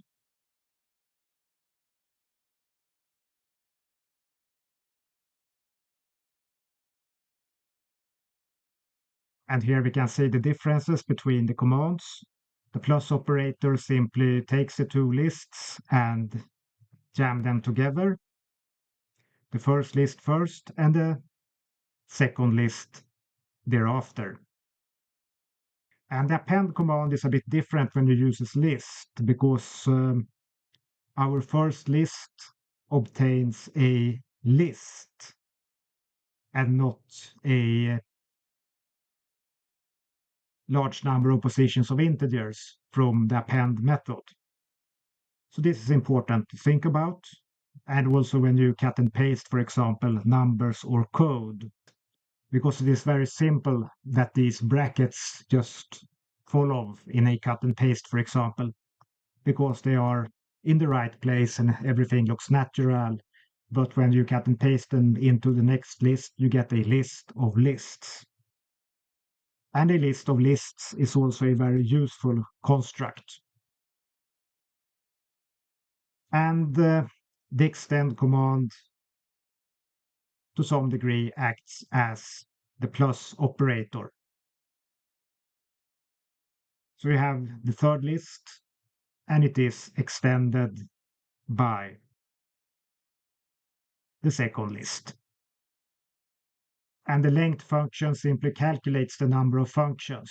And this is very interesting when we have a list of lists.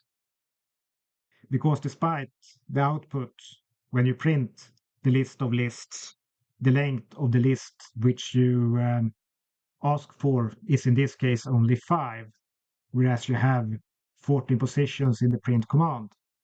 So this is also a very important thing to keep in mind and to keep track on when considering lists, and in particular lists of lists.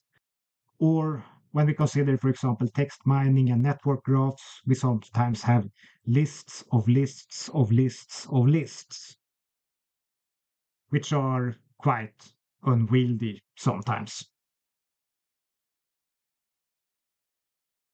So now we're going to sort lists. So we will sort our third list.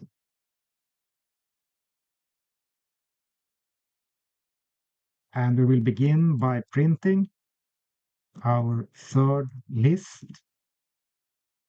And we will sort it. So we type our third list dot sort. And we print our third list.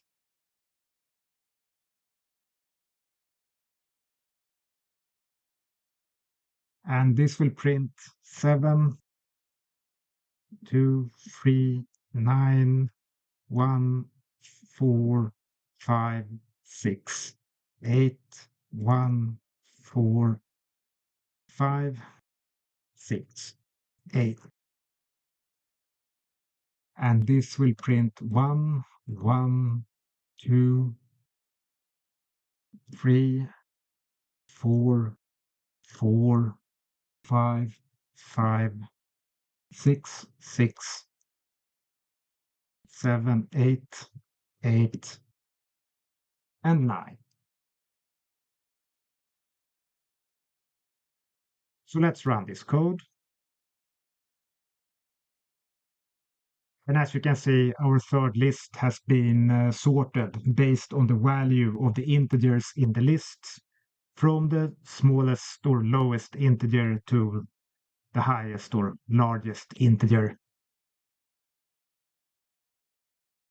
And with lists, we can also address ranges of the list. So we can type print our third list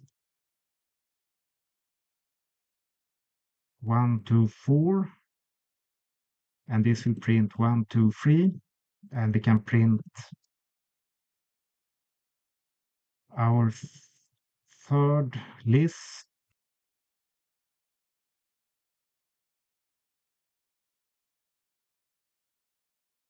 3, and this will print 1, 1, 2, and we can print our third list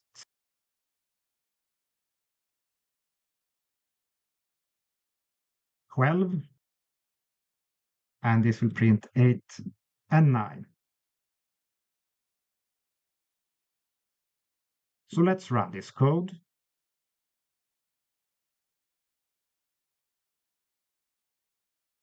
And here you can see various ways to address the list. So in the first case, we type 1, 2, 3, and this is these 3. In the second, we type these 3, and in the third, we type these 2. Or rather, we printed these 2.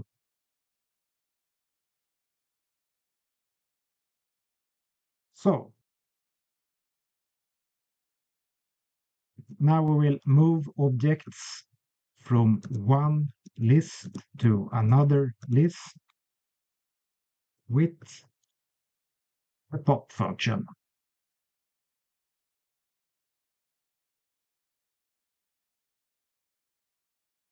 So we type our third list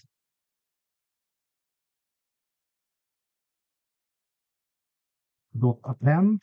So we will use the append method, and we type our third list dot we type our first list dot pop one.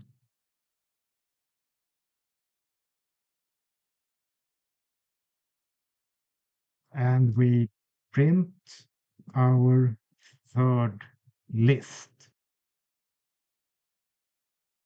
And we run this code.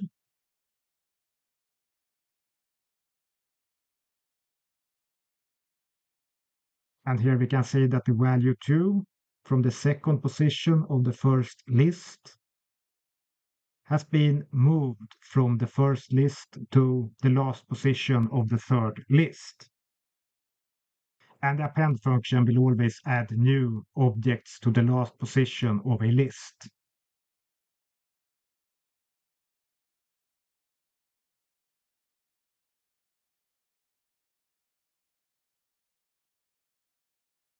And now we will move objects from one list to a specified position of another list.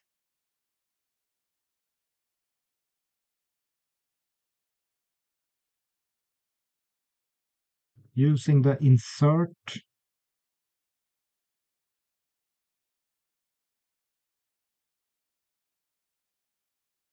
and pop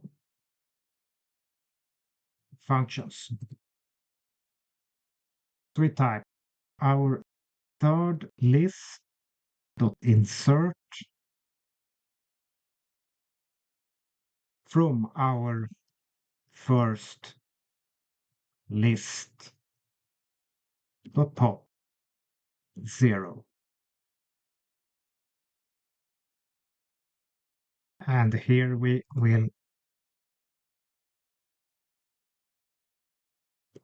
print our third list. And we can also print our first list.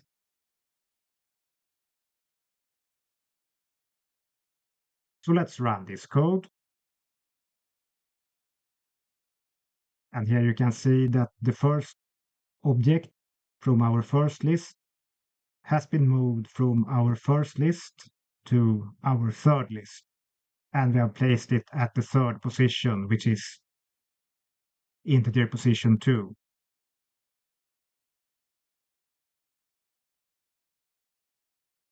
So now we're going to talk some about how to check object types. So we type use Python native functions, type or is instance to check object types if you don't control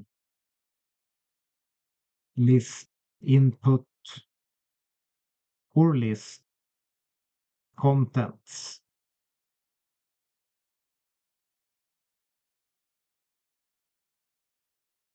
It is a good practice to always do this in real application code.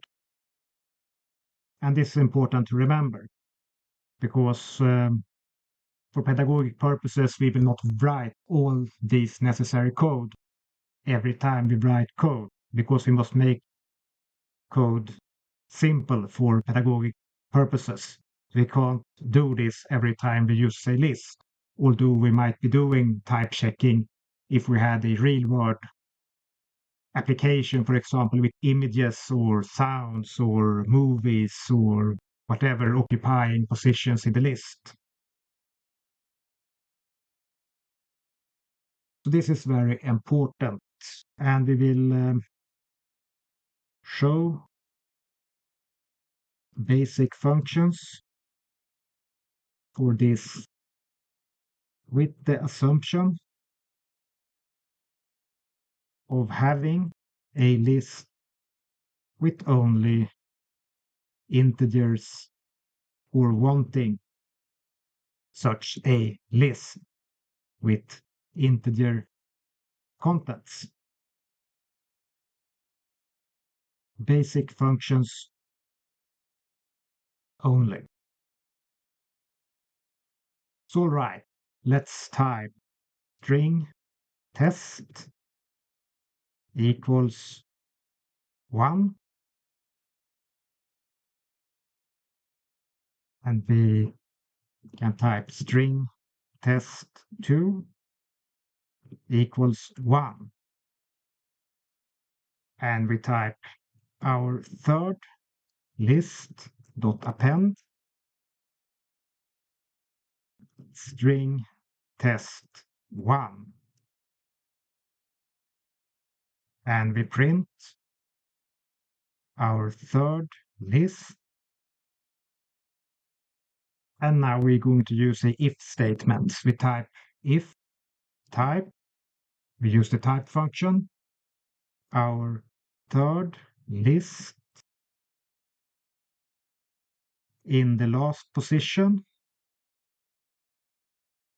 is not an int, we will print the object is not an integer, and we will delete our third list in the last position. Else, we will print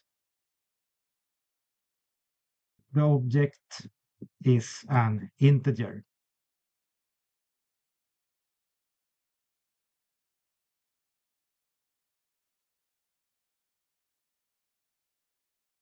And we will print our third list.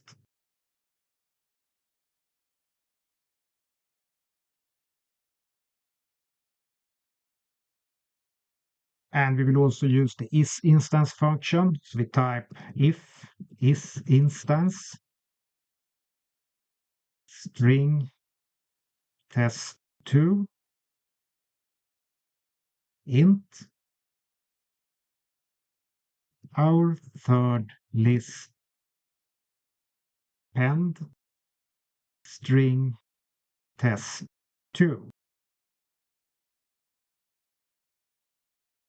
and we print our third list. So the first thing we do is that we'll create a string with the string value of 1. So we have a string describing a integer 1, which is not an integer but a string. And we have an integer with the value 1. And the first thing we do is that we add this string integer to our list of integers, and we print the list. And as we have put this string integer at the last position of the list, we also test the type of this string integer at the last position in our third list. So we ask if it is not an integer. So we test for an integer, and if it's not an integer, we continue with this function and delete this object which is not an integer from the list. And if it is a list, we will print the object is an integer. And we will run this code and see what happens. And similarly with the real int, we will use a function to check that it is an int before adding it to our third list. So if this int would not be an int, it would not be added to our list of integers. And these are two very simple checks, which in a basic ways show how to use state-of-the-art type checking to check that you have the right objects. So let's run this code. And here we can first see that the string integer was added to our list of integers. It was found that the object is not an integer, and it was removed, as we can see from this printing of the list.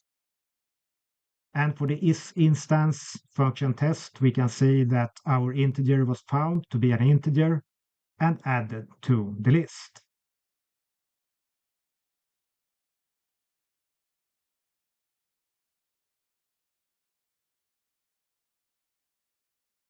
So all right, this has been an exciting video lecture about Python lists, and now you know Python native data collections for basic data handling and have had a great, possibly one of the best introductions available to the very useful Python lists.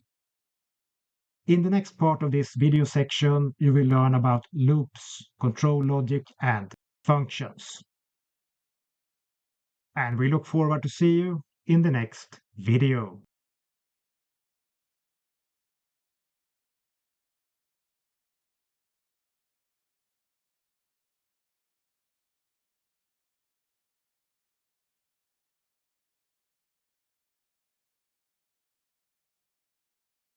Hello and welcome to this video about Python for data handling. We're excited to have you here, and in this video you will learn about Python native data transformers and functions. These data transformers and functions are necessary tools for any data scientist or machine learner, as data transformers and functions are necessary to manipulate, transform, analyze, or synthesize information from data. The fundamental basic Python tools you will learn in this part of the video section are Python native loops such as the while loop and the for loop. You will learn about Python's logic and Boolean operators and learn to use them with if then else statements to create conditional code branching. And you will learn how to design and create your own user-defined functions in Python.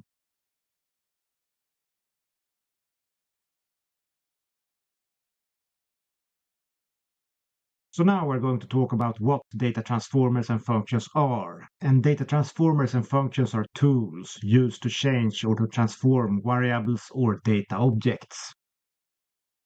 Data transformers and functions can be used to compute values, to change values and variables, to create objects, variables, graphics, and to control logic and program execution.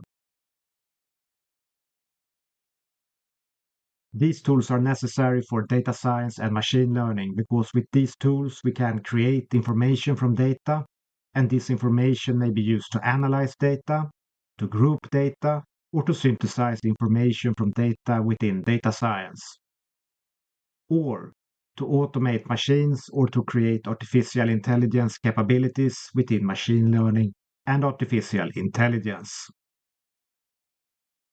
So in this part of the video course, you will learn about the fundamental Python loops, such as the while loop and the for loop. You will learn about some Python Boolean and logic operators, and you will learn how to use them with if then else statements, so-called conditional code branching. And we will take a look at Python user-defined functions, and we will push your level forward a bit so you will be able to define your own basic Python functions after completing this part of the Python for data handling section of the video course. So, in the next video, you will learn about the while loop, which has some use in data science algorithms and is an absolute necessity for machine learning as a tool for program or AI persistence. And we look forward to see you in the next video.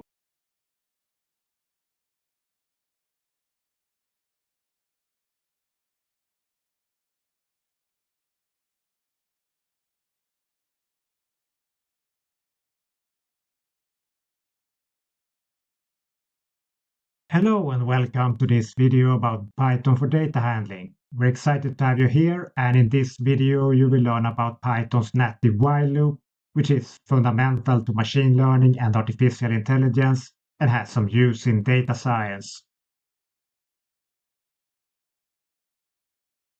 Now we'll talk some about the while loop. And the while loop is a Python native function which iteratively on a step-by-step basis moves through the program or a data storage collection. The while loop is a special case of the for loop, and the while loop's code is kept iterating or repeating itself and its code until a specified logic condition becomes false. And the while loop is fundamental to machine learning and artificial intelligence in terms of providing persistence to programs and applications, as it provides continuous operations or execution of a program until a condition is met, for example, that the user pushes a particular button, such as an on-off button, or that the machine detects a particular circumstance. For example, it could be sunrise, it could be weather, it could be rain, the wind is blowing, motion, or anything that the machine can measure and has programmed code to handle. It could be that a detector finds something, that a laser beam is broken, pixels moving on a screen, sound, recorded sound, or something similar. It is for the data scientist or machine learner to define the logic condition for the while loop, and while the while loop only purpose is to execute statement within the loop until the while loop's condition for continuing becomes false. So we will begin to create this example while loop and use an integer loop counter variable and a statement which states that while the loop counter is less than our specified integer value, the while loop will continue to repeat itself. Every time the while loop repeats itself, the loop counter will increase with 1 and the print function will print the value of the loop counter. So the while loop will continue to repeat itself until the loop counter variable becomes larger than the particular value which we have specified as the condition for falseness of the continuing execution of the while loop.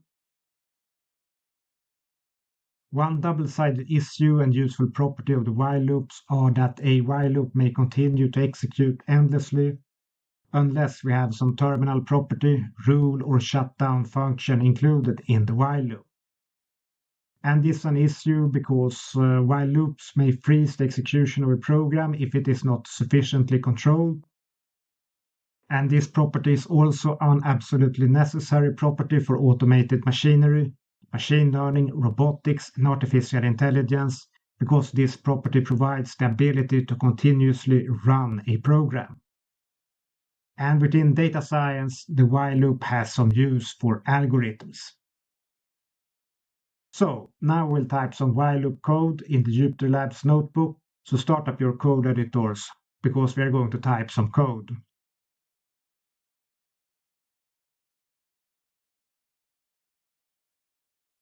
All right, having started our Jupyter Labs notebook, we will type some while loop code. And we will begin to define an integer loop counter. We call it loop counter. We set it to 0. And we type this integer variable keeps track on the number of repetitions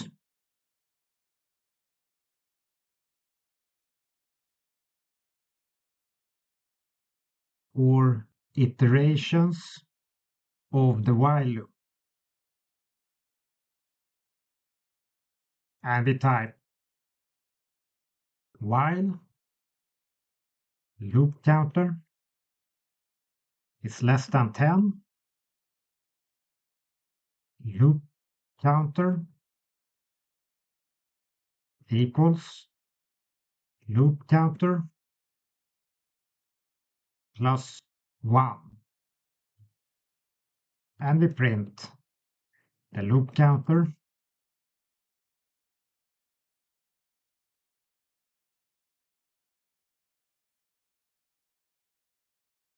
and finally we print This is the final value of the loop counter integer variable.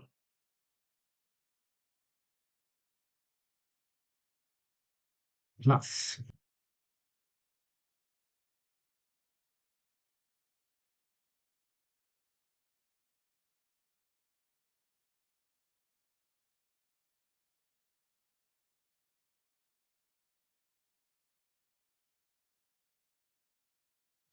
string loop counter.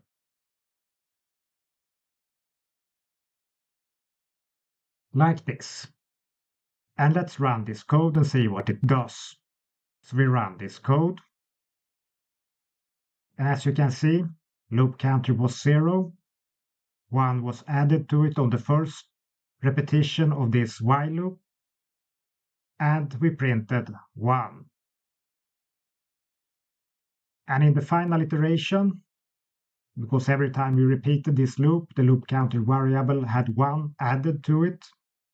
And the value in the final repetition of the while loop was 9, because it entered the loop with this condition less than 10 being true as 9. 1 was added to it, it became 10, and it was printed as 10. And on the next iteration, 10 is not less than 10, so the statement becomes false, and this loop terminated.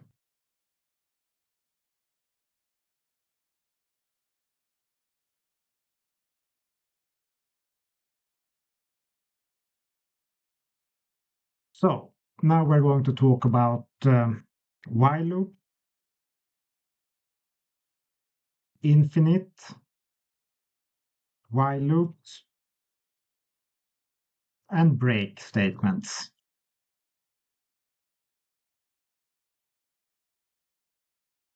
And we can say that a while loop,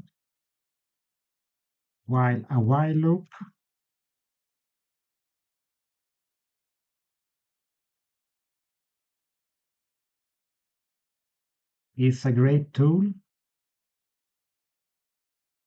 for keeping a program running indefinitely, forever loops may also lock a program in execution mode. And one way to handle this is to insert break statements.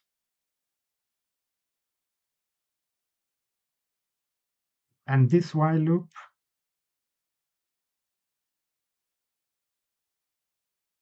creates a possible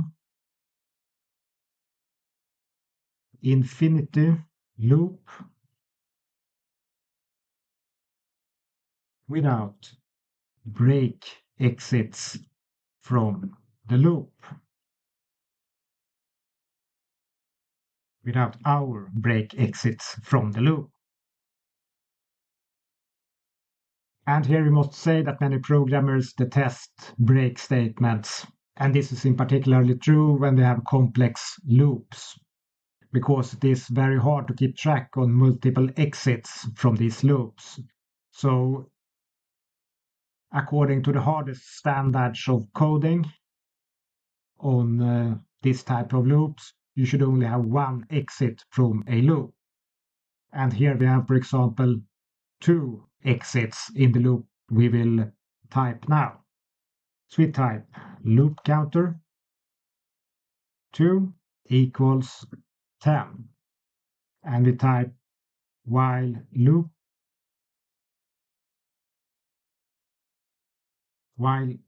loop counter 2 is less than 5. Loop counter 2 equals loop counter 2 plus 1. and we print our loop counter 2. And here we add an if statement. We type if loop counter 2 equals 20, array.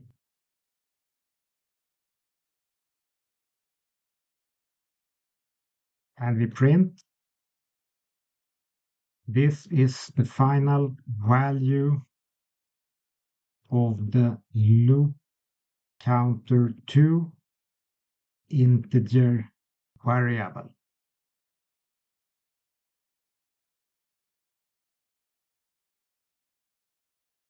Plus string loop counter 2.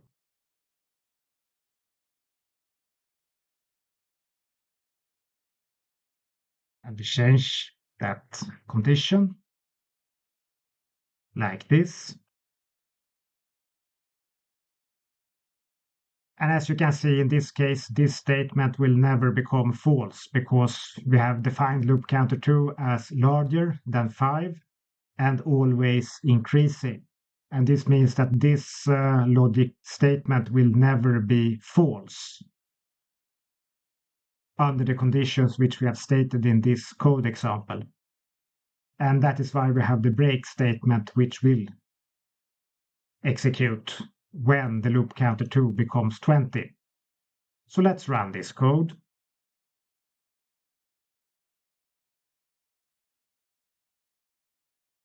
And here we can see that the loop counter 10 was increased by 1 to 11 on the first iteration, and that the final value was 20. And the break statement just terminates the loop completely when they are executed. And as you can see from this example, it is very easy to create while loops that keep iterating or repeating forever or for a very long time, especially if complex conditions for the falseness of the loop condition is used. And it is considered Pythonic behavior to not create hard to understand or analyze logical statements, such as a while logic statement 1 is true and logic statement 2 is true and a large number of other logic statements are true and logic statement number n is true. So we should not create complex logic statements, even though we could.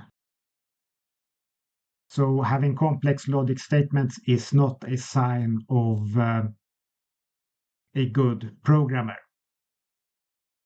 Code should be kept simple and efficient and Pythonic.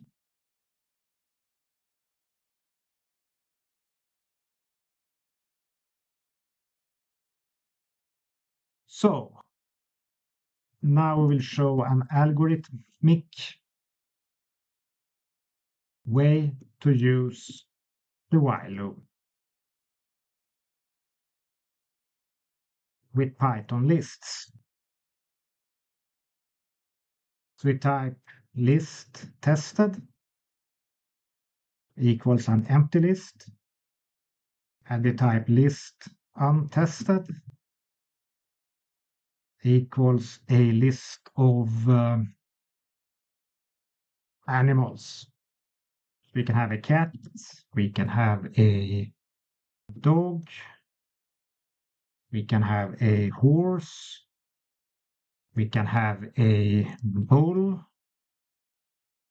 and we can have a cow. Like this. And we can create a while loop for executing tests on these animals. And when they have been tested, we move the animal from the list of untested to the list of tested. So we type while the length of the list of untested is larger than 0.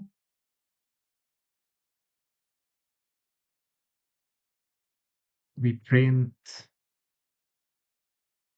testing a plus string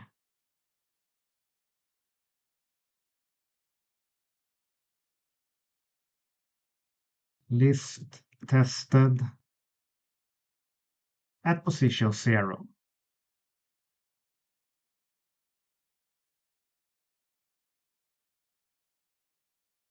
And we append from the list of tested, from the list of untested, and we use the pop command, and we pop the tested position.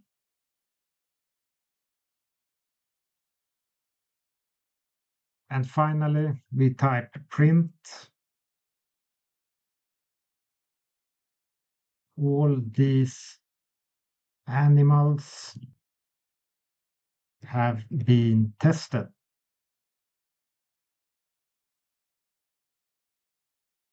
And we print list of the tested.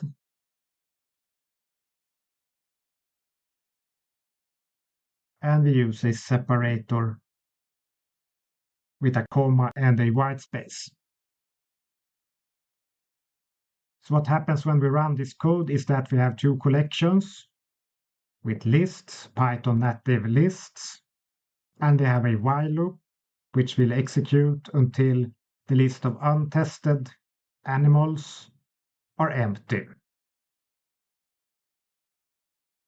So effectively it will execute until this list becomes an empty list, which has the length of 0. And every time we test one of these animals from the left to the right, we will type testing a cat, dog, horse, and so on. And after printing this string, we will move the tested animal into the list or collection of tested animals.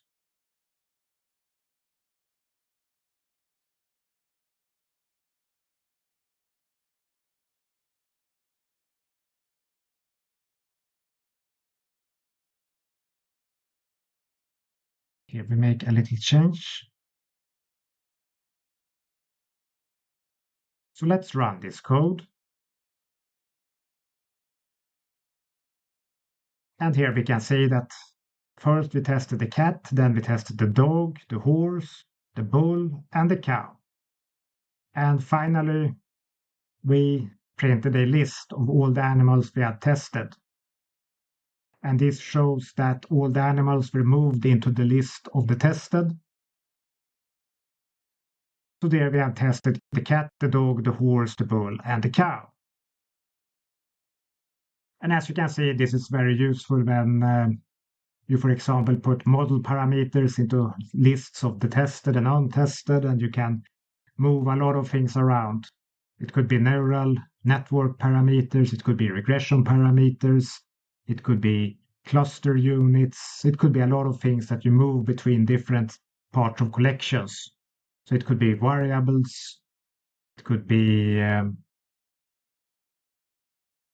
links, it could be network links.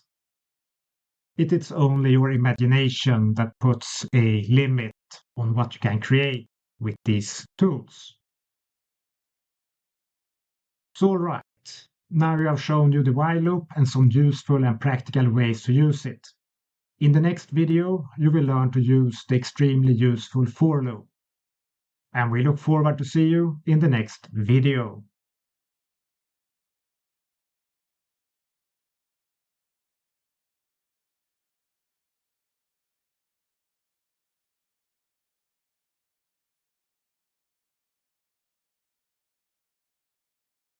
Hello and welcome to this video about Python for data handling. We're excited to have you here, and in this video we will talk about Python's native for loop, which is fundamental to data science and machine learning. So now we will talk about the for loop. And the for loop executes statements for each item in a defined range or object collection, such as a Python native dictionary or list. This means that the basic for loop walks through each item or element or object in the collection and executes its statements or its blocks of codes for every element in the range or collection. The for loop is often the most used native function within data science and machine learning. It is effectively necessary even for the most basic functions, such as the calculation of a mean or an average for a collection, as the calculation of the total and the divisor requires each object in the collection to be touched at least twice by the algorithm to calculate the total sum of the values of the objects and to calculate the total number of objects, because you use the total value of all the objects or the sum and divide it with the total number of objects. And this means that algorithms need to touch every object at least twice in order to execute the calculation of an average or a mean. So here we have an example of a loop code that adds 1 to each integer value of a Python list. And now we'll type some code in the JupyterLabs notebook. So start up your code editors, because we're going to type some for loop code.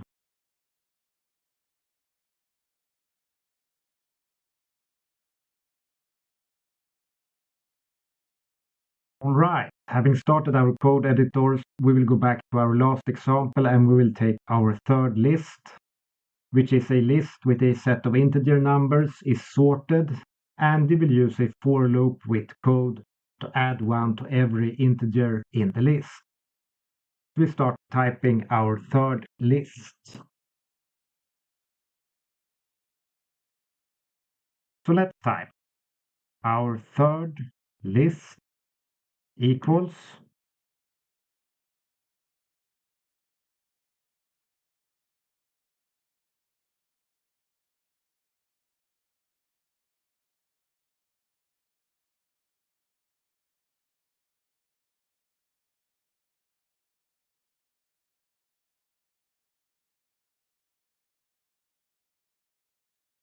like this.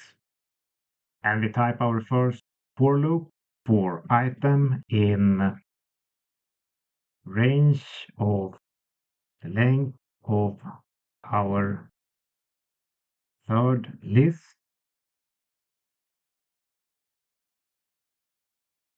Our third list item equals our third list item plus 1.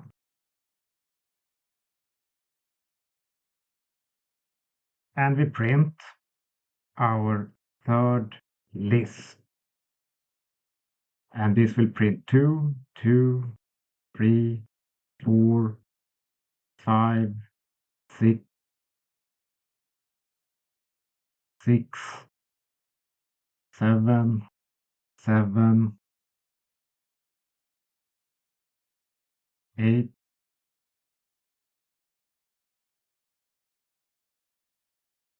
9, 9, and 10. And it will also give us the brackets for a list. So let's run this code. 2, 2, 3, 4, 5, and so on. And we can write this simpler. So we can type, there is a way to write this simpler. And we type our third list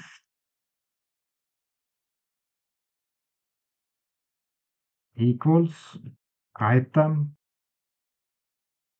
plus 1 for item in our third list.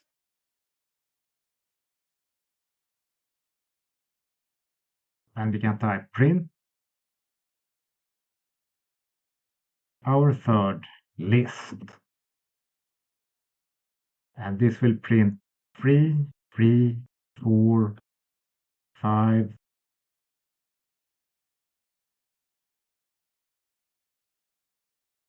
6, 7, 7, 8, 8, 9, 10, 10, 11.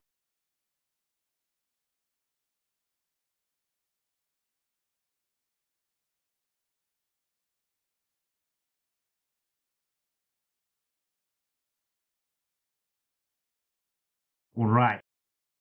So let's run this code.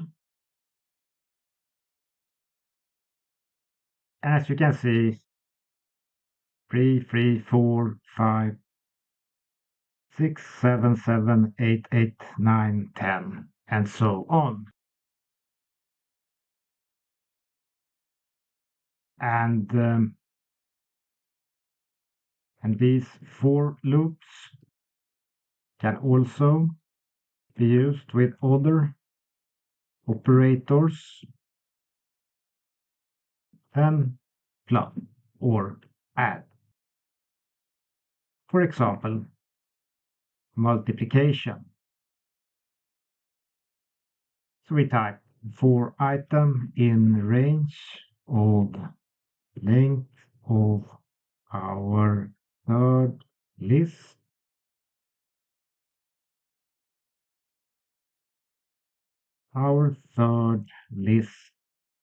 item equals our third list item times 1000. And we print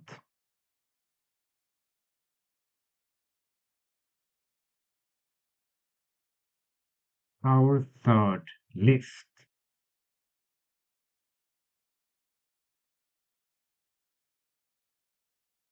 So let's run this code.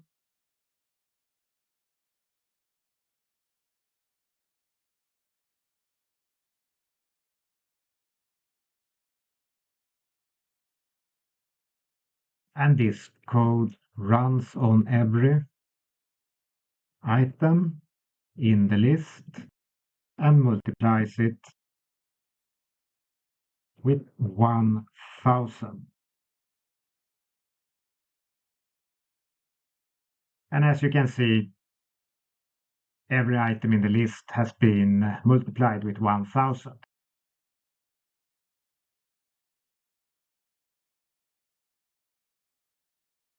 So we can type for loops can be useful for many types of tasks.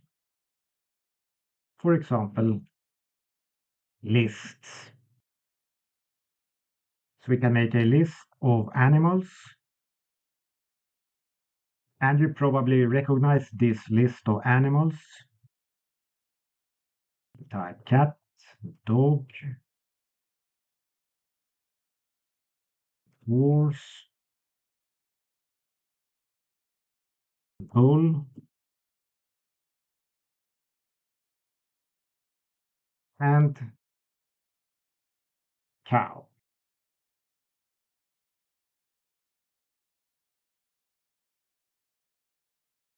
And we can type for animal in list of animals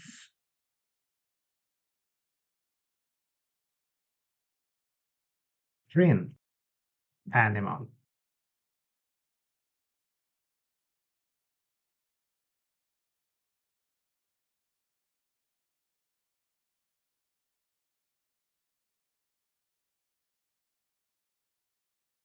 To create a bit of space. So let's run this code. And as you can see, we had our list of animals printed. So now we're going to show the very useful enumerate function. So we type for loops can be used with Python's very powerful enumerate function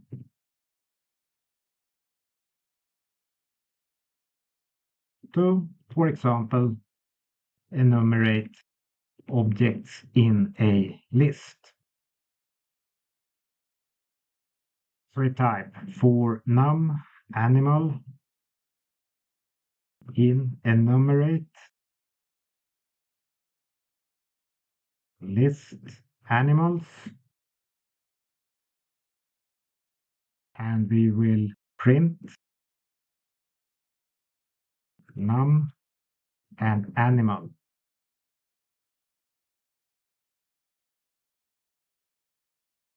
And we can type that this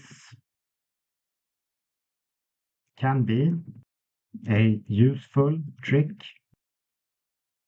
when creating a dictionary from a list, considering the need for unique keys to create the dictionary.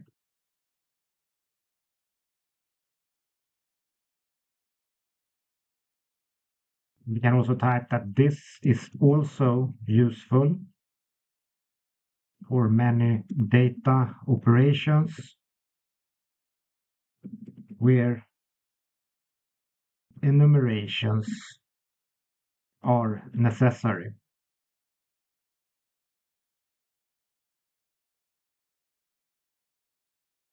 So let's run this code.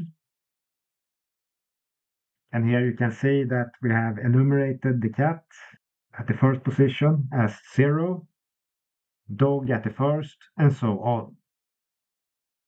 And these would be unique keys regardless of how many cats and dogs and horses we had in this list. So this is a very, very useful trick that will solve or aid you in solving a great many issues or create solutions to many data science and machine learning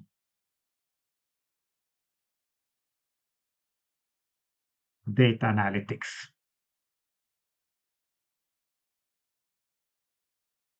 So for loops can be used on ranges or parts of lists or collections.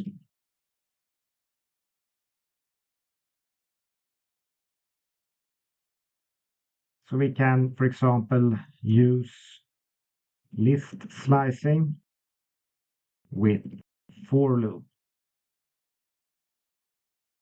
So we can type for animal in list of animals, and we can define the list of animals as being smaller than it really is. For example, the 2 first animals. So we can print the animal.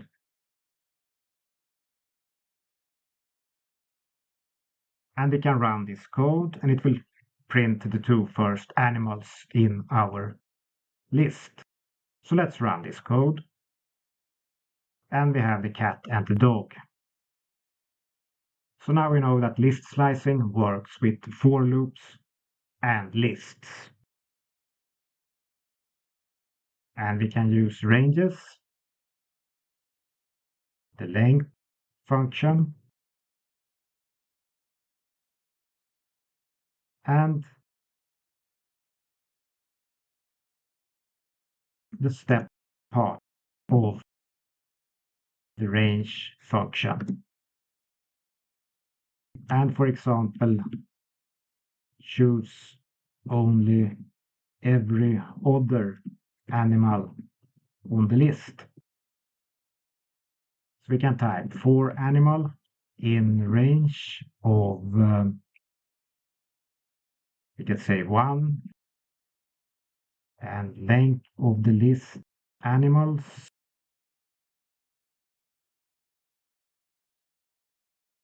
We can take every other animal and we can print the list of animals and the animal.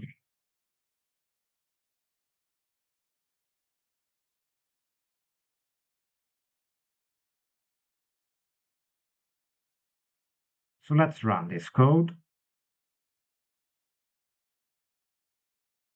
And we can see that we pointed at from position 1, which is the dog, and every other. So we jumped over the horse and printed the bull, and we jumped over the cow. And had the list been longer and had the parakeet as item 5, we would have printed it.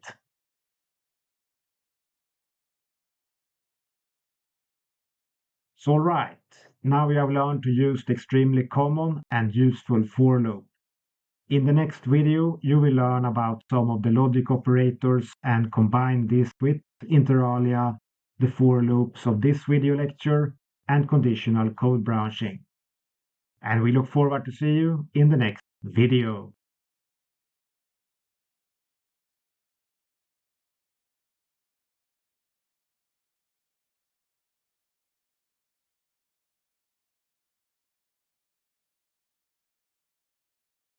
Hello and welcome to this video about Python for data handling. We're excited to have you here, and in this video you will learn about Python's native logic operators and code branching through if-else statements, which are fundamental to data science and machine learning. The logic operators you will learn to use are the basic Boolean operators and OR operators and simple operators such as the less than, equals, or larger than x operators, and you will learn to use if-else statements effectively. Now we'll talk some about loops and logic operators and code branching.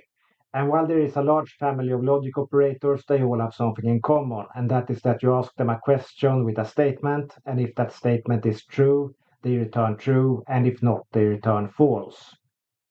And these logical questions can be used with conditionally branching code, for example, if-else statements to divide the execution of code into different code blocks depending on if a statement is true or false. This ability to use different code blocks results in the capability to perform different actions depending on a Boolean condition.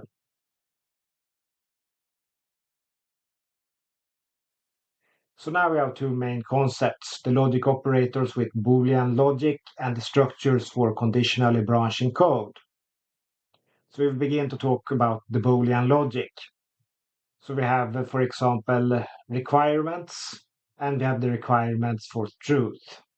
So for example, we have a logic statement which must be true and a logic statement which must be false.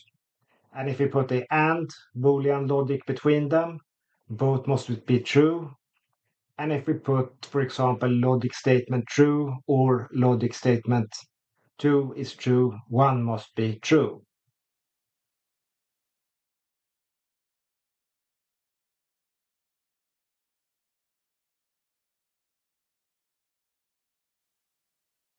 And we have the numeric questions, which we use to formulate these statements, which we will use Boolean logic on. And we have some examples. We have the less than sign, so we can say that one number is less than another number. And if that is true, we get a true from our Boolean logic. And otherwise, we get a false. And similarly, we can ask a question based on two numbers and ask if a number is less than or equals the other number. We can ask if two numbers are equal to each other, or for example, two strings are equals to each other. And equals is usually value based. So what we check is if, for example, if two ints have the same value, or if two strings have the same structure of characters. And we can test if a number is larger than another number, and we can test if a number is larger than or equals another number. And we can test if a number or structure is not equal to another structure or number.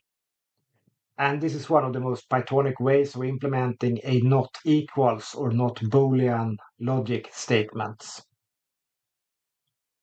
And preferably a not equals should compare against a single value construct or an existence such as not in a list or a collection. So we can use this not equals logic in the most Pythonic way when we ask, for example, if a number is not equal to another number, or if a object is not in a list or a collection. Because this not equals operator, it can very quickly be used to create advanced logic which few persons are able to follow. And this is the reason why we say that the simple things are Pythonic.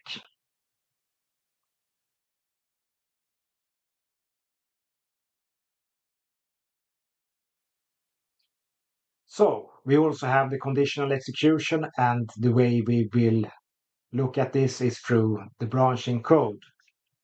And the first condition is the if condition. So what we do is that we ask if a condition is true. And if the condition is true, we will execute the code block that belongs to the if statement. And we can also ask an else if condition is true, and these are mutually exclusive from each other. So we can make a large list of else if statements if we want, but they must be mutually exclusive with the first if statement. And these else if logical conditions are optional, so you don't have to use them if you don't want to. And you can use several if conditions also, but you must know that they may execute linearly and may not be mutually exclusive with each other. And finally, we have, for example, an else catch, which is a catch-all type of option, which we can use in these statements. So if none of these if or else if statements are true, we can use a else statement to catch everything that has not been caught by another condition.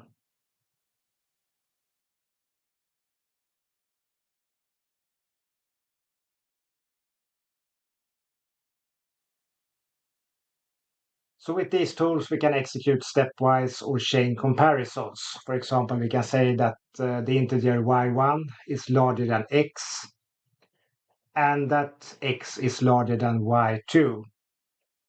And this corresponds to a Boolean logic question where y1 is larger than x, and logic and the variable x is larger than the variable y1. And we can execute type and value based is comparisons using the equals operators. We can ask if x is equal to y1. And equals here means that, for example, the integer variables both have the same value, which could be 10. So 10 equals 10, true or false. That's what we ask in this statement. And another type of comparison is the identity-based comparisons, which we also can execute with the is operator. So we can ask if x is y1. And this is true if x and y1 is the same Python object, or if x references the y1 object, which is much more common. So now we're going to type some code to start up your code editors.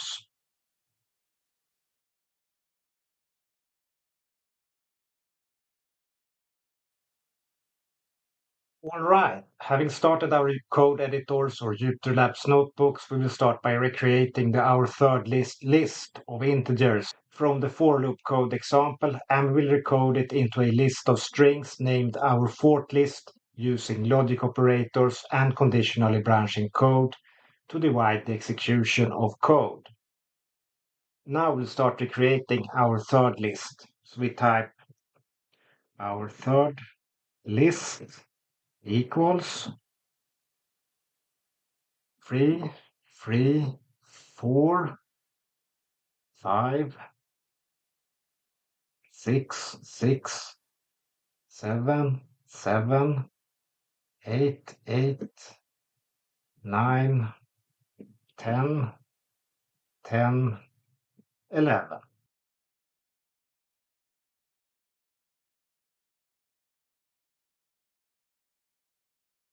And the type for item in range of length of our third list. Our third list item equals our third list item times 1000. And we print.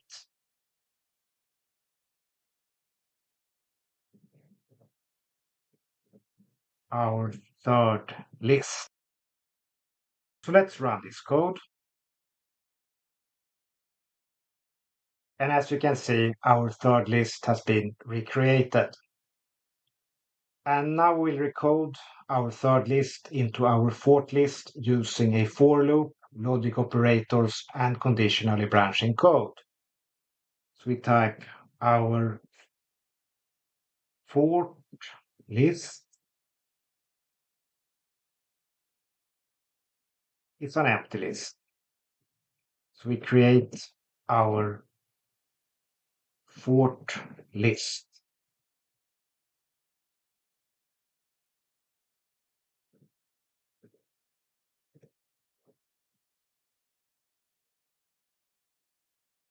And we type for item in range of the length of our third list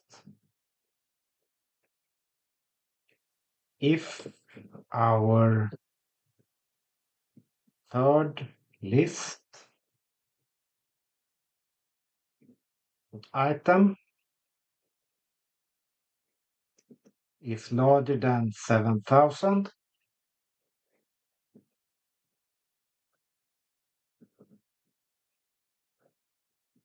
our fourth list will append the string high.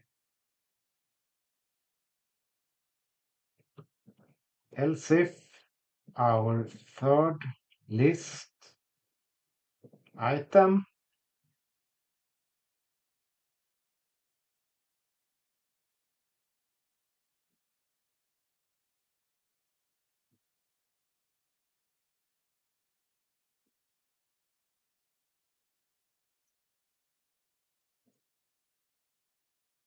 is less than or equals to 7,000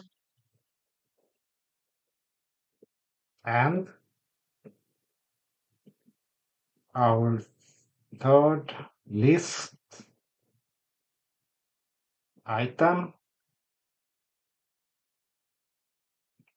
is larger than or equals 5,000.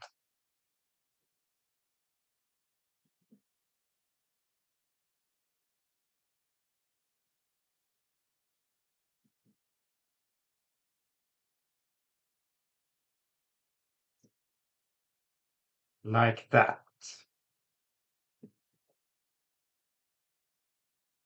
Our fourth list append the string medium. Else our fourth list append the string low.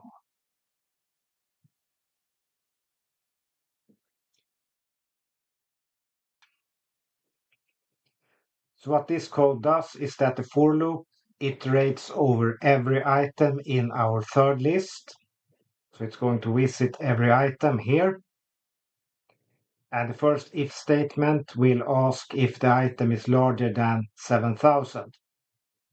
And this is true for 8,000, 9,000, 10,000, and 11,000. And if that happens, our new empty list on the first iteration of this loop will append a high. And if this item value is lower than 7,000, the conditionally branching code will ask through the else if statement or elif statement if the value is equals to 7,000 or lower than 7,000, and it is an and operator here, and if this item is larger than or equals to 5,000. So both these must be true. And for example, if you have 5,000, this is true, and 5,000 is also lower than 7,000, so it's also true here. So for 5,000, it is true for both. So 5,000, it is a medium. And similarly for 6,000 and for 7,000, because we have an equals to 7,000 here. But for example, 3,000 and 4,000, this is not true, but false. And then we have the else or catch-all branch of the code. So for 3,000 and 4,000, our for list will append low.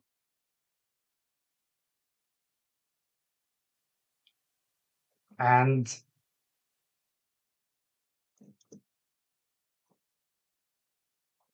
we can print the result into a table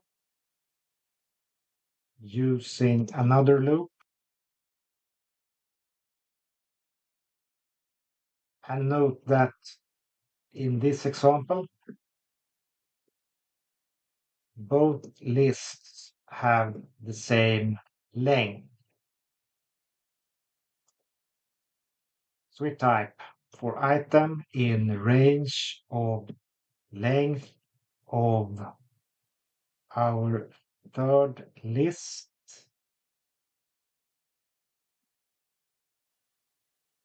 print string our third list item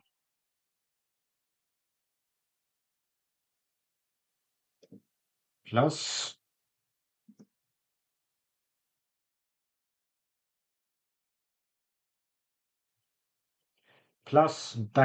\t, which create a tab,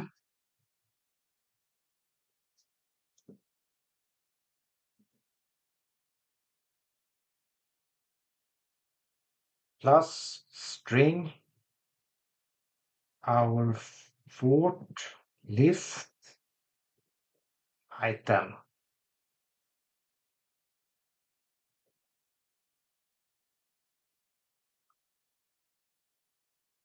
And let's run this code. And we got two columns just as expected. And as we can see, we have values and we have their corresponding string. And together these two columns form a table. So what we have done now is that we have used a conditionally branching code in the if then else, if or else if statement with logic operators and less than or equal statements, and we have combined this with a for loop to perform a task which is very common within data science, and it is to create classes or to record numbers into classes or categories.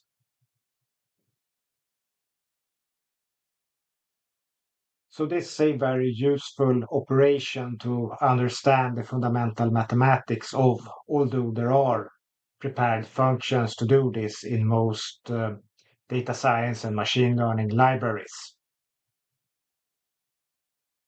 So now we'll use the conditional branching and logic operators to create some basic statistics. So let's type some basic descriptive statistics. So we type list of unique categories equals an empty list. And we can create a no operation counter. And we put it to 0. And we can type for item in our sort list if item not in our list of unique categories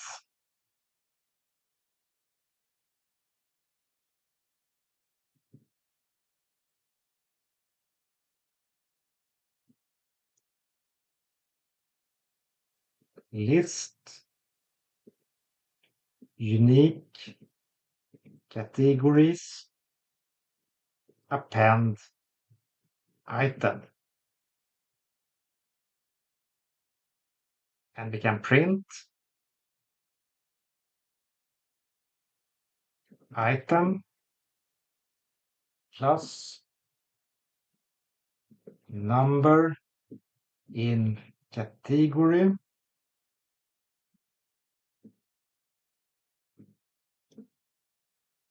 plus string our for list dot count item.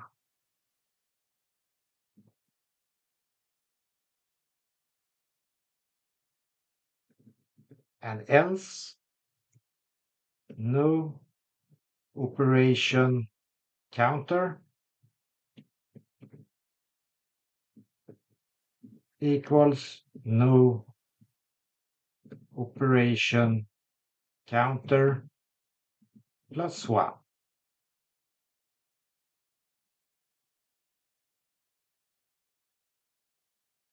So what we have here is an empty list which will describe our unique categories. We have a no operation counter which we intend to add 1 to every time we don't do anything at all in this program, which is a no operation. And we begin by using the for loop on our sort list. And we only ask with one if statement if the item, which is a string, is not in our list of unique categories, we will add the item to our list of unique categories. So we will append the item to the list. And if we discover a new item which we don't have in our list of unique categories, we will print the item plus the number in our categories, and we will count every occurrence of this item inside our sort list.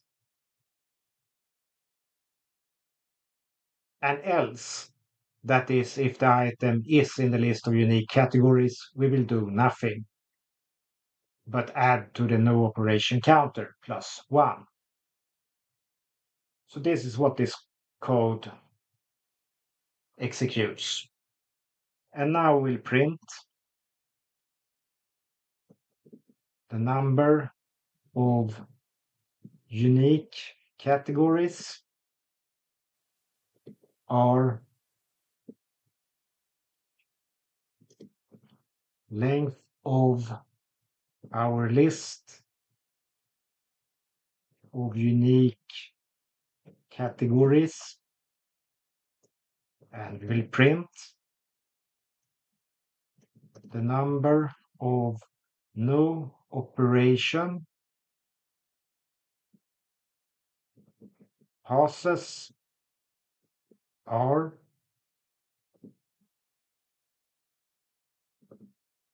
string no operation counter. And we will print the unique categories are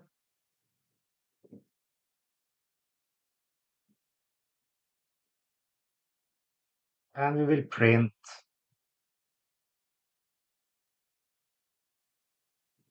the list of unique categories.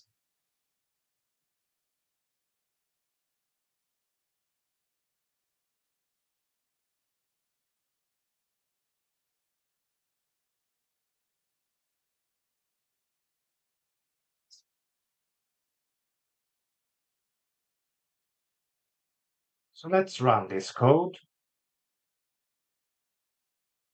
And here we can see that our code perfectly counts the number of low, medium, and high numbers. So we have 6 high, we have 5 medium, and we have 3 low. 3, 5, 6. And the number of unique categories are 3, low, high, and medium. And the number of new operation passes are 11. And this is related to the number of items, which is 14. And unique categories are low, medium, and high.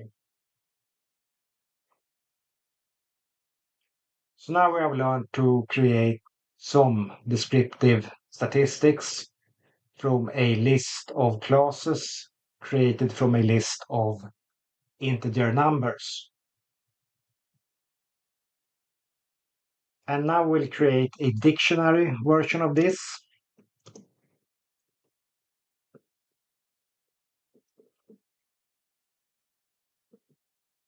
So we type descriptive statistics equals, and for word in our for list, if word in descriptive statistics, descriptive statistic word plus equals 1, else descriptive statistics word equals 1.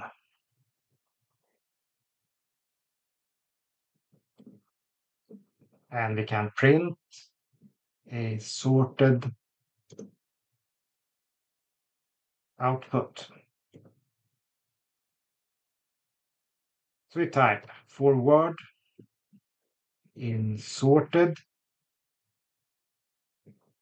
descriptive statistics key equals descriptive statistics dot get.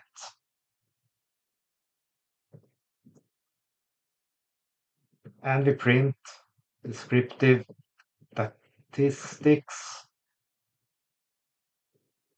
word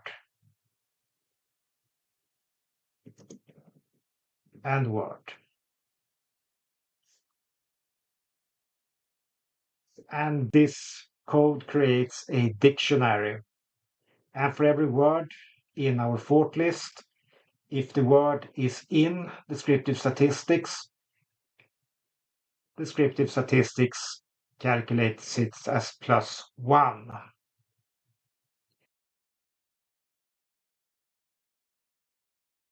And if the word is not in our descriptive statistics, we throw the word into the descriptive statistics and give it the value 1. So what this does is that for every unique word in our for list, we get the word as a key and the number of occurrences as a value. So every time a word is found, the integer value of 1 is added to the value of the key of the word. And finally, we sort this dictionary based on the keys, and we print the key plus value in tuples. So let's run this code. And here we can see that we have the number value of the key value pair, and we have it sorted from the lowest to the highest. So here we know that we have 3 occurrences of low, 5 of medium, and 6 of high. And which version of this is the best is a debate, and it depends on the size of the lists, the number of unique classes, and the purpose of the operation. There are also plenty of pre-designed statistics functions available in Python and libraries, and the code we showed in this video lecture is mainly intended to be pedagogic and to be very useful when you need to do something that is not covered or easily accessible in pre-designed library functions. So knowing these operations at the detailed level gives you the power to edit and tailor functions at a detailed level, and this may be very useful to know. So now we'll continue to the next part of this section of the video course, and in the next video you will learn how to create your own user-defined functions. And we look forward to see you in the next video.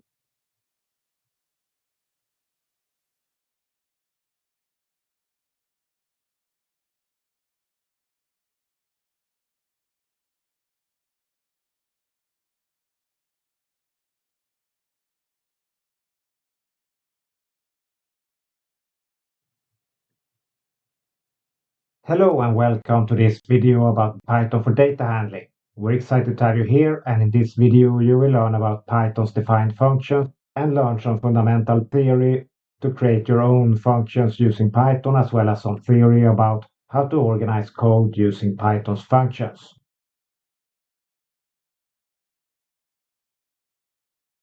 Defined functions are Python's way of organizing, modularizing, and reusing code efficiently.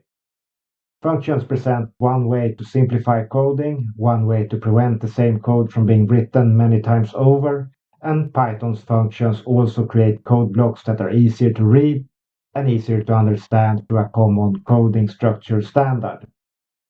In practice, this results in that our functions makes us able to write more readable code.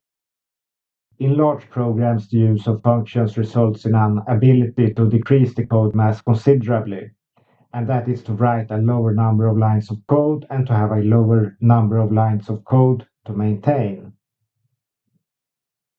Python's functions gives us the ability to test parts of the code individually and independently of the rest of the code, and this is very useful as we can make sure that different parts of the code function as intended without having to test an enormous amount of code every time. Combined with Python's dynamic typing, this is an extremely powerful and time-saving feature.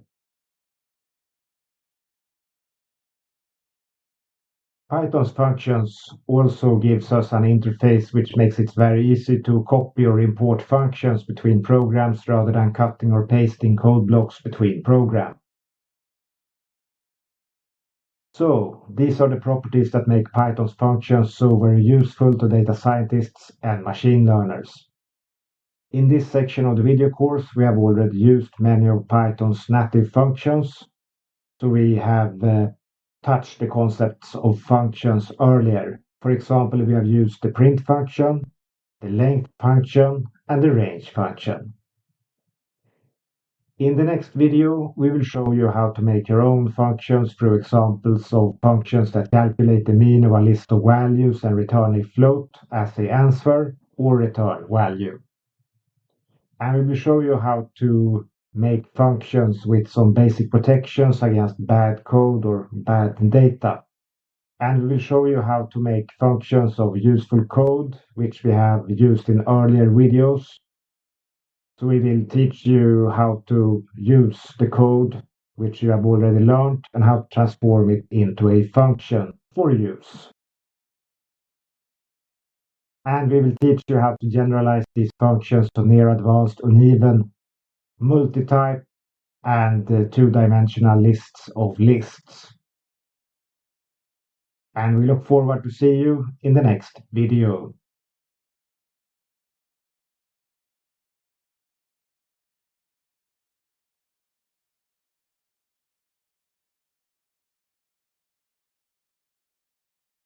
Hello and welcome to this video about Python for data handling. We're excited to have you here, and in this video you will learn how to code your own defined Python functions.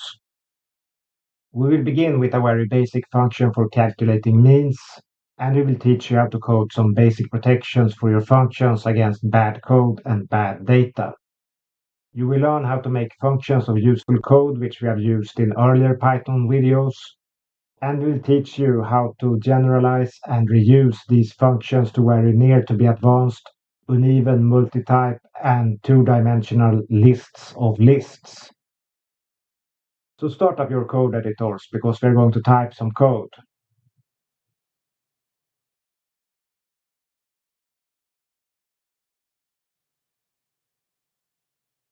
All right, having started our UtiliLabs notebooks, we will start by recreating our third list from the earlier examples. So we type our third list equals 3, 3, 4, 5, 6, 6, 7, 7, 8, 8, 9, 10, 10, 11. And we type for item in range of the length of our third list,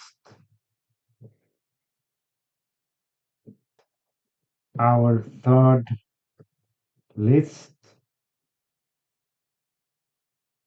item equals our third list item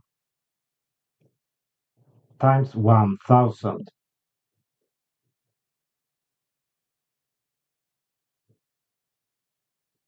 And we print our third list to check that the list was created correctly. So let's run this code. And as you can see, our third list was recreated.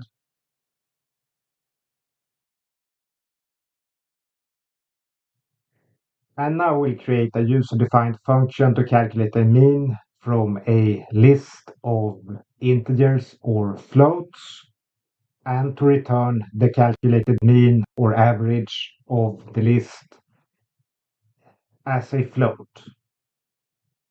So we will make our function definition and give the function a name, which we'll call calcmean, and we will give it a list as an argument, which we must send to the function in order to get our return after the calculations, which we will define. So we type define calcmean list equals a list,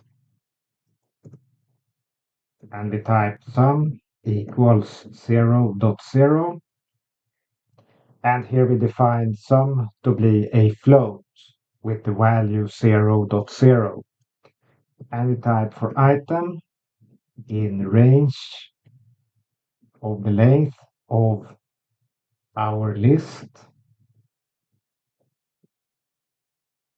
sum equals sum plus list item.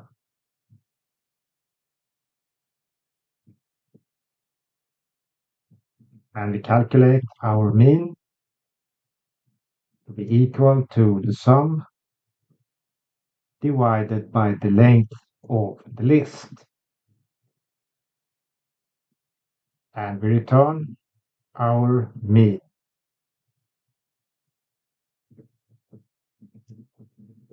We can use this function like this.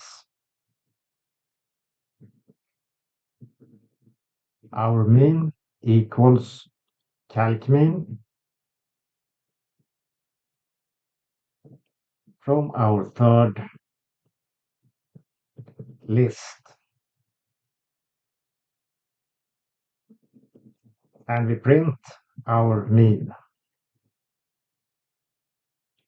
like this. So this function, which we defined with the name calcmean, which is blue, and has a list as an argument within the parentheses, first defines a float, which we call sum. And for every item in the list which we send into this function as an argument, we change this float to be equal to itself plus the value of the list item. And we calculate our mean as the sum of all items in the list divided by the length of the list. And we return this, our mean result, a float. So what we do here is that we create a float which is defined by the return of this calcmean function, and we print our mean. So let's run this code.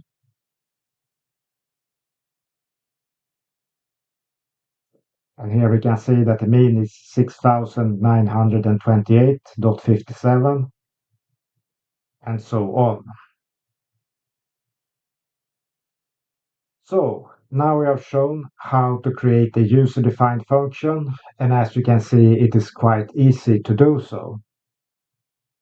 However, when we are doing machine learning and data science, we will not always have absolute control as we have over our own data and code. For example, in this example here, we know for certain that every item in the list is an integer, and we know exactly that the list has values, and we have an absolute control over both the code and the list and its components and values. In machine learning in particular, but also sometimes in data science, this may not always be the case. For example, we have code on data which we don't have perfect control over, or sometimes even little control over. And there are things which could happen. For example, that you could get different objects in the list. So you could have string objects in the list, and you could get a lot of things in the list. For example, you could have a list which is not a list at all, but defined as a list. And you can have a list which is a so-called non-object and not useful. So we must be able to acquire some control over the list and its contents. And we will show one way to create more control in this little extra program with the defined function with a small number of such controls. So this example will not contain all possible or necessary control types for every problem, but a few. And to exemplify this, we will make another function and call it calcmean2. And just as earlier, we will have a list as an argument. So we will type define calcmean2, and we have a list as an argument. And we will enter the first control if list is none. And our solution is to put our mean2 to be 0 in this case. So the first thing we do is to check if the list object is a non-object or not. And else we continue to calculate our function. So we type sum equals 0.0, And if the length of the list equals 0, we set our mean2 to be 0.0. Else, we calculate our mean for item in range of the length of our list.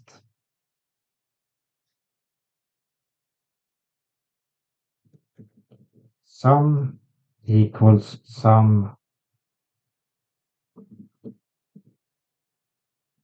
plus list item.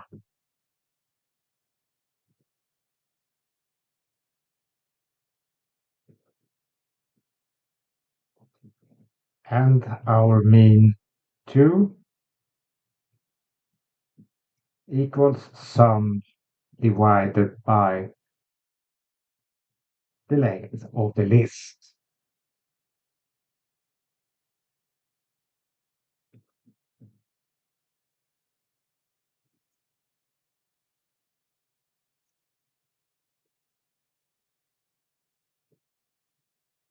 And we return our mean2.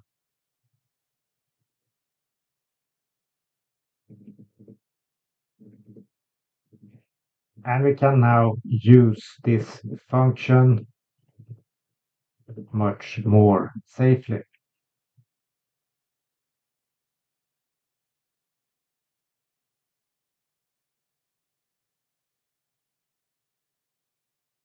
So what this function does is that the first catches non-object and the second one catches lists which are empty and don't have a length.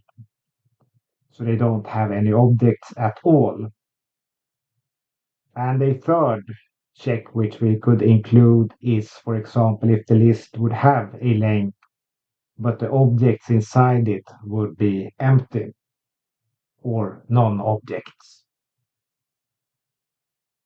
which could, for example, create a division problem exception when the division executes in our function.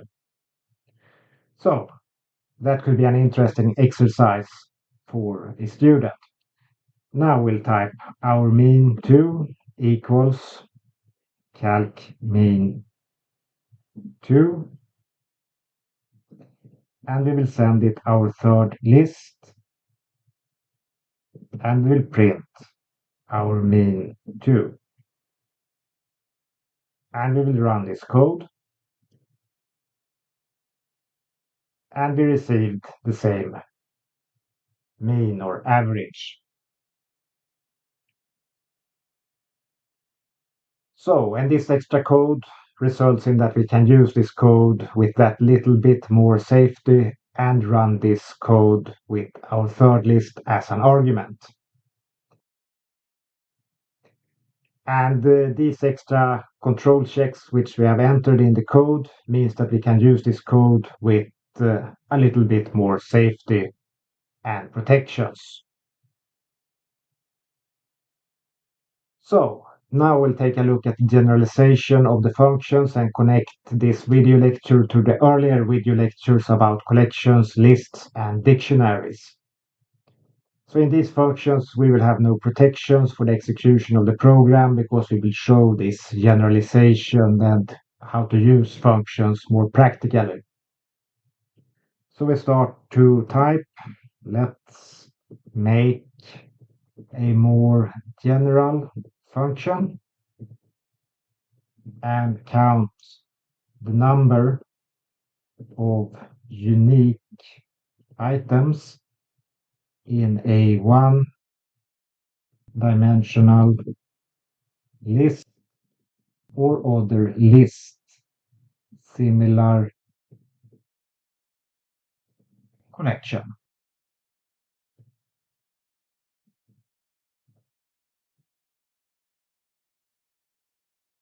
So we type define count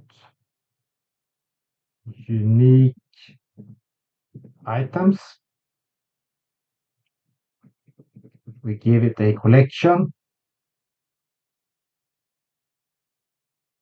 And we begin to create a return dictionary, which we call descriptive stats. And we define it as empty. This is a dictionary and the return item. And we type for item in collection.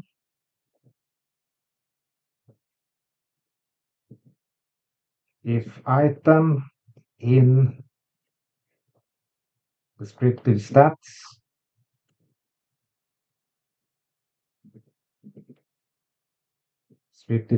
item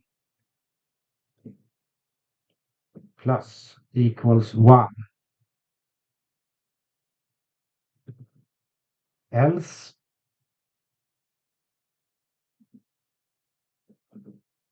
descriptive stats item equals 1.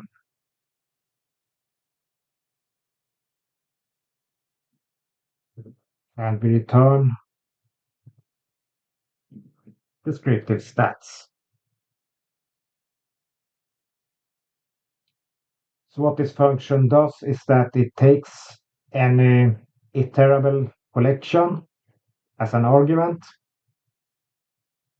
and it begins by initializing a return item, which is a dictionary in this case, and for every item in the collection, if the item already exists inside the collection, an item could, for example, be an integer in this case.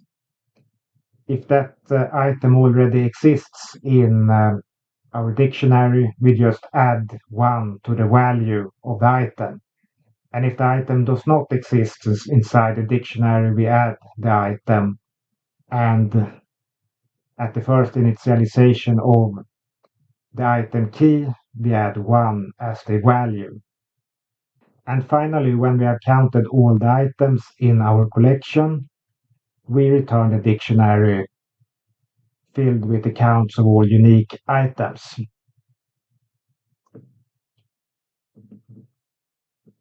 And we can use this function in many ways.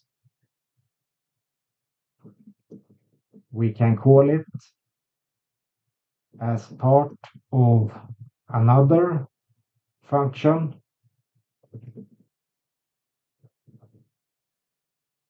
without explicitly naming or referencing the return object. So we type print count unique items, and we send it our third list. And we run this code. And here we can see that we have 3000 two values, 4001 value, 5001 value, 6000 two values, and so on. And we can name the return object, print and sort and print the output of the function. So we type descriptive statistics2 equals count unique items, our third list. And we type for word in sorted descriptive statistics2 key equals descriptive statistics2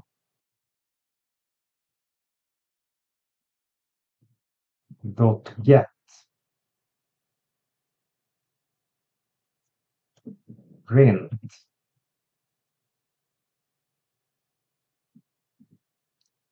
descriptive statistics to Word.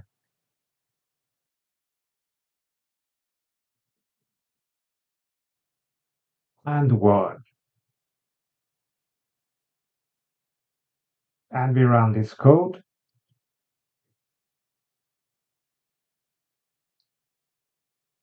And here we got the list sorted on the value of the number of counts of each unique item. So here we can see that we had one with 4,000, one with 5,000, then we have two, 3,000. And we can see that it corresponds to the earlier list. And we know that this is a correctly constructed dictionary of the counts of unique values.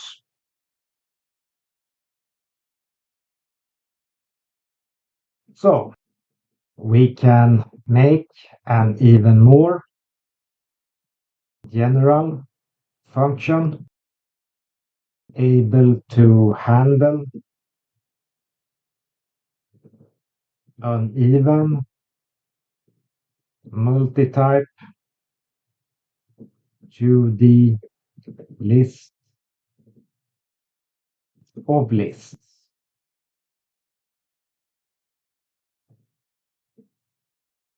And we can show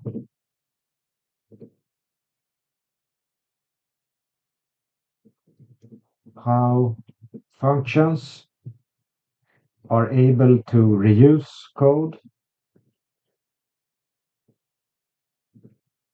and lessen the number of lines of code necessary for a program. And we can create a special 2D uneven multi-type list of lists. So we type our special list equals 139. We have 3 items in the first list. We put a float, a 3, a 9, a 9, 4 objects in the second list. And it's a float, integer, and string.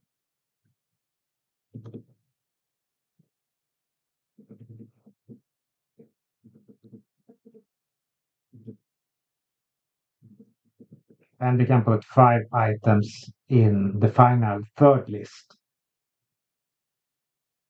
So here we have uneven lists. They have different lengths, but they all are placed in the same special list.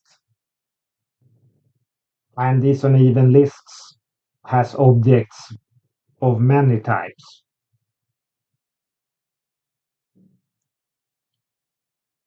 So we can print our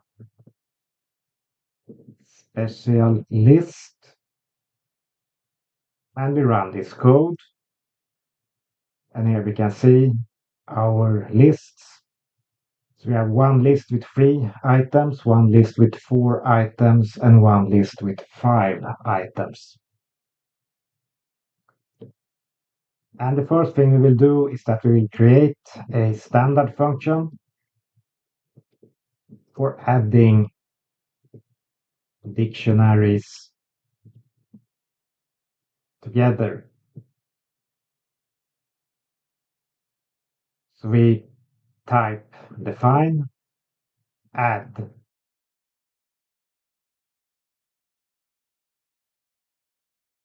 dictionary A and dictionary B.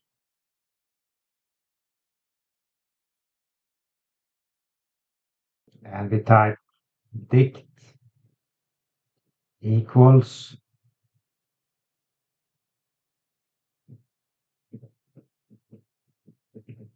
key, dictionary A,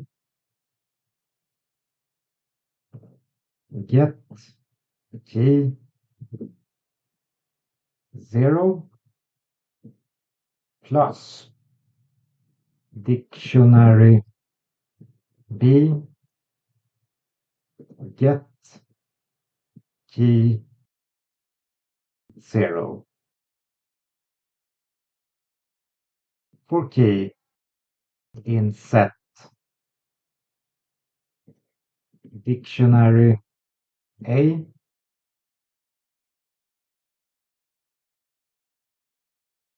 set dictionary B, and we return a dictionary. So what this function does is that it adds two dictionaries together wherever the keys connect to each other. And this is a very useful function. And now we'll show how it works. So we type create a function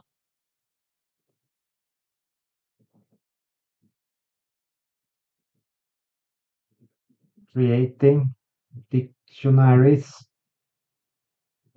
and adding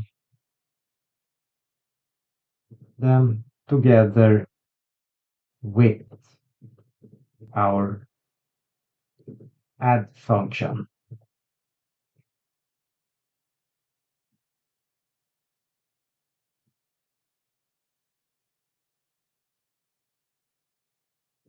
Create a function for creating dictionaries,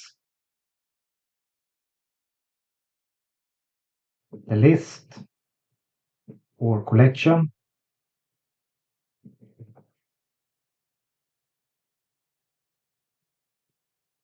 and use our add function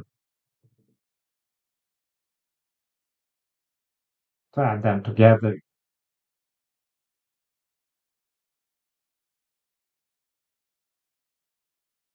So we type count unique items to collection, and we have a dictionary of unique items.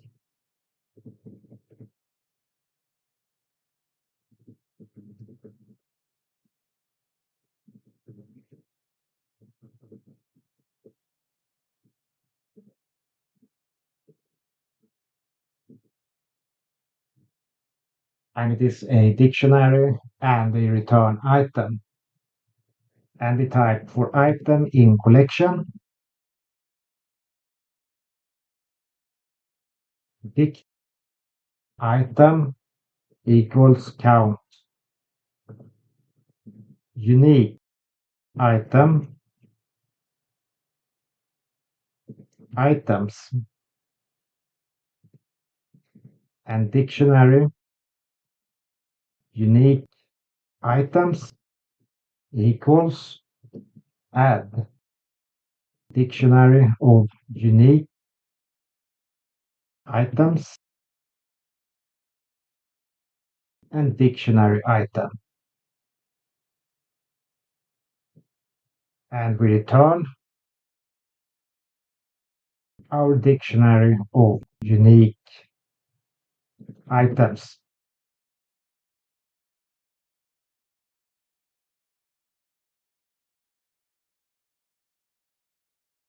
So here we have three very interesting functions, but you can only see two functions right now. So first we have the support function, which adds two dictionaries together based on the set functions on the keys, and returns a dictionary with these dictionaries added together. And the second function we have is a count unique items too. And you can send almost any type of collection into it, if it is, for example, a list of lists. And it will use our earlier count unique function to count every list or collection item which is sent to the function inside the first list, and add all these items together and return them as a conjoint dictionary counting all unique types inside this list of lists with these three lists of uneven type and with many different objects inside the lists. So now we'll use these functions. We type descriptive stats equals count unique items 2, and we can send it our special list, and we type for word in sorted the script stats key equals script stats dot get print the script stats word and word.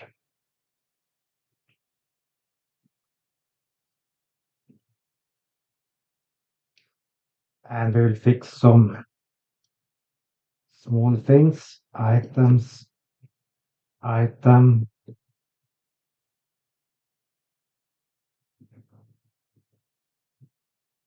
the parentheses. So let's run this code. And here we can see that we have one float number. We have one string 6. We have 2 ones. We have 2 4s. We have 3 3s. And we have 3 9 strings.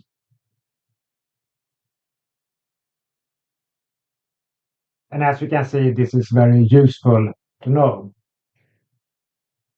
So now you have learned how to create your own user-defined functions, and you have learned how to create some safety barriers for the execution of your code. And for example, you have learned to protect yourself against empty objects, against non-objects, and against some anomalies that may create exceptions and similar problems, and which could crash programs for a particular function, such as the division function, for example.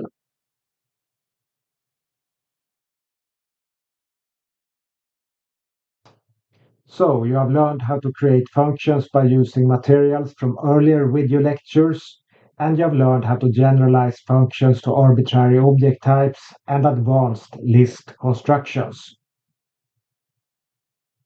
So now it is time to congratulate you for having learned to create your own functions. And this is very useful and very powerful knowledge. And we look forward to see you in the next video.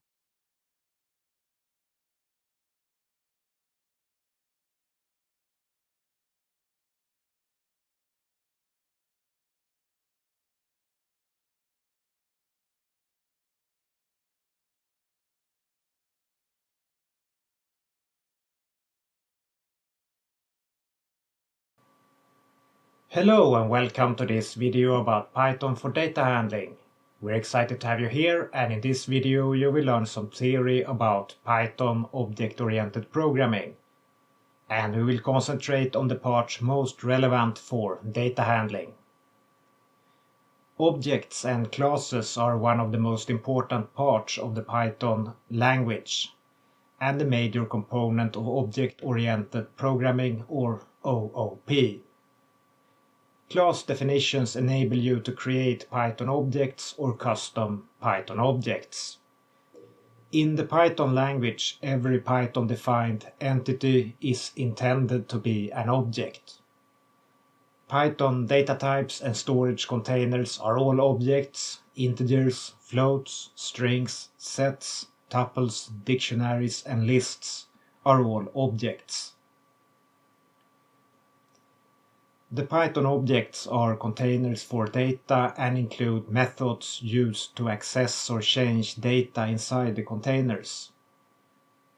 Objects as containers for data and enablers to change or not to change that data are therefore of central importance to data handling with Python.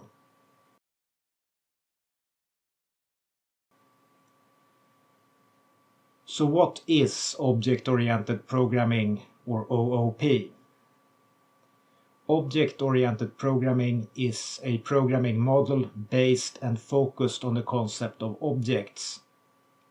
Objects containing data and code and sending messages to each other. These objects are the tools used by the programmer to achieve the goals of the program. The object orientation programming model creates many benefits, such as a flexible ability to model or divide code, or to divide coding work into parts. Object-oriented programs are considered to be reusable, scalable, and efficient.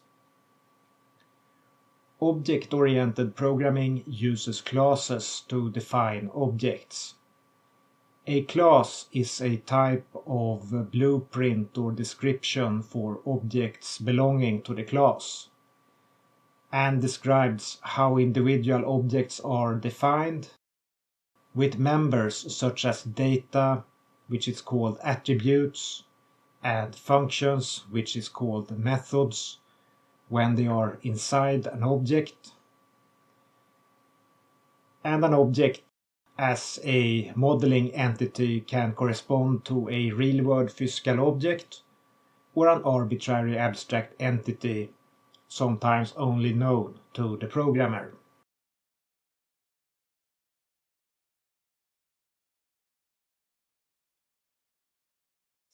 Now we are going to talk about object-oriented concepts. A created object belonging to a class is called an instance of the class. A class may have a finite or any finite number of instances of itself, all with different values of data objects inside the object.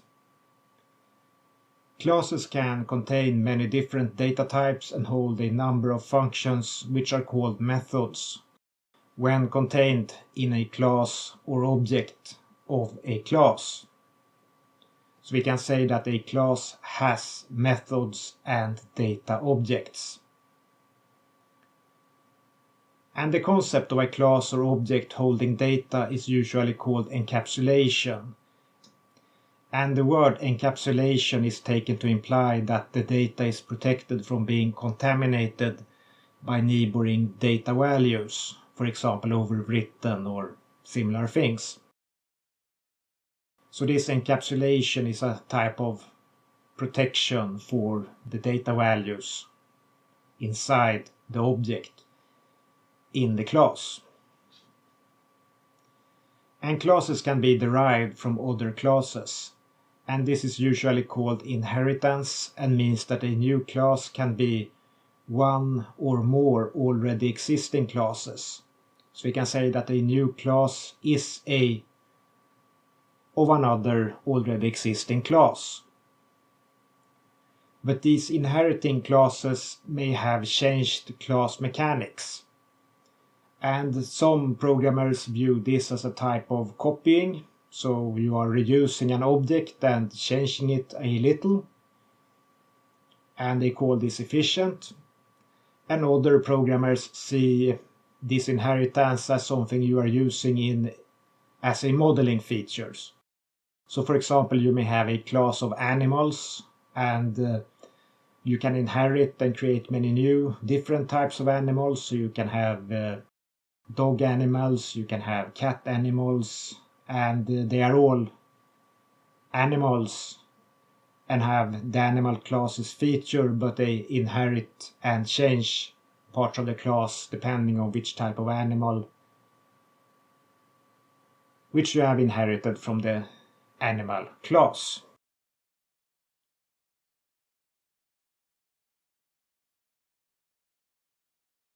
So, classes derived from another class may have different methods than those in the base class, and we call this feature polymorphism of the classes. Classes may also contain many different versions of the same methods, but with different arguments. And this feature is called the class polymorphism. Classes may contain other classes. For example, a class may have a data object encapsulated inside the class. And these data objects may, for example, be integer objects or custom objects, lists, or they could be many combinations of objects. There are no limits to how many objects you can hierarchically place inside a class, for example. And in many object-oriented structures, these hierarchies between objects can often be quite complex.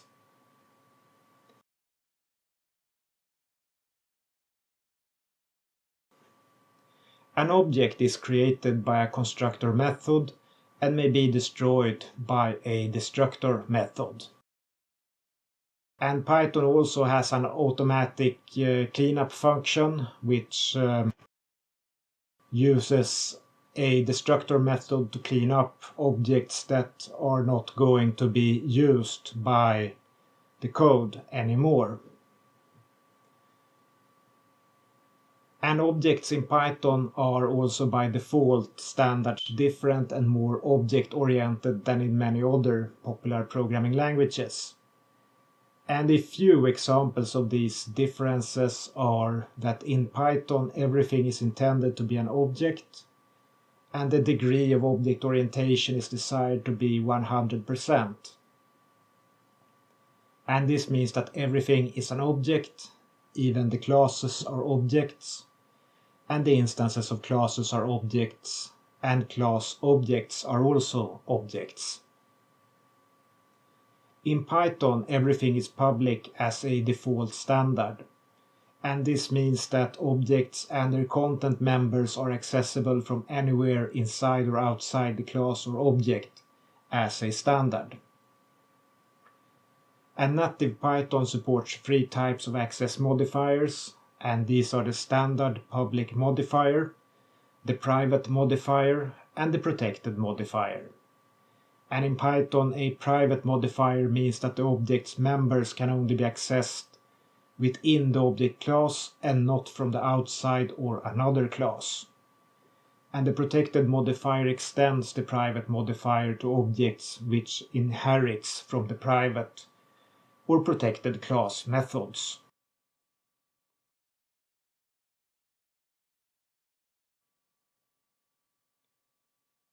So what is the object's importance in data handling processes? In data handling processes, the data, values, data structure, results, models, and data quality are of importance to the data handler, regardless if the data handler is a data scientist, machine learner, AI, employee, programmer, extract, transform, load developer or technician, an engineer, an architect, or other end users such as analysts, economists, statisticians, mathematicians, or researchers.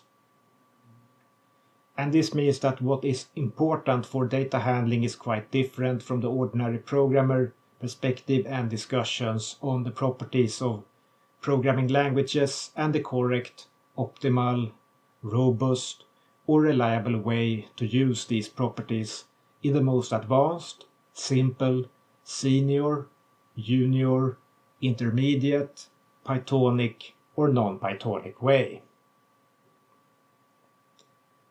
Sometimes these different properties of importance and the evolution of constructs may be at odds or competitive with each other.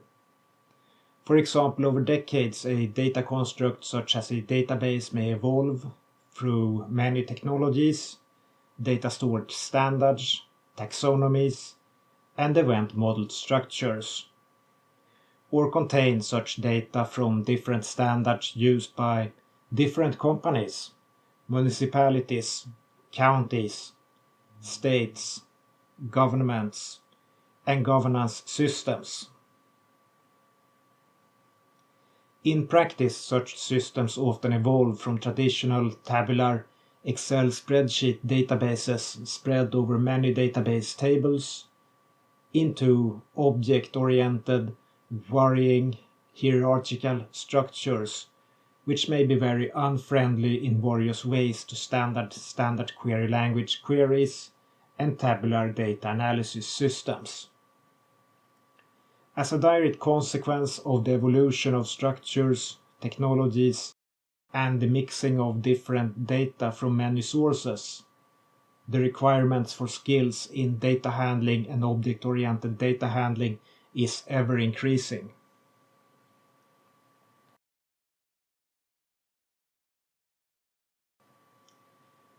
This video course is affected by these facts and will be about learning adaptable skills rather than teaching you to use a few standardized templates mostly useful for tabular databases. We will concentrate on classes, members, data and functions and methods, the serialization of objects for storage, how to load and save objects and similar data handling tasks. The main intention is to teach you Python native object-oriented data handling skills that will make you able to move your data from a structure or file to your control within native Python to make you able to use your data as a data scientist, analyst, or machine learner. So, in this first video, you have learned some theory about Python's object-oriented programming for data handling. In the second video, you will learn to code object-oriented programming with Python with the intention of learning you to handle object-oriented code and custom objects within the ambit of data handling. In the third video, you will learn more about saving files in Python and the practical process of converting custom Python objects to tabular form and saving files into CSV and Excel formats, as well as loading such files to Pandas data frames. And we look forward to see you in the next video.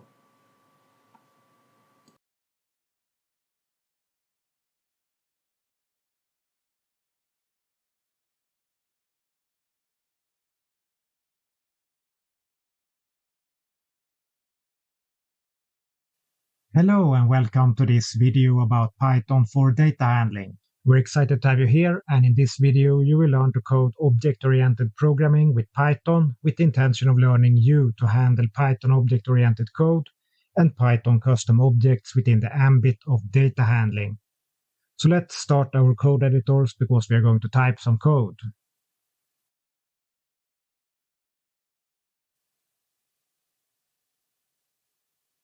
Alright, having started our YouTube Labs notebooks, it is time to write some object-oriented code.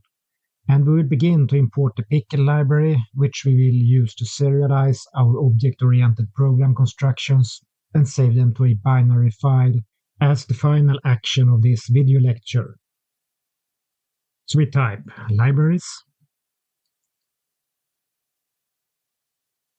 import pickle, and remember the Mailcat example from the dictionary. Video lecture. We will reuse the Mailcat. We type class Mailcat object and we define it as init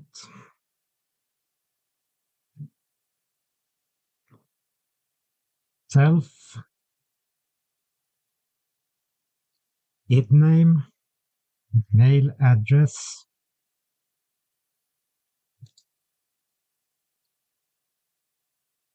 and list items.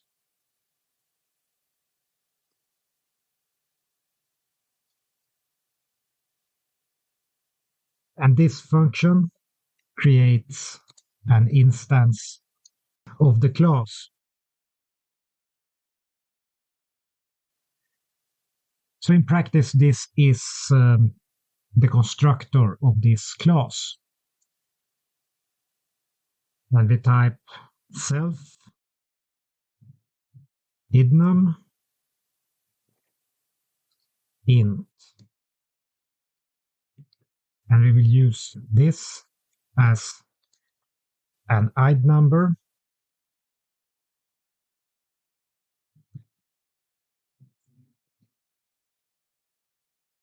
in terms of identifying this object among all other objects of this class.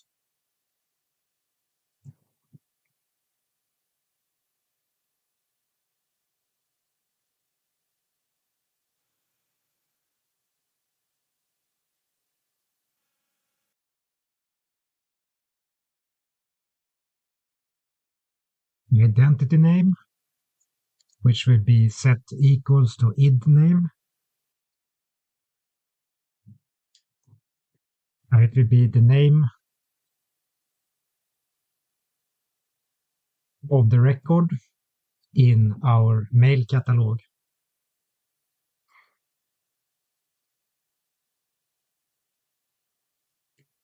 And we will have a self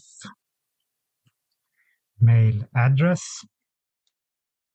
which will be equal to the mail address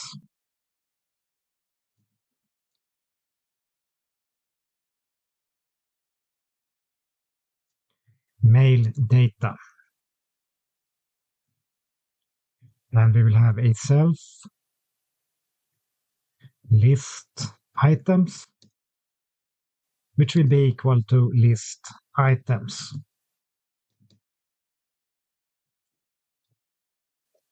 And this is a list of arbitrary data items or objects.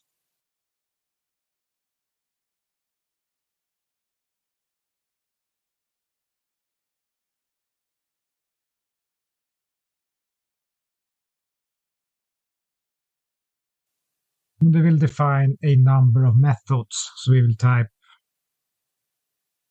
define get identity name of yourself.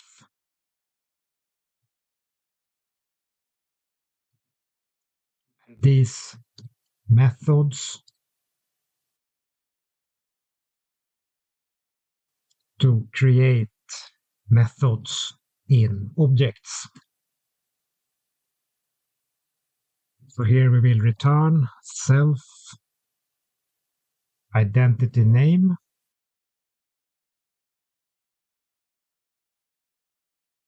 returns a string. So if we call this method, the object will return its identity name.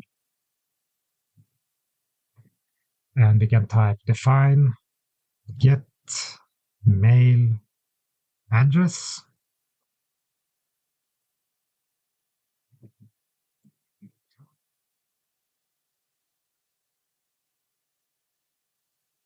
And it will return the string which corresponds to the mail address.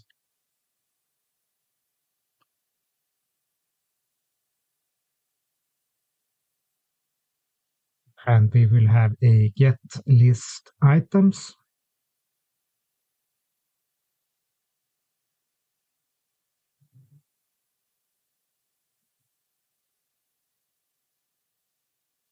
Which will return a list of arbitrary objects or items. So we return self list items.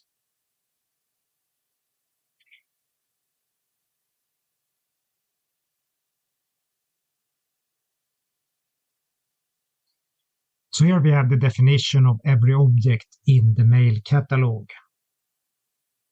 So we have data values and we have methods or functions. And now we will create a class which we will call mail cat collection with a dictionary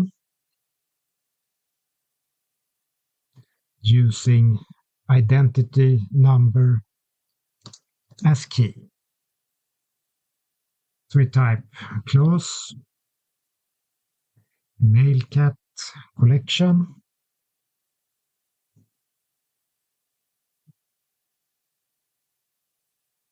and we define init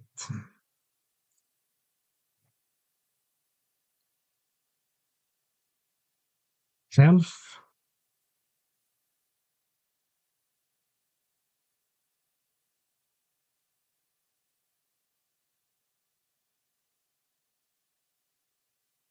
and upon its initialization or instantiation it will create a dictionary with identity number as key and mail cat objects as values. So we type self index counter equals 0, and this is the first key number.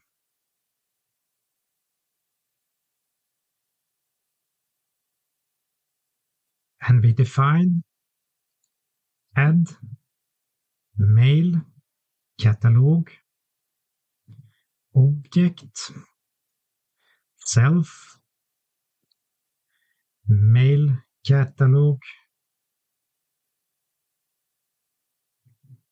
object. So here we create a method which creates objects for this dictionary. So we type self index counter plus equals 1. And this creates the next identity number to be used with the dictionary. So here we create the key which we will use for the object which we will create and put into our dictionary.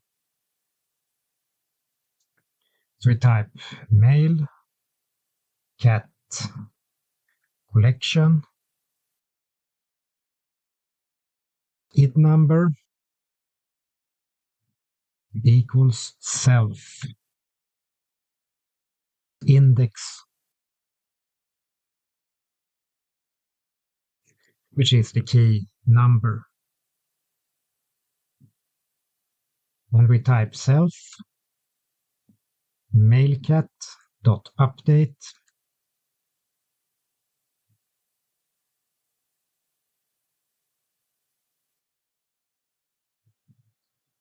Mailcat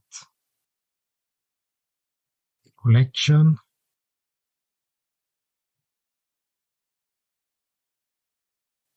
identity number, and the Mailcat object.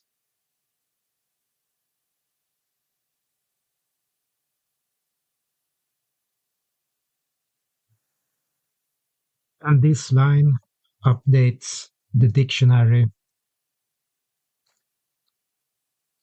with a key and value.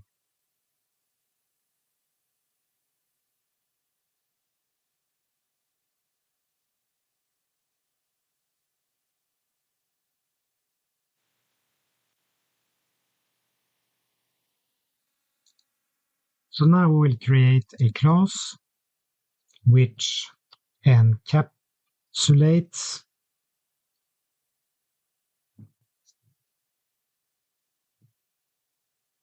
our mail catalog, adds 4 start entries into the Mailcat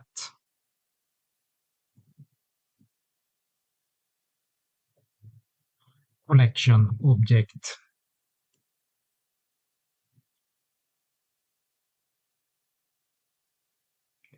Named data.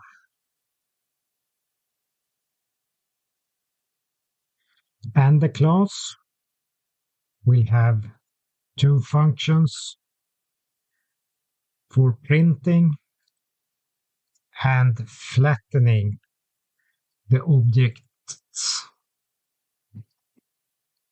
data. So we type class create catalog,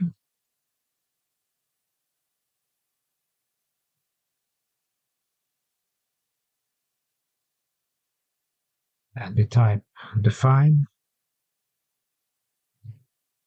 init self, and the self dot data equals our Mailcat collection.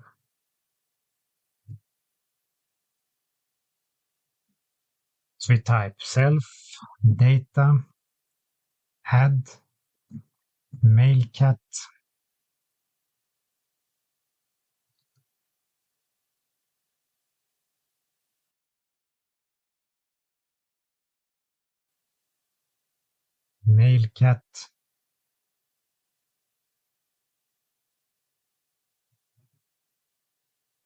object Joe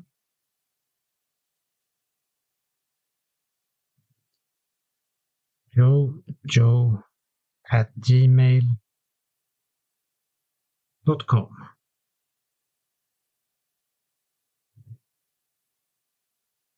And we give him a list 1200 99.3 0 float 0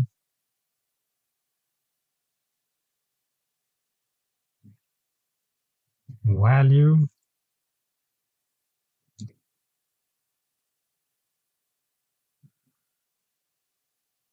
completion percent.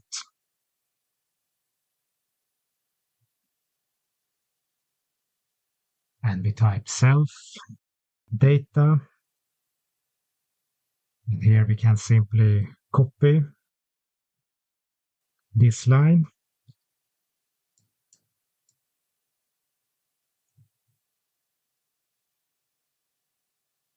and we type Anand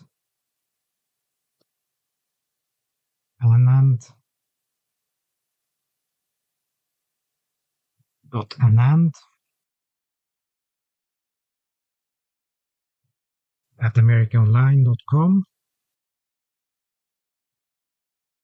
and we give him a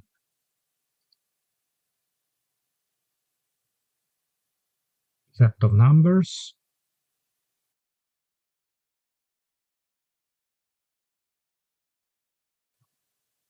and a set of strings.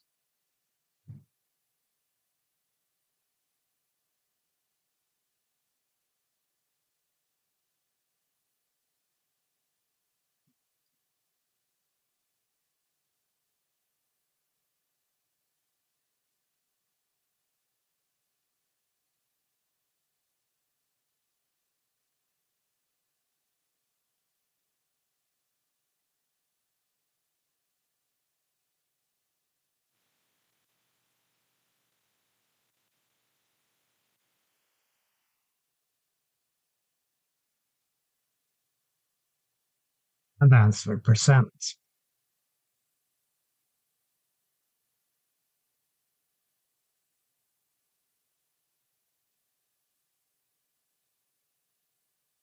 And we close that command.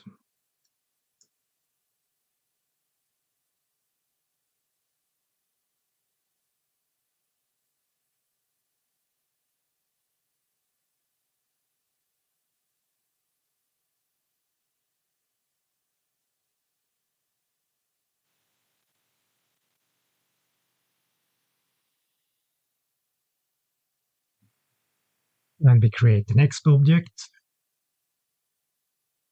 which is Lisa.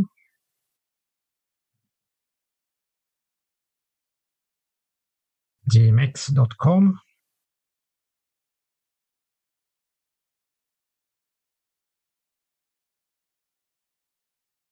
We give her some numbers.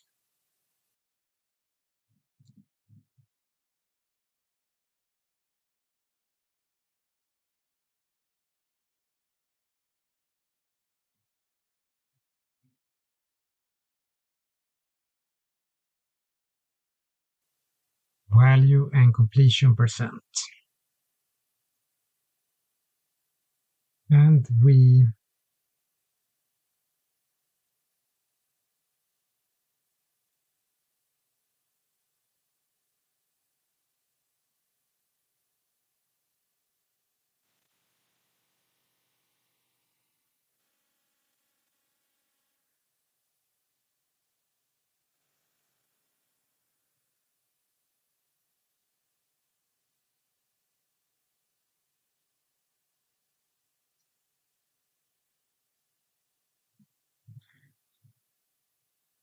have Mohammed.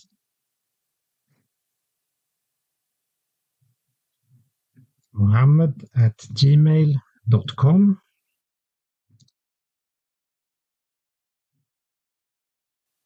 And he has the value 1700, 82.3.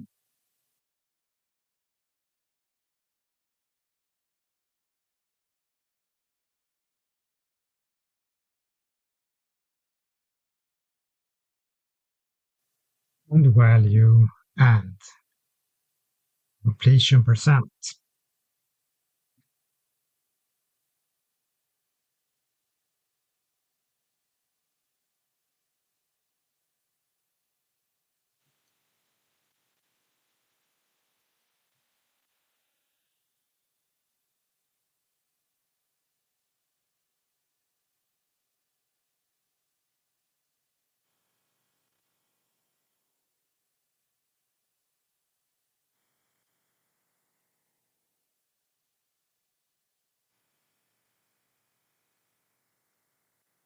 Like this.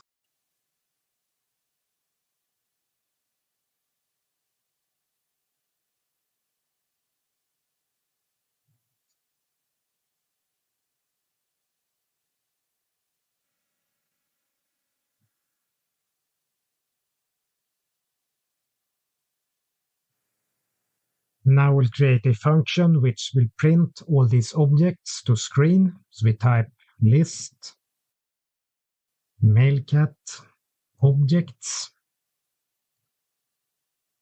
self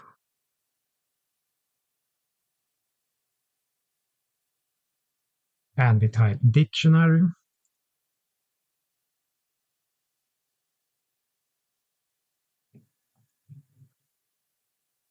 equals self.data.mailcat.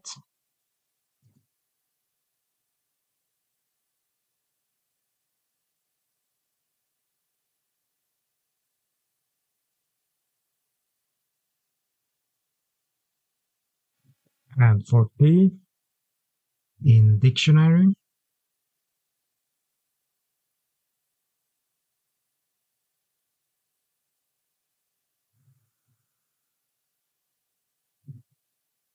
male equals dictionary dot key, and here we get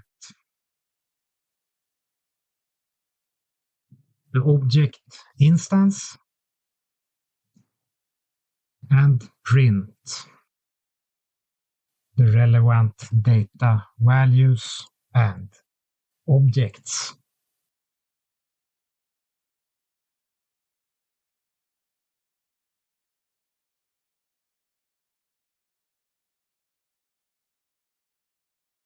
So we type print mail id name mail.mail address and mail.list items.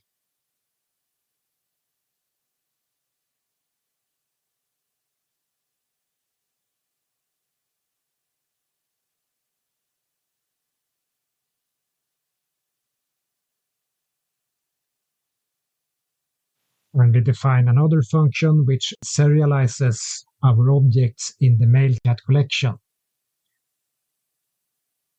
So we type serialize mailcat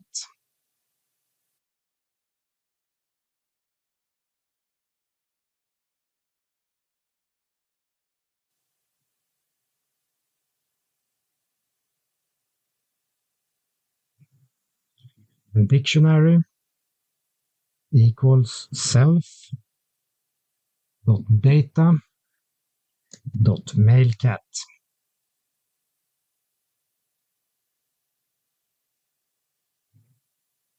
And we create a return list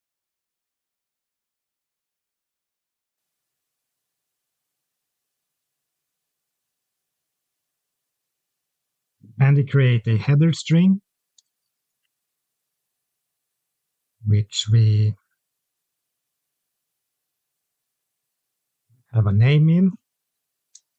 We have a mail address. We have a integer 1. We have a float 1. We have a integer 2. A float 2. A string 1. A string 2. A string 3. And a string 4.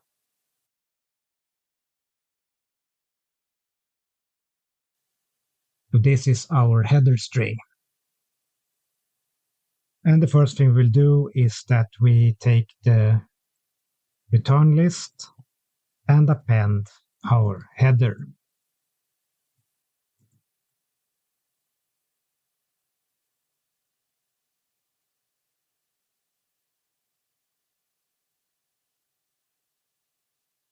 And we type for key in dictionary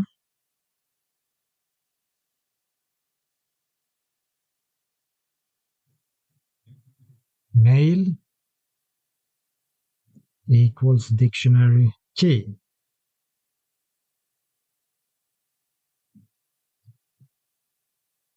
And here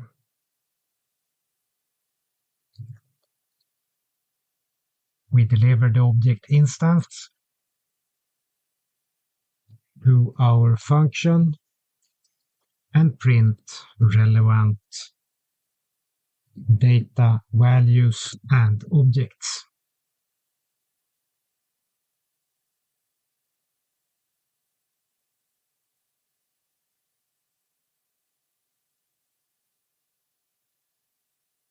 We type list string equals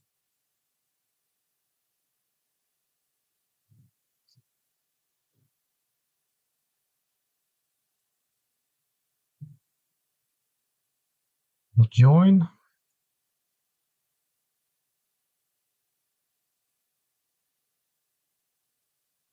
string, item, for item in mail.list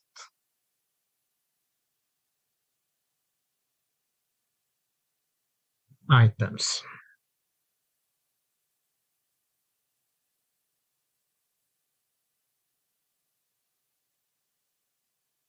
And we type mail string equals string mail id name plus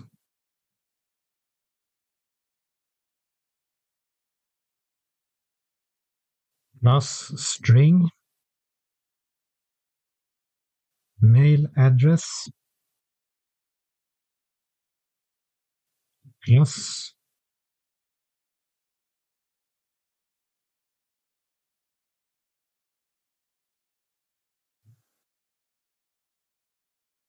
string.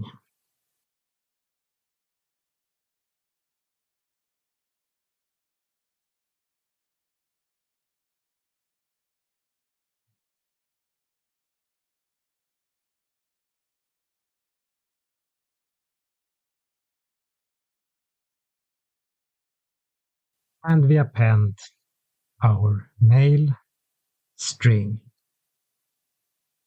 dot split.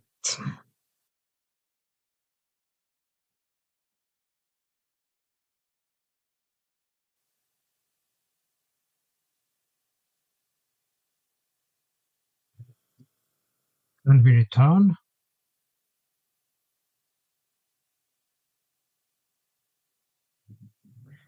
return list.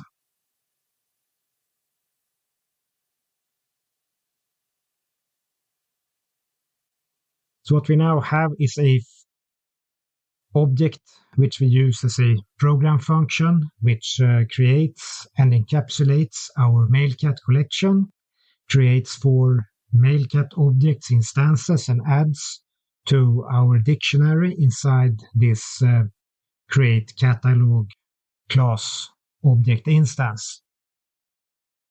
And inside this object instance, we have 2 functions, one for writing all the content of our dictionary with mail catalog objects to our screen, and one which serializes the data in these objects for use in analysis or to save with certain files.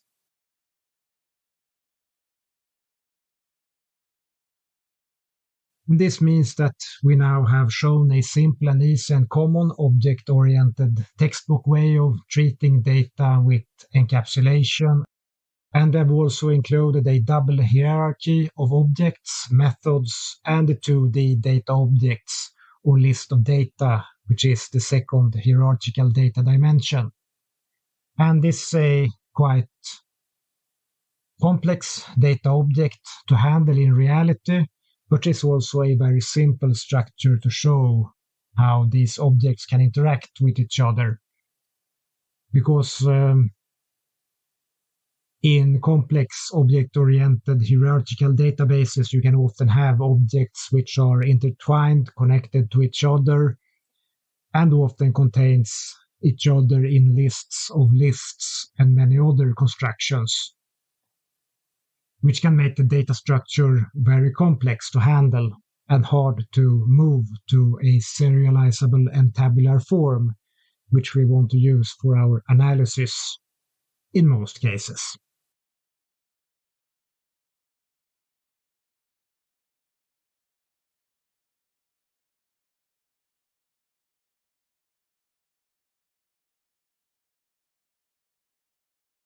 The catalog, and show how to make the catalog object serializable for file storage and analyzable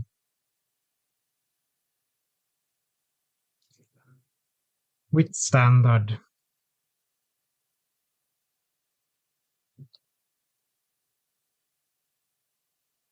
Programs and libraries expecting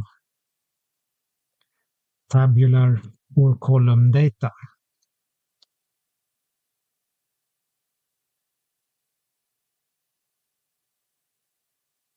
Let's type mail C equals create catalog, and we type mail C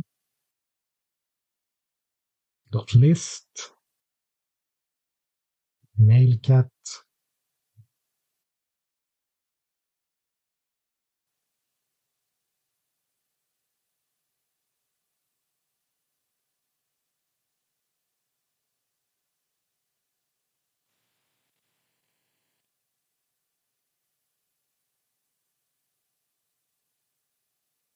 like this.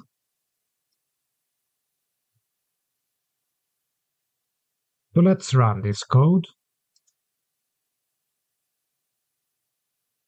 And here we can see the objects printed to screen.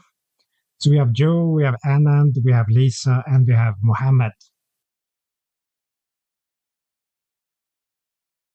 And now we're going to use the pickle module, and the pickle module implements binary protocols,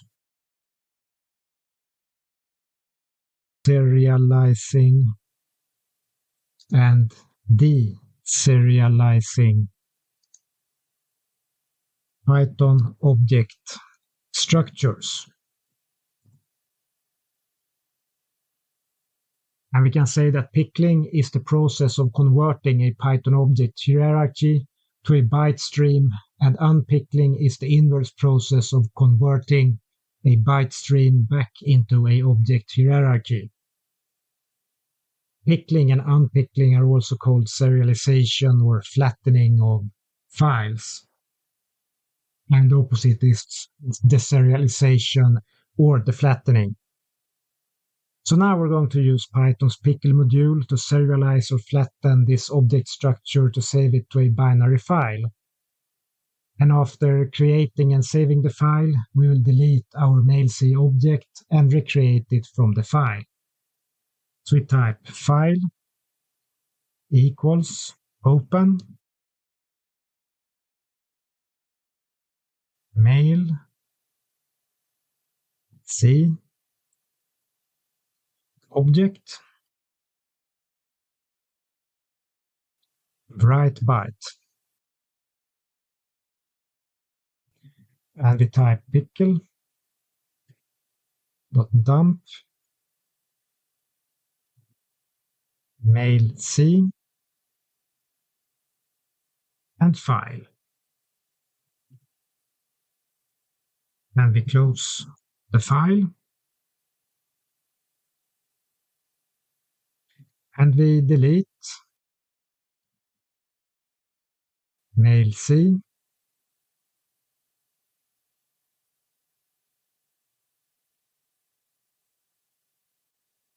So the first line of this code opens a new file, which we have named mailc object, with a write byte stream,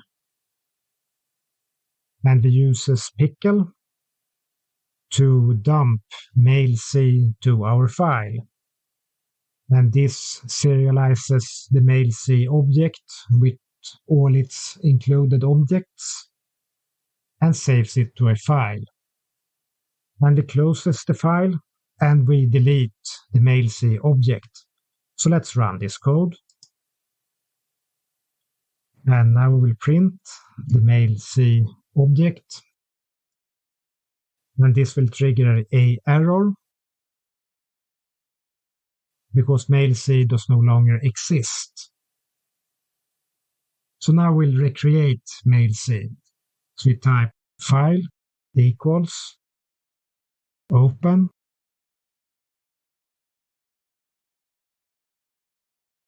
mailc object,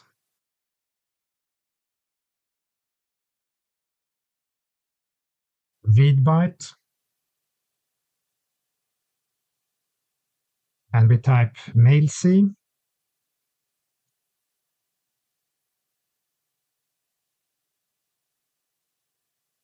equals pickle, and we load the file.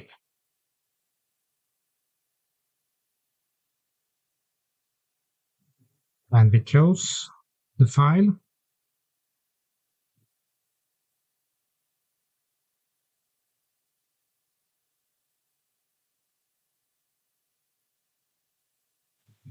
And we test that the mailc object is recreated by printing the objects to screen using its function.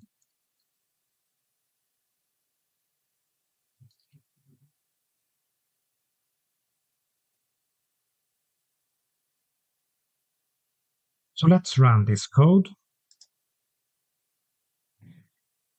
And as you can see, our object has been recreated with its entire structure, data, and methods.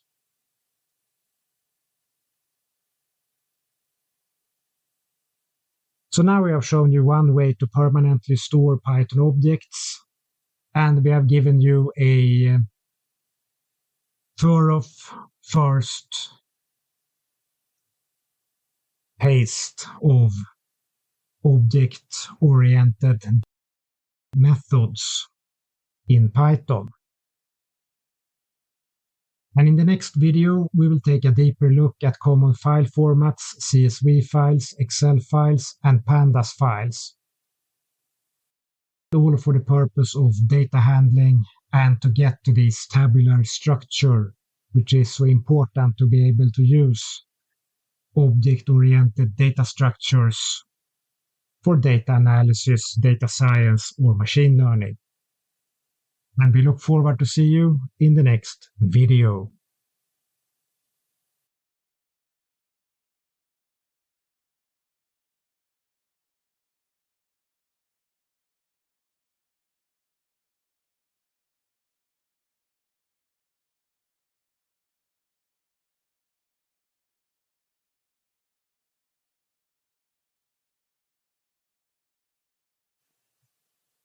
Hello and welcome to this video about Python for data handling. We're excited to have you here, and in this video you will learn about saving files in Python and the practical process of converting custom Python objects to tabular form and saving files into a CSV and Excel formats, as well as loading such files to a Pandas data frame. This is one of the main purposes of data handling and enables the execution of proper data science and machine learning with many standard libraries and tools. So let's start our code editors because we're going to type some code.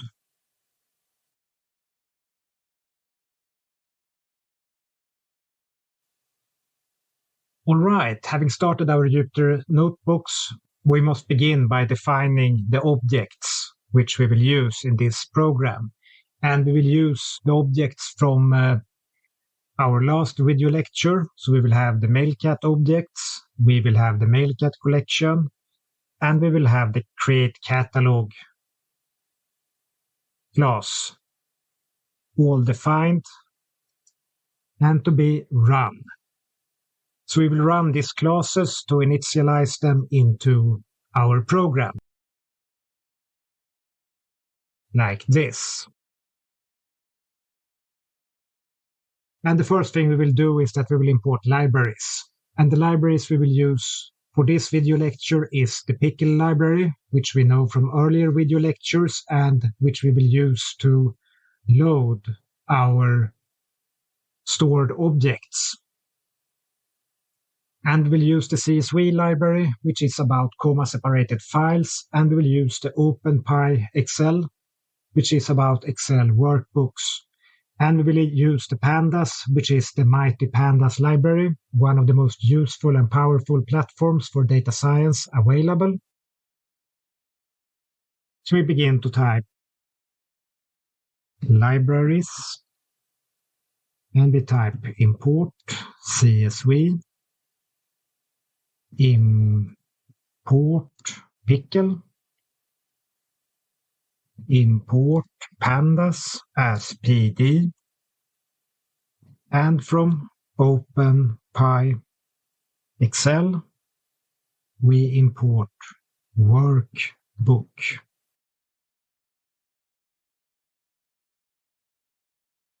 And we begin by loading our mail catalog from our pickle file. So we type file equals open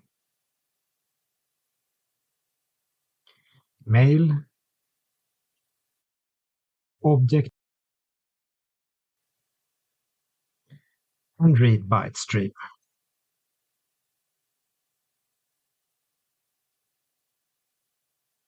Pickle,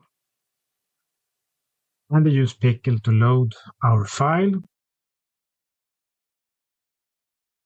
and we close our file. And to check that our object has been restored, we type .list mail catalog objects, and we run this code.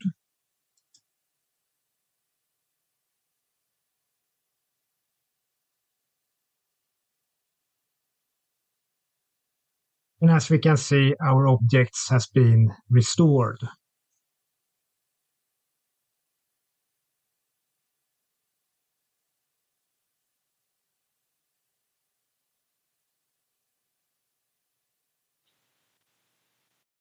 Having restored our mail catalog from a file, we should take a look at common file formats such as the comma-separated files and Excel files.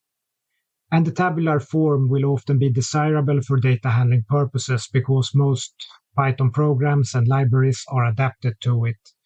And that is around 99.99% of all code you will ever run unless you work at a company which uses specially adapted code and repurposes the code for special data structures. So the comma-separated file, or if unsuitable, another separator, is a stable foundation for conversions between formats and programs. So let's begin by flattening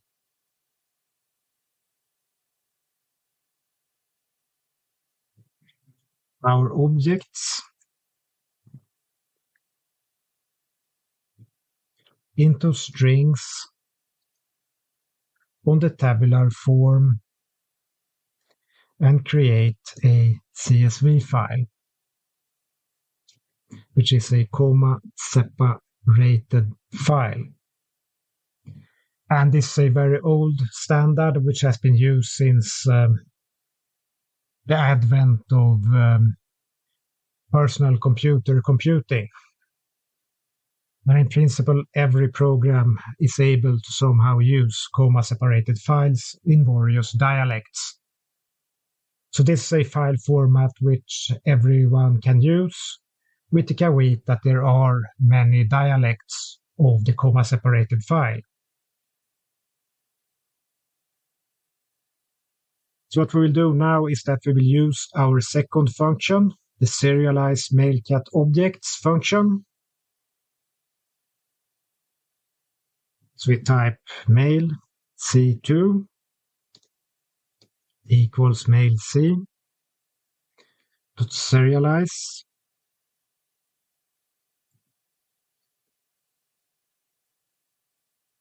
mailcat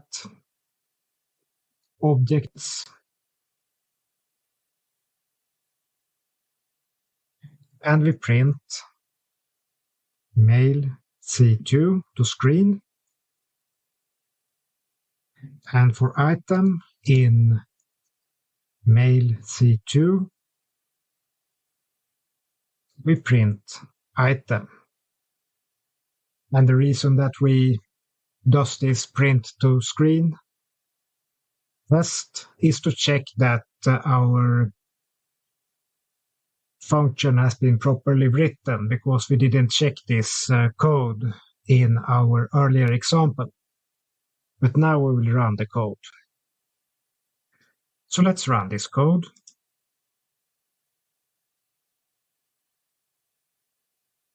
And here we can see that we have the header first.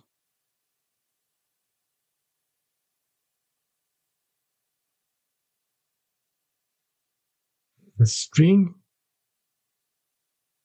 So what we can see here is that we have a list of lists in the first here, and that every object has been serialized into a list of strings. And this appears to have been executed flawlessly.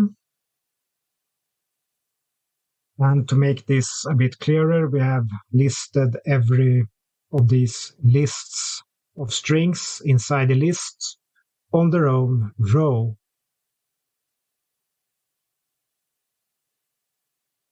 And one intriguing feature with this particular construction is that we have a 10 variable file, but 3 of our 4 rows, 4 non-header rows, have only 8 variable observations. And this is a very common trouble with some computer programs.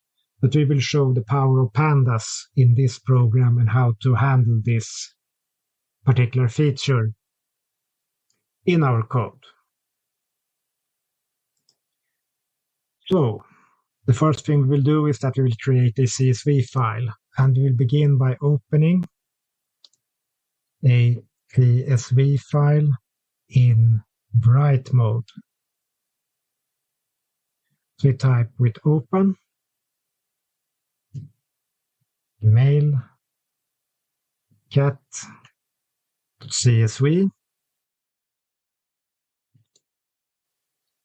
write mode or double view, and new line equals standard dialect. And we open this file as a CSV file.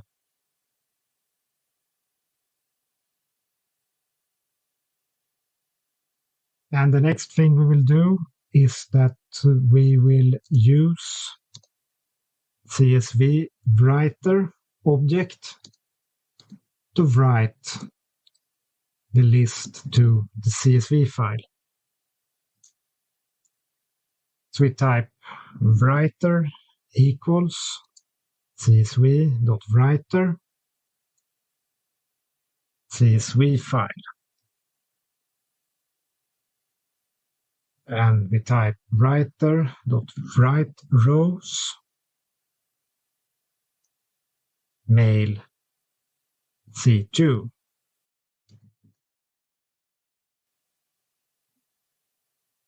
And use write row for a list of single strings and write rows for list of lists.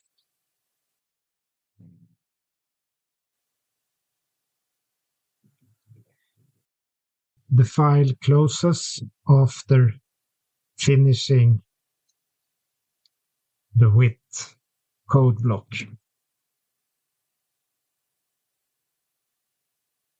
And we can say that this CSV file has a tabular form and is useful for direct use with most libraries and programs.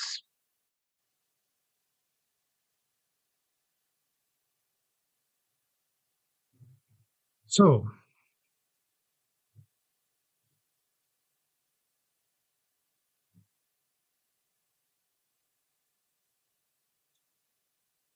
This code shows how to convert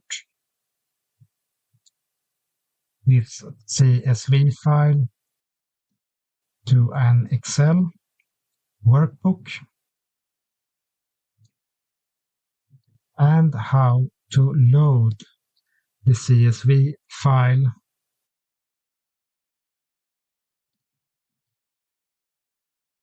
into a Pandas data frame.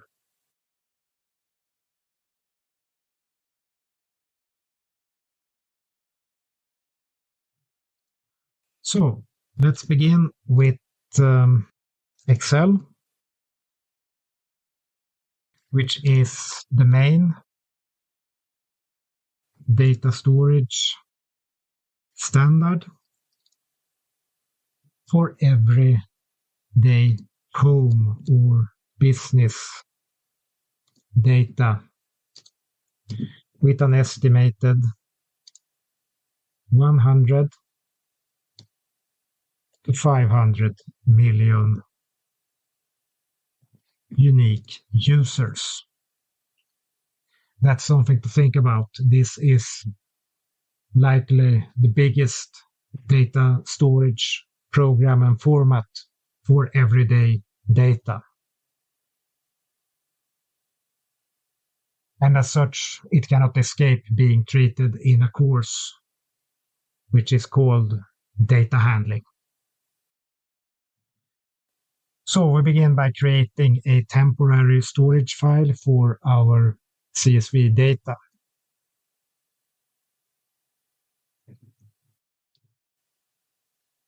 Temporary storage.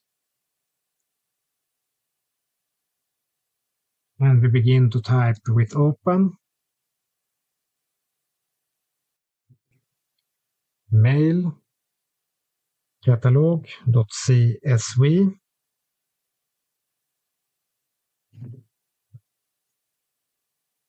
Read.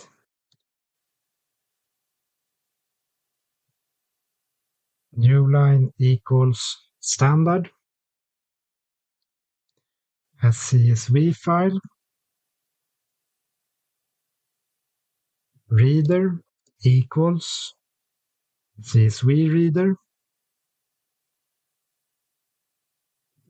CSV file. And for row in reader,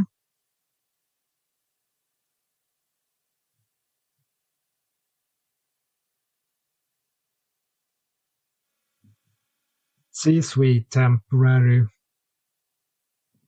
append the row.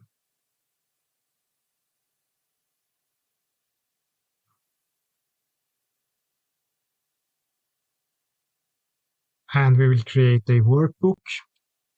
We type workbook equals workbook.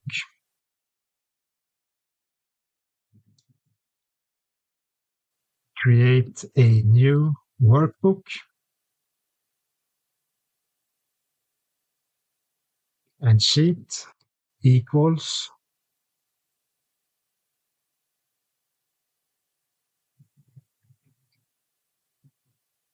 workbook.active.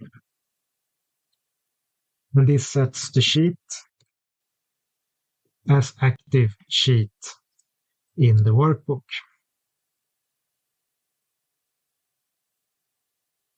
And we type for row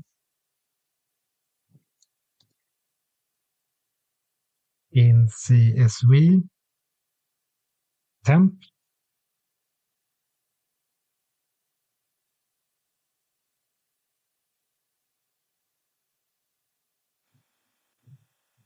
sheet append row.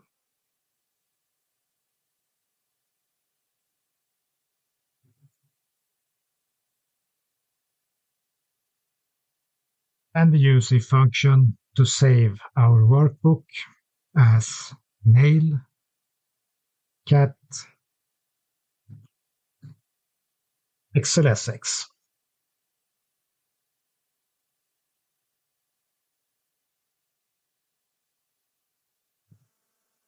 So let's run this code.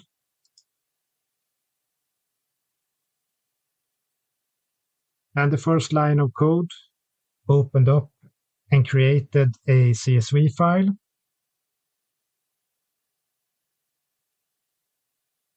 And we wrote our serialized object, this object, to the CSV file using the write-rows method. And the second thing we did was that we opened our CSV file and we created a temporary reading from the entire file. And we stored the temporary reading in a Excel workbook file.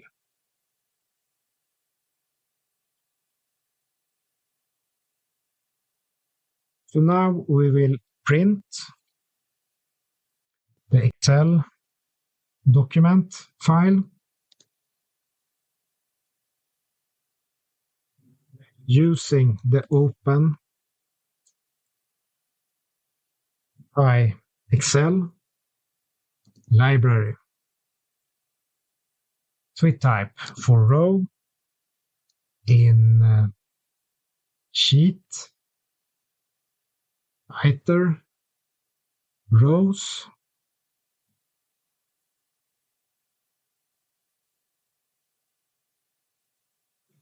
row list equals an empty list. And for cell in row list and string cell value plus an empty space. And we print row list.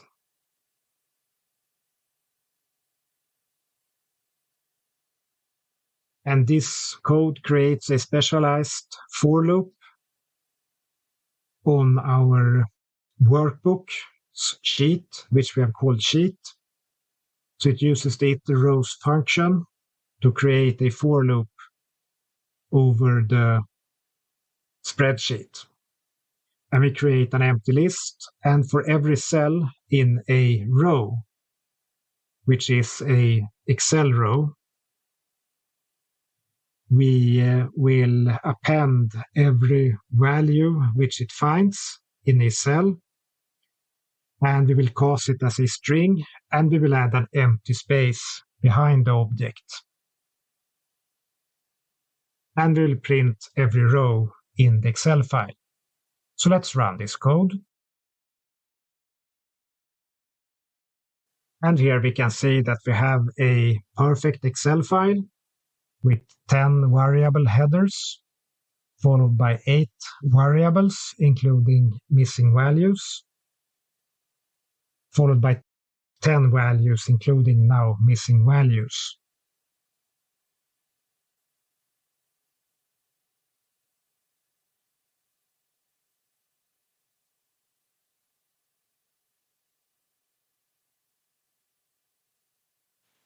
And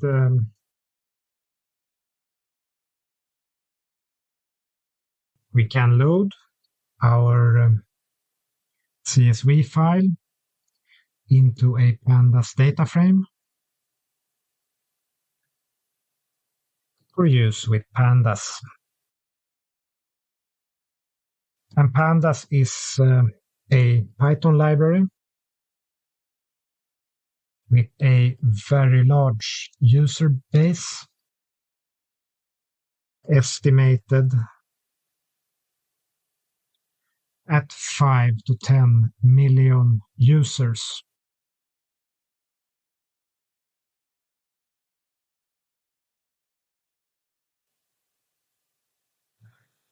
And Pandas is considered to be an Excel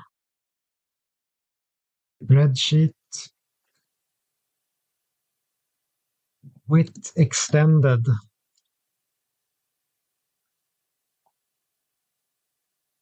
capabilities for data science and all types of machine learning.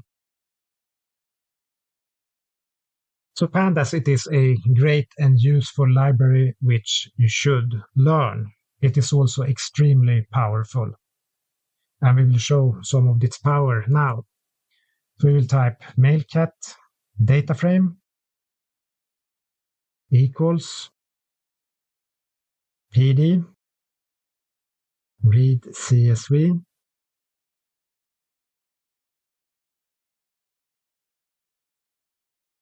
mail cat.csv delimiter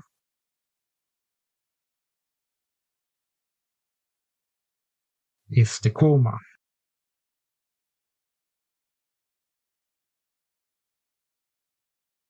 And we print our mail cat data frame to our screens.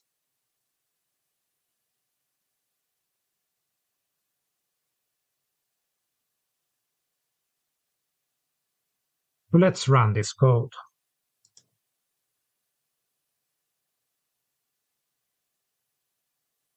And here you can see that we got a data frame print with, in principle, one line of code.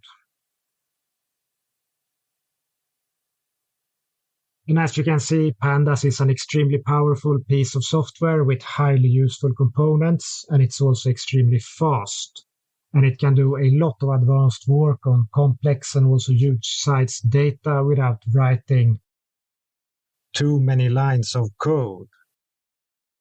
So Pandas is excellent for large scales and computationally demanding tasks. And Pandas is also an excellent platform for data handling operations and conversions into, for example, NumPy arrays or similar data items. So the combination of Python and Pandas is, I would say, with 20 years of experience, the optimal mix to handle data handling and all types of data science and machine learning tasks.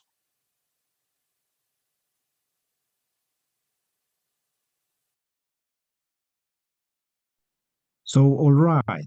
In this part of the video course, you have learned deep knowledge about object-oriented Python programming for data handling tasks, and you have learned how to technically execute these data handling tasks using Python with some libraries. So what you have learned in this part of the video course, and with the support of the other video lectures in this part of the video course, is to execute the technical part of the data handling process. Using the code and the knowledge which you have learned in this video lecture, you are now able to technically execute most types of the data handling tasks, and you should be proud of yourself for finishing this video lecture. The concepts in this video course corresponds to the first years of studies in computer engineering at the university level, and combined with the more complex structures of data handling, you are training to obtain knowledge at the master and research level. In the next video, we will make a recap and we will extend the knowledge about files and data handling. And we look forward to see you in the next video.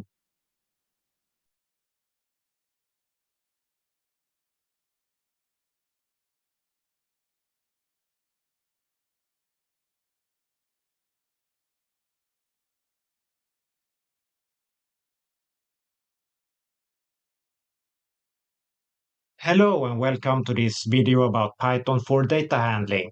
We're excited to have you here, And in this video you will learn some about loading text files in Python and the practical process of advanced data handling, which is to convert data to usable data structures, to construct calculated variables for analysis, and how to use these datasets of Python native constructions with libraries and already learned object-oriented code from earlier video lectures.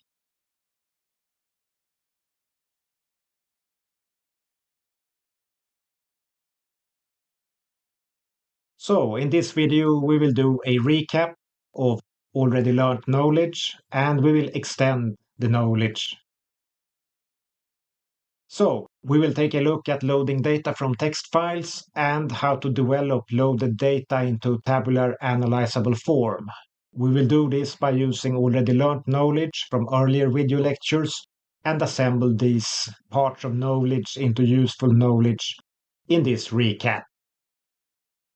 So we will show you how to use the created tabular analyzable form with the Python library matplotlib, and how to create an advanced graphical structure using matplotlib. And most other Python libraries are also used in the same way, so you can use the same model to access libraries such as scikit-learn, stats models, and other libraries. And we will also show you how this tabular form and individual data from the table can be incorporated in our earlier object-oriented programs to give you a wider overview of how data handling fits with advanced object-oriented program structures. So let's start our code editors because we're going to type some code.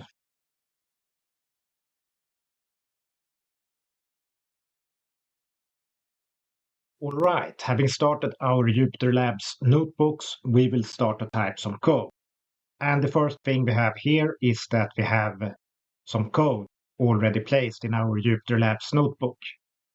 And this code is downloadable from the course page, or you can simply download the text file .text from the course page, which this code will create for you when it is run.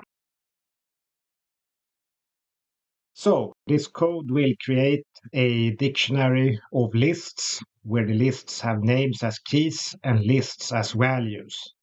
We call this our variable dictionary. And this dictionary contains the data which we will use in this video course. So we create a file with a file header from the variable dictionary. And we create the text file. And we write this header to the text file. And as a data handling abstraction, this header contains the names of the variables or columns for our data. And the second thing we will do is that we will turn our dictionary of lists into a list of lists and transpose it to a list of lists. What we will do is that we will take our dictionary of variables, we will turn it into a values part, and we will convert it into a list of lists. And we will turn this list of lists into variable format. So what we have is that we have several data observations with data values in list. So we, for example, have observations with, say, 5 data values. So what we will do with this transformation is that we will make the variable the subject of the data file rather than the individual observation. So we will turn the data file into a more useful format. And we will print the list and the transposed lists to show you this feature of this code. And finally, we will open the created text file and we'll print our data values to the text file. And this \n, which we add to every string in this file, or every string which we write to this file is a new line, which tells the text file that it shall look for a new line, or rather the next line in the file. So let's run this code. And here we can first see the header of our file, which is the birth date, experiment start date, experiment end date, weight at the start date, and weight at the end date of this experiment. And first we have some prints of a list of lists. And here we can see that we have birth dates in the first list of lists, and we have experiment start dates in the second lists. And we will run our transposition. And what happens when we have transposed this file is that we have a birth date followed by the experiment start date,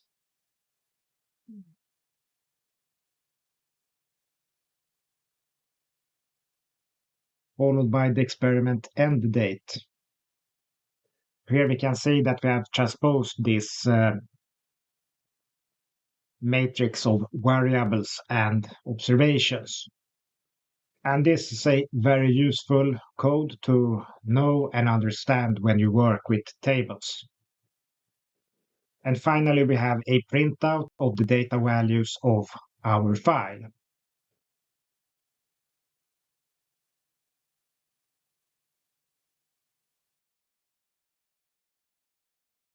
So now we'll start our video lecture.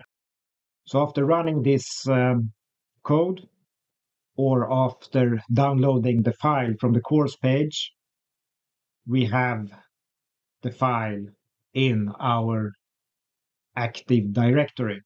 And this means that we don't need this code anymore. So we can simply mark here and we can delete it. Like this. And now we'll start with the video lecture's practical code. So we begin to type import datetime module as dt and matplotlib.pyplot as plot. We type import datetime as dt. We import matplotlib.pyplot as plot. And we will read a text file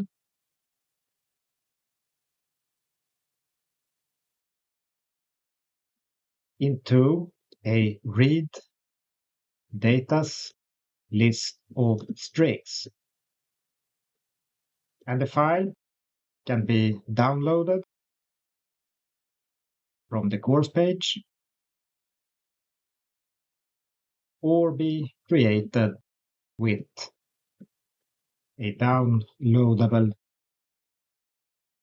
Py file.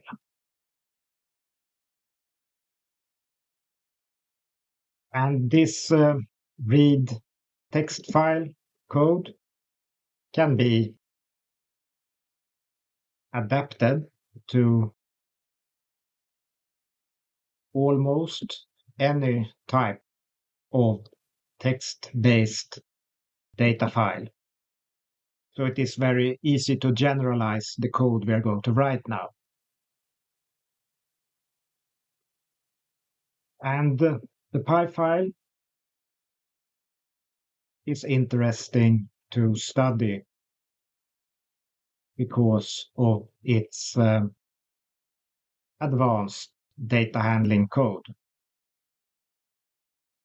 So remember to take a good look at the code which created this data file. And now we will type read datas equals an empty list, read counter equals 0, an empty integer, which we will use to keep track on the number of lines which we have read from our text file. And we type with open text file.txt as an input file.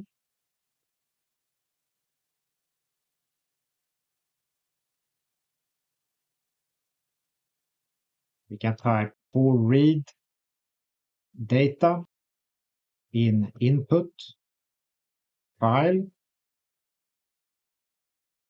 read datas append read data, and read counter plus equals 1.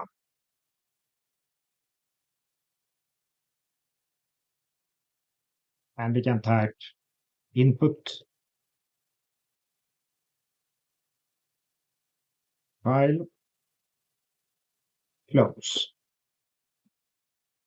When we have read all we want from this text file which we have opened, we also close the file. And we will print the read counter, and this will print the number of read lines or code from the file test. And this integer also shows the number of read lines, which is interesting for some calculations. And we can print read datas, the first line, which is printing the header with the variable names. And we can print read datas. So we will print the entire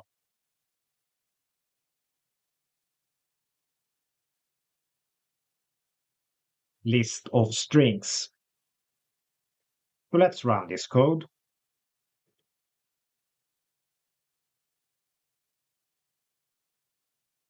And here we can see first the number of read lines, and these are 5. We are printing the header, which is birth date, experiment start date, experiment end date, weight at the start date, and weight at the end date. And we also print our entire list of strings in read datas. And here we can see that our list of strings has been properly read from the file. All right, now we will use a function to split our list of strings into lists. And we will split on white space. If you can see the printout of the data, we have white space between every variable. And in this case, only one single white space. Because we designed the file, we know that it is only one white space between every variable.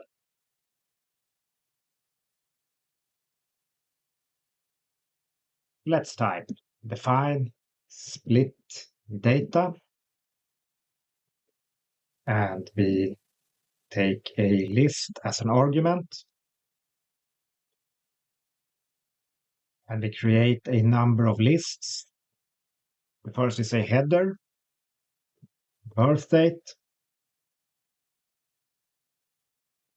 experiment start date,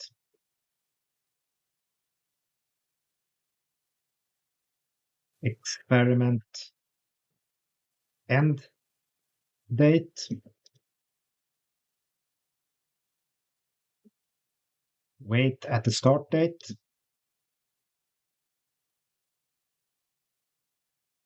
and weight at the end date.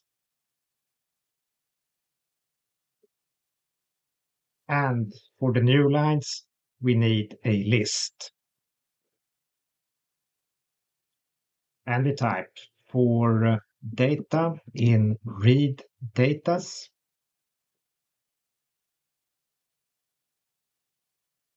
if read datas dot index data equals 0. And this is special treatment for the header.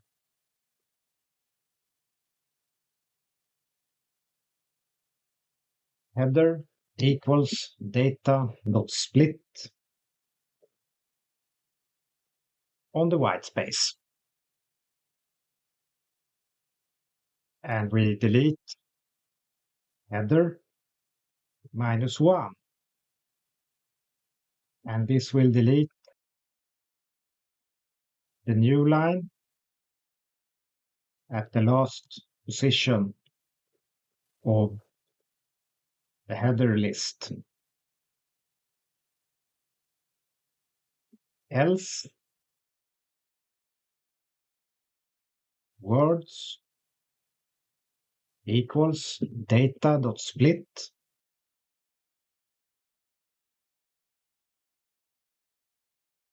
and we type birth date, append, words 0. And we continue.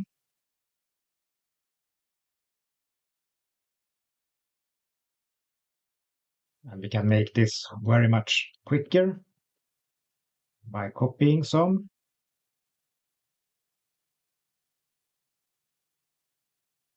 Like that.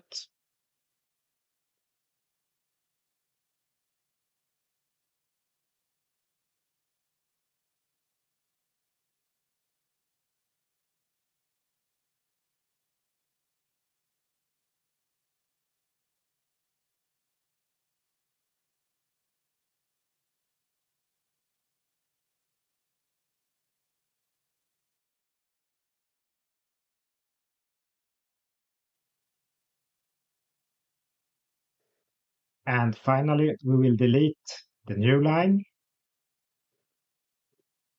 because the new line is a feature of the text file.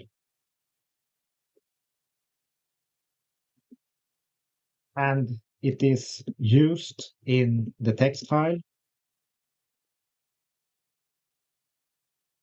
to structure data. And we don't need it in this program. So we will type return header bd esd eed vsd and ved.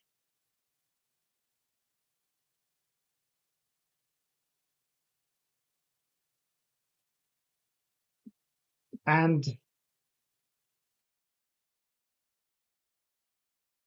we will use our function to create a list of headers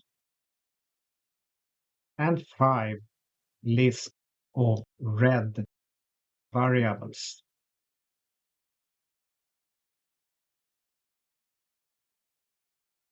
In list. We type header, birth date,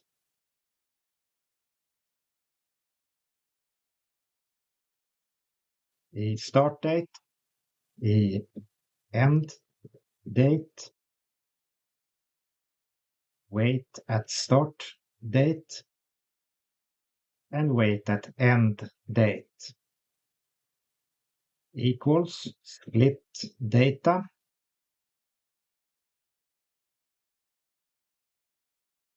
on read datas.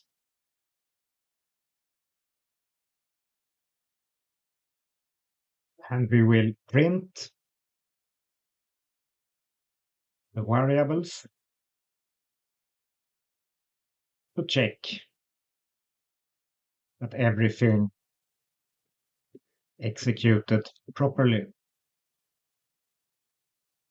We type print birth date,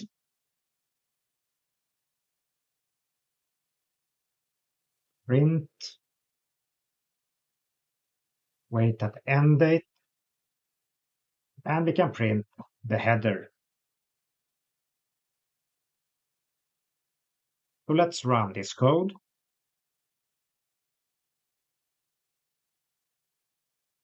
And here we can see birth dates. We can see weights at the end of the experiment. And we can see the header with birth date, experiment start date, experiment end date, and so on. So now we know that we executed this code correctly. So now we will convert the data to usable formats. And we will know that header is string data, birth date should be converted to datetime.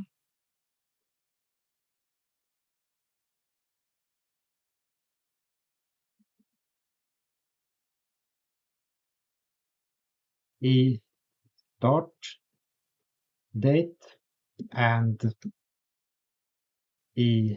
end date are strings directly compatible with datetime.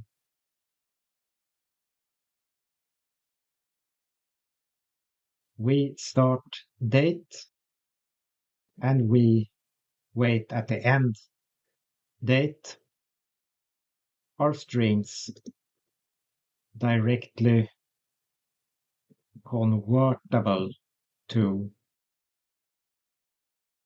integer format.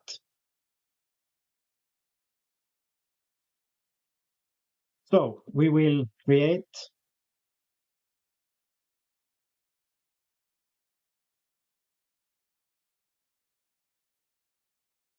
datetime objects from strings and convert strings to integers.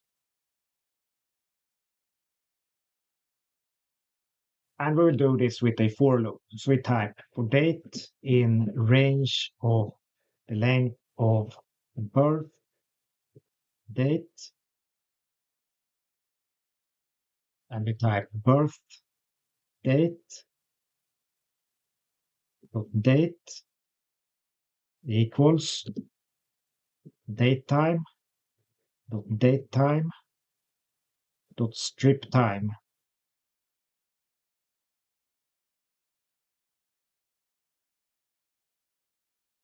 Birth date date.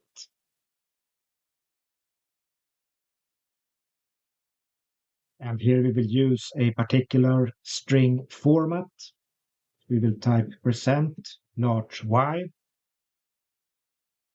slash percent small m slash percent small day.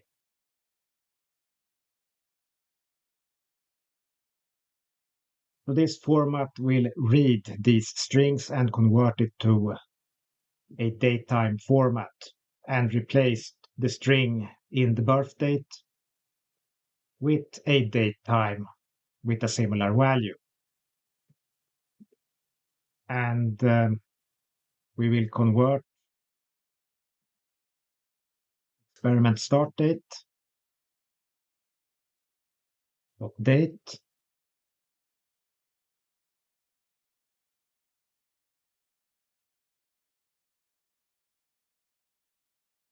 using the same command.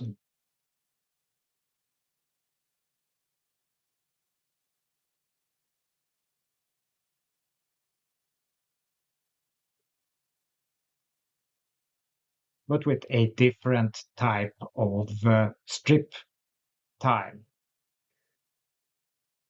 Where we will type %y line percent month line percent day.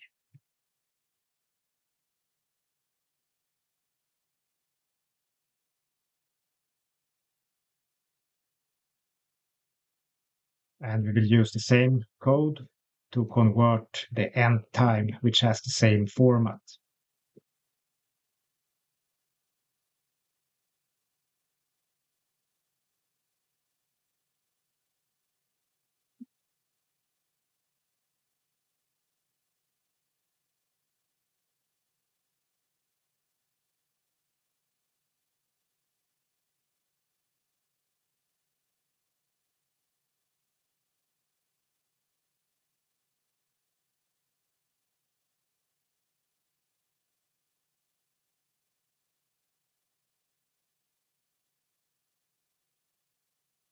And they have the weight at the start date,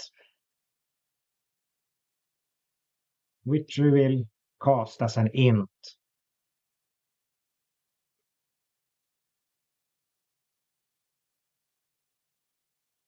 Like this.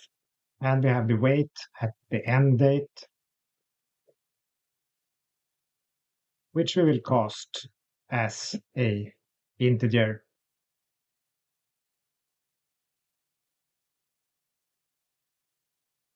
Like this.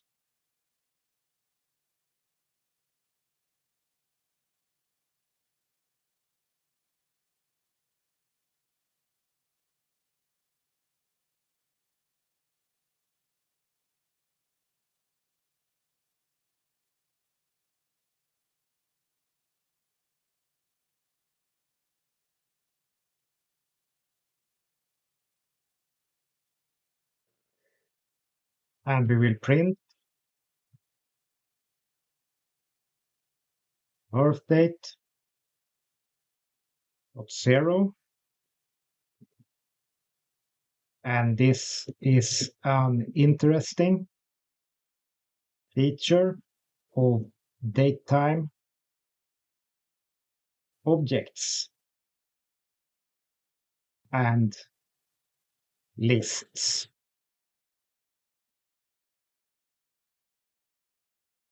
And here we must say that we will put up a big warning to use these datetimes with lists.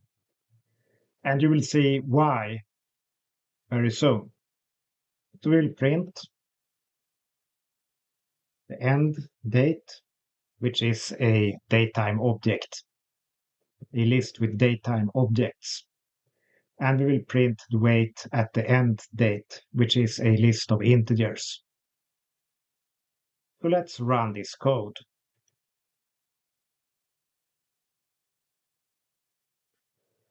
And here you can see a interesting feature of the datetime object when it is inside a list and when you call it from outside a list on, for example, a positional basis. Because when you type datetime objects inside the list, or perhaps executes a serial computation on a list of datetime objects, the datetime object will look like this. Whereas if you address it in this fashion, it will look like this. And this difference is interesting, and it is one of these things that sometimes can make aircrafts fall to the ground. Because this is very subtle and you won't discover it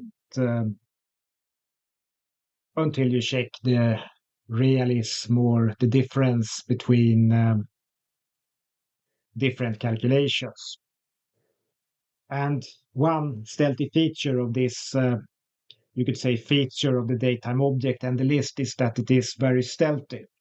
So you can't see this thing happening until you use two different calculations on the objects and compare the output of them, or use both types of way of looking at the datetime object with the same calculations, because then the results of the calculations will vary very widely depending on how you interpret the datetime object and what function that does it. This is something that is very important to keep in mind when you are working with datetime objects. And some people, they think that datetime objects, they may be so fishy or out of control that they often use datetime object to calculate differences in time. But when we will use the datetime object or the date for some calculations, they convert the datetime object with their own function into a different time scale. And this is very important to keep in mind and to have control of all such functions when you work with objects. And in particular, objects that other people code and have control over.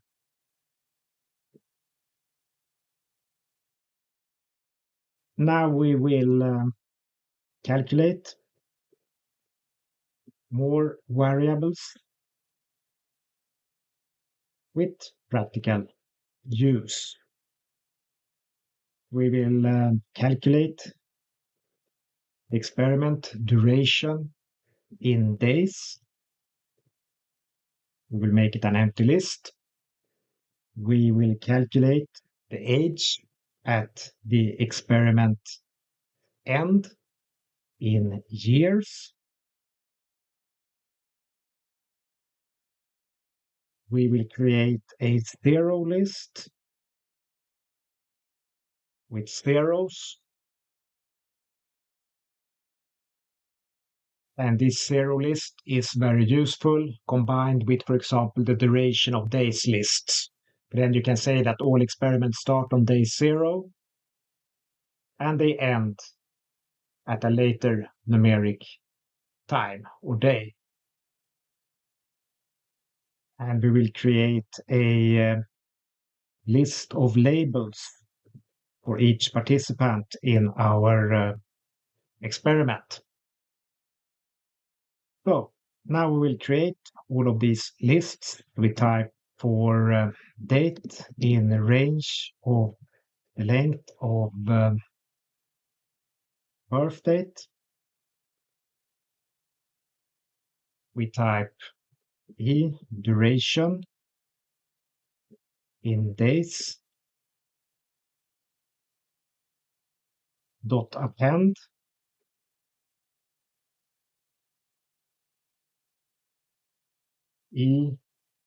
end date dot date.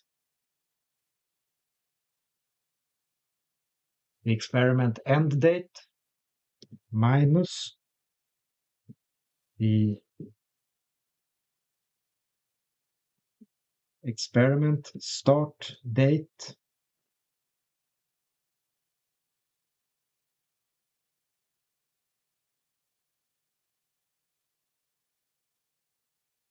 dot date, and we convert the result into days using the datetime object's days function.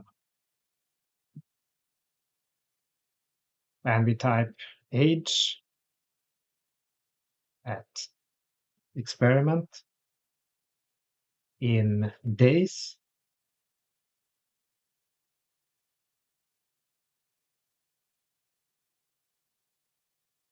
equals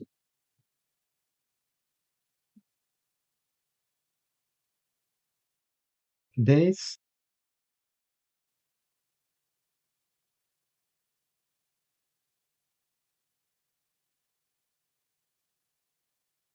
dot date minus the birth date dot date.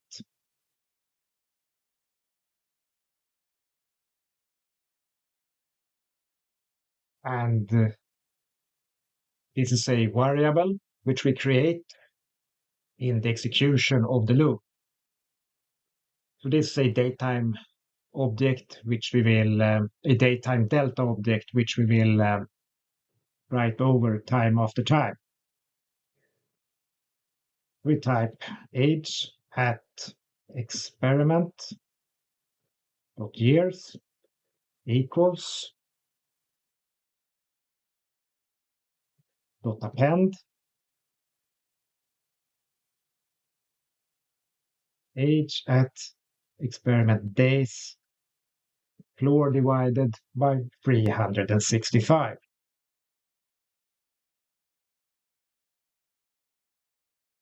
And we type 0 list append the integer 0 and e-labels dot append e plus string date plus 1.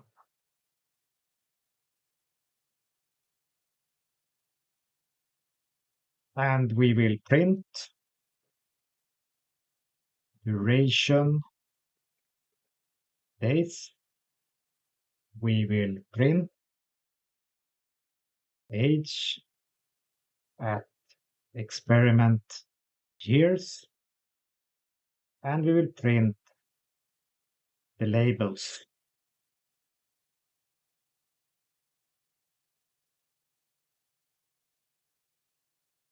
What this code does is that the first line in the loop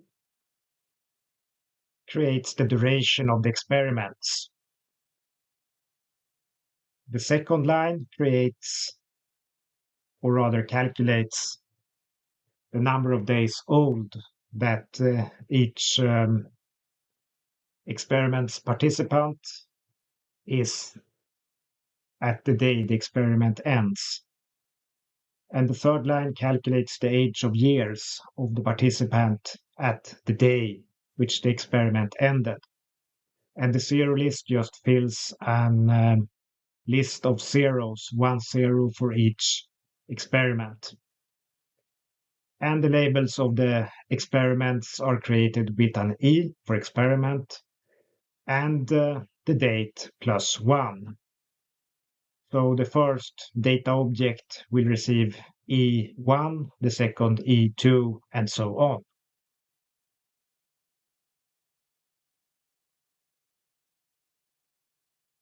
Must add some days there.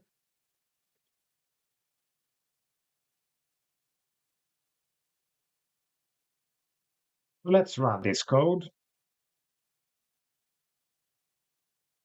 And here we can see that we have the duration in days first, and we have the age of the participants in the experiment at the last day of the experiment, and we have the labels of the participants in the experiment or the experiment.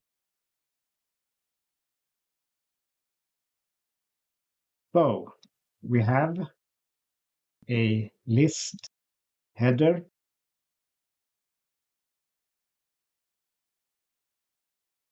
with a variable containing the names of the days variables, and we have a data set of 5 lists with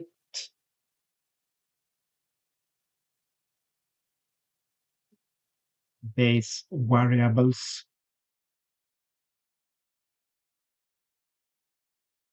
named birth date, experiment start date, experiment end date, weight at the start date, and weight at the end date.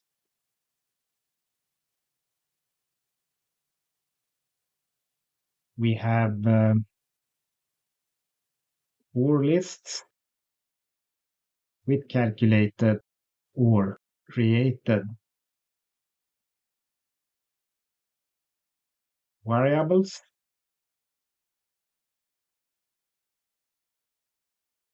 In total, we have 10 lists, and 9 of these lists can be said to form a virtual spreadsheet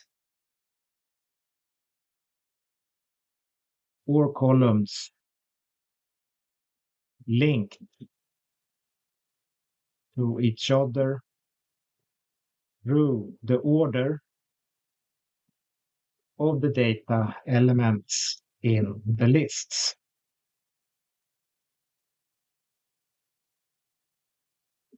And reaching this stage is one of the main goals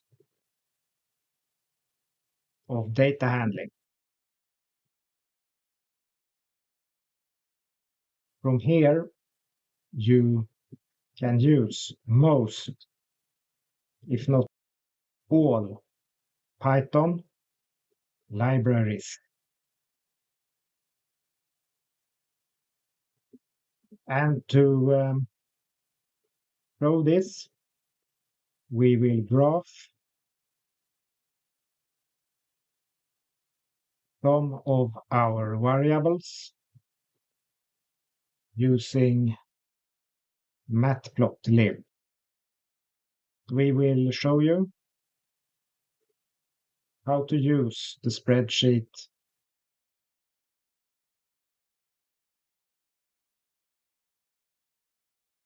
you could say virtual spreadsheet with matplotlib.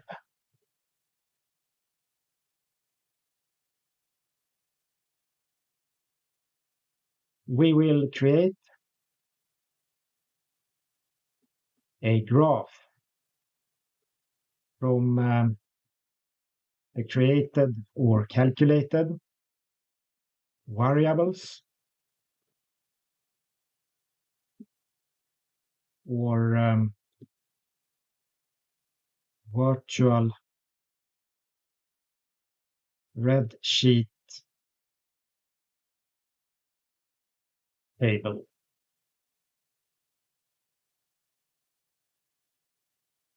Data.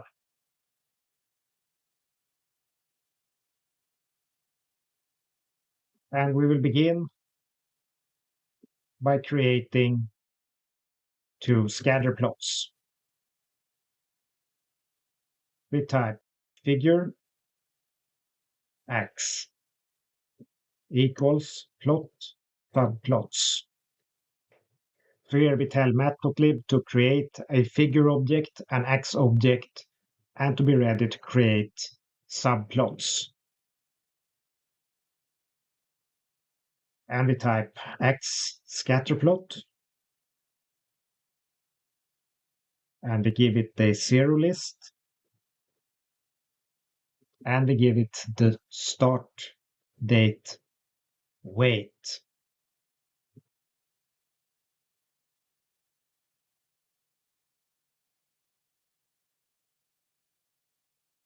Color green. What we give it here is two lists, one with zeros and one with weights at the start date. And we create another scatter plot, and we give it the duration of the experiment in days, and we give it the weight at the end date. And we set the color of these observations to blue by using B. And we will plot the development over time. We type for M in the range of the length of the zero list. We type x1 equals zero list M, y1 equals weight at start date M, x2 equals experiment duration days, and y2 equals weight at the end date.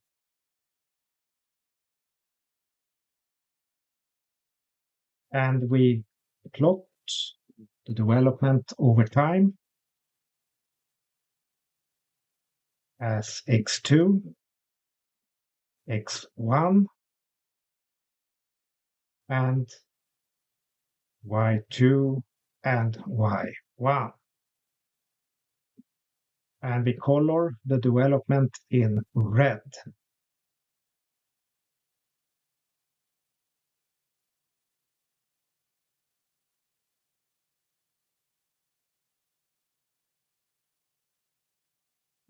And we will label the data points to make the development more visible.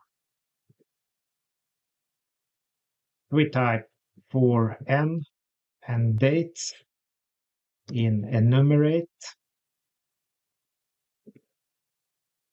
labels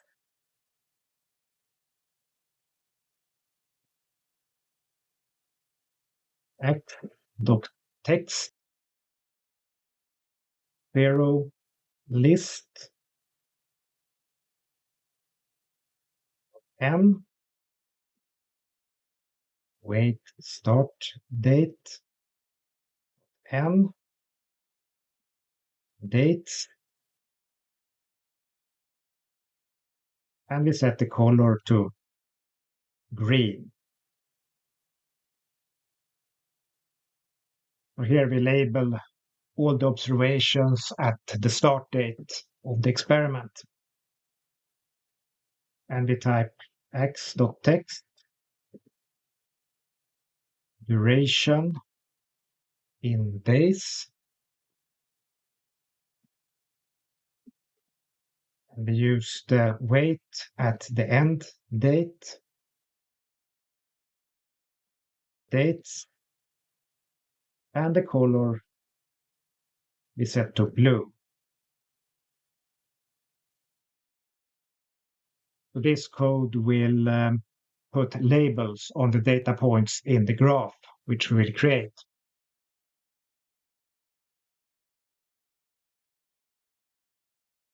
And we will add titles, labels, and legends to make the graph easy to understand. And trust me, this is a quite complex graph, so you will need some extra help to understand it, explain, and clarify graphs.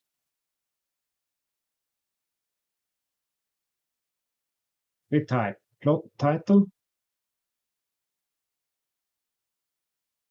matplotlib multi-scatterplot of test data.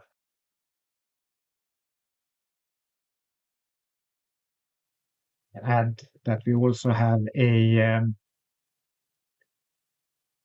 multi-line plot inside. This is an extremely advanced graph with almost 10 plots on top of each other. We type plot xlabel,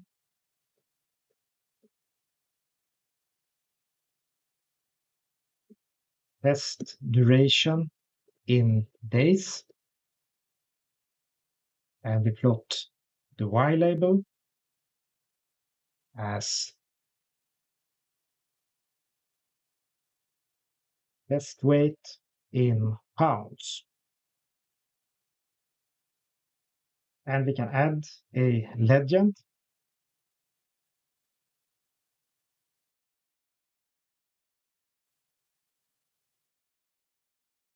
We type before test,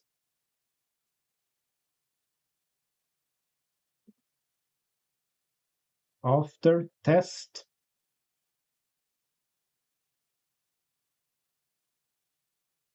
post test.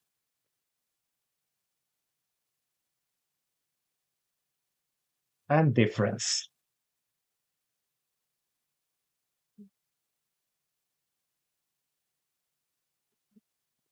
And we can show the graph.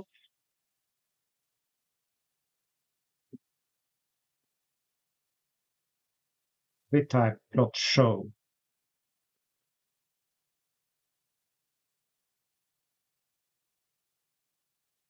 So let's run the code.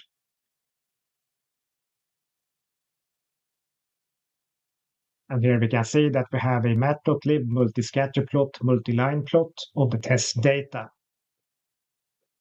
Where we can see that we first have made a scatter plot of these points, and we have added a scatter plot here of these points, and we added the difference as lines between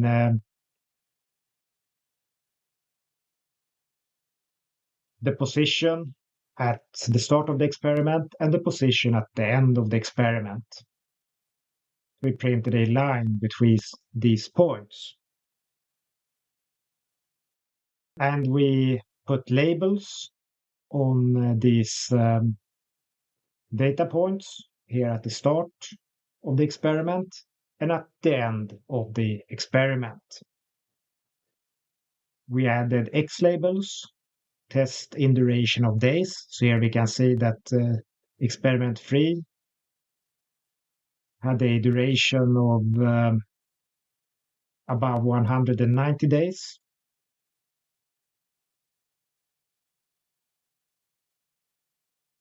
And so on. And we can see the test subject's weight in pounds at the start of the experiment and at the end of the experiment. And we created a legend which explains that the green is before the test, the blue is post-test, or perhaps we should have printed experiments, and the red lines describes the difference between before the test and post the test.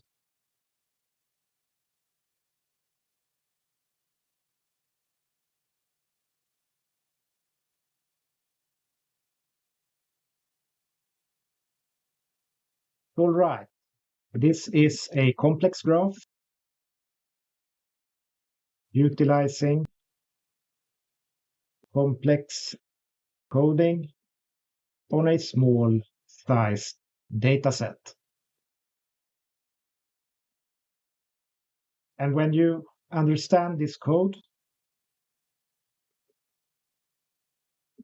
you have reached the master or research level of computer code engineering at most universities in Europe. Congratulations, because you deserve it. Now we will connect this knowledge to our earlier object-oriented video lectures.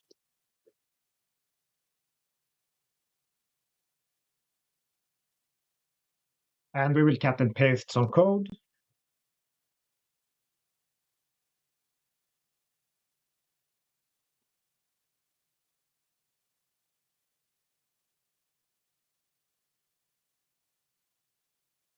Like this. And we will not run this code, but we will say that you can remember the Mailcat object class from the video lectures about dictionaries and object-oriented programming.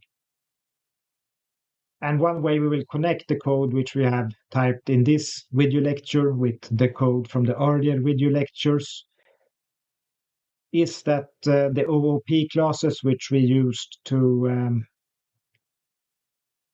create and store data in our object-based dictionaries can be easily connected to the code which we have written now. For example, every experiment in the graph we have made and the data that we have, every E could either be a Mailcat object in the catalog and the data points would enter in the list items, or every experiment could be utilized for several persons, and then the experiment could be entered as a dictionary in the list items. So every experiment which a person participates, it could be every time a person visits a doctor, for example. This type of code could be created to create a very useful registry of all the participations of every individual, which you have, for example, at a medical facility. It could be a medical journal for a person, or it could be a registry over experiments. So as you can see, this code is very, we could say, adaptable to various types of situations.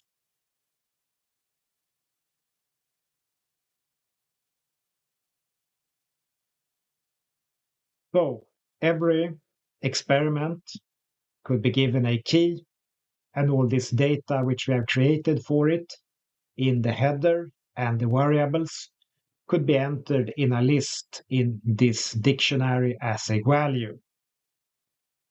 And this dictionary could be added as a list item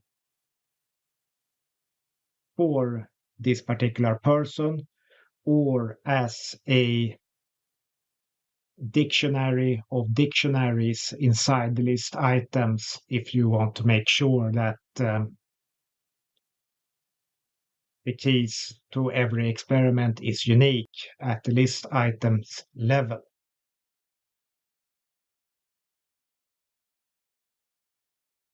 So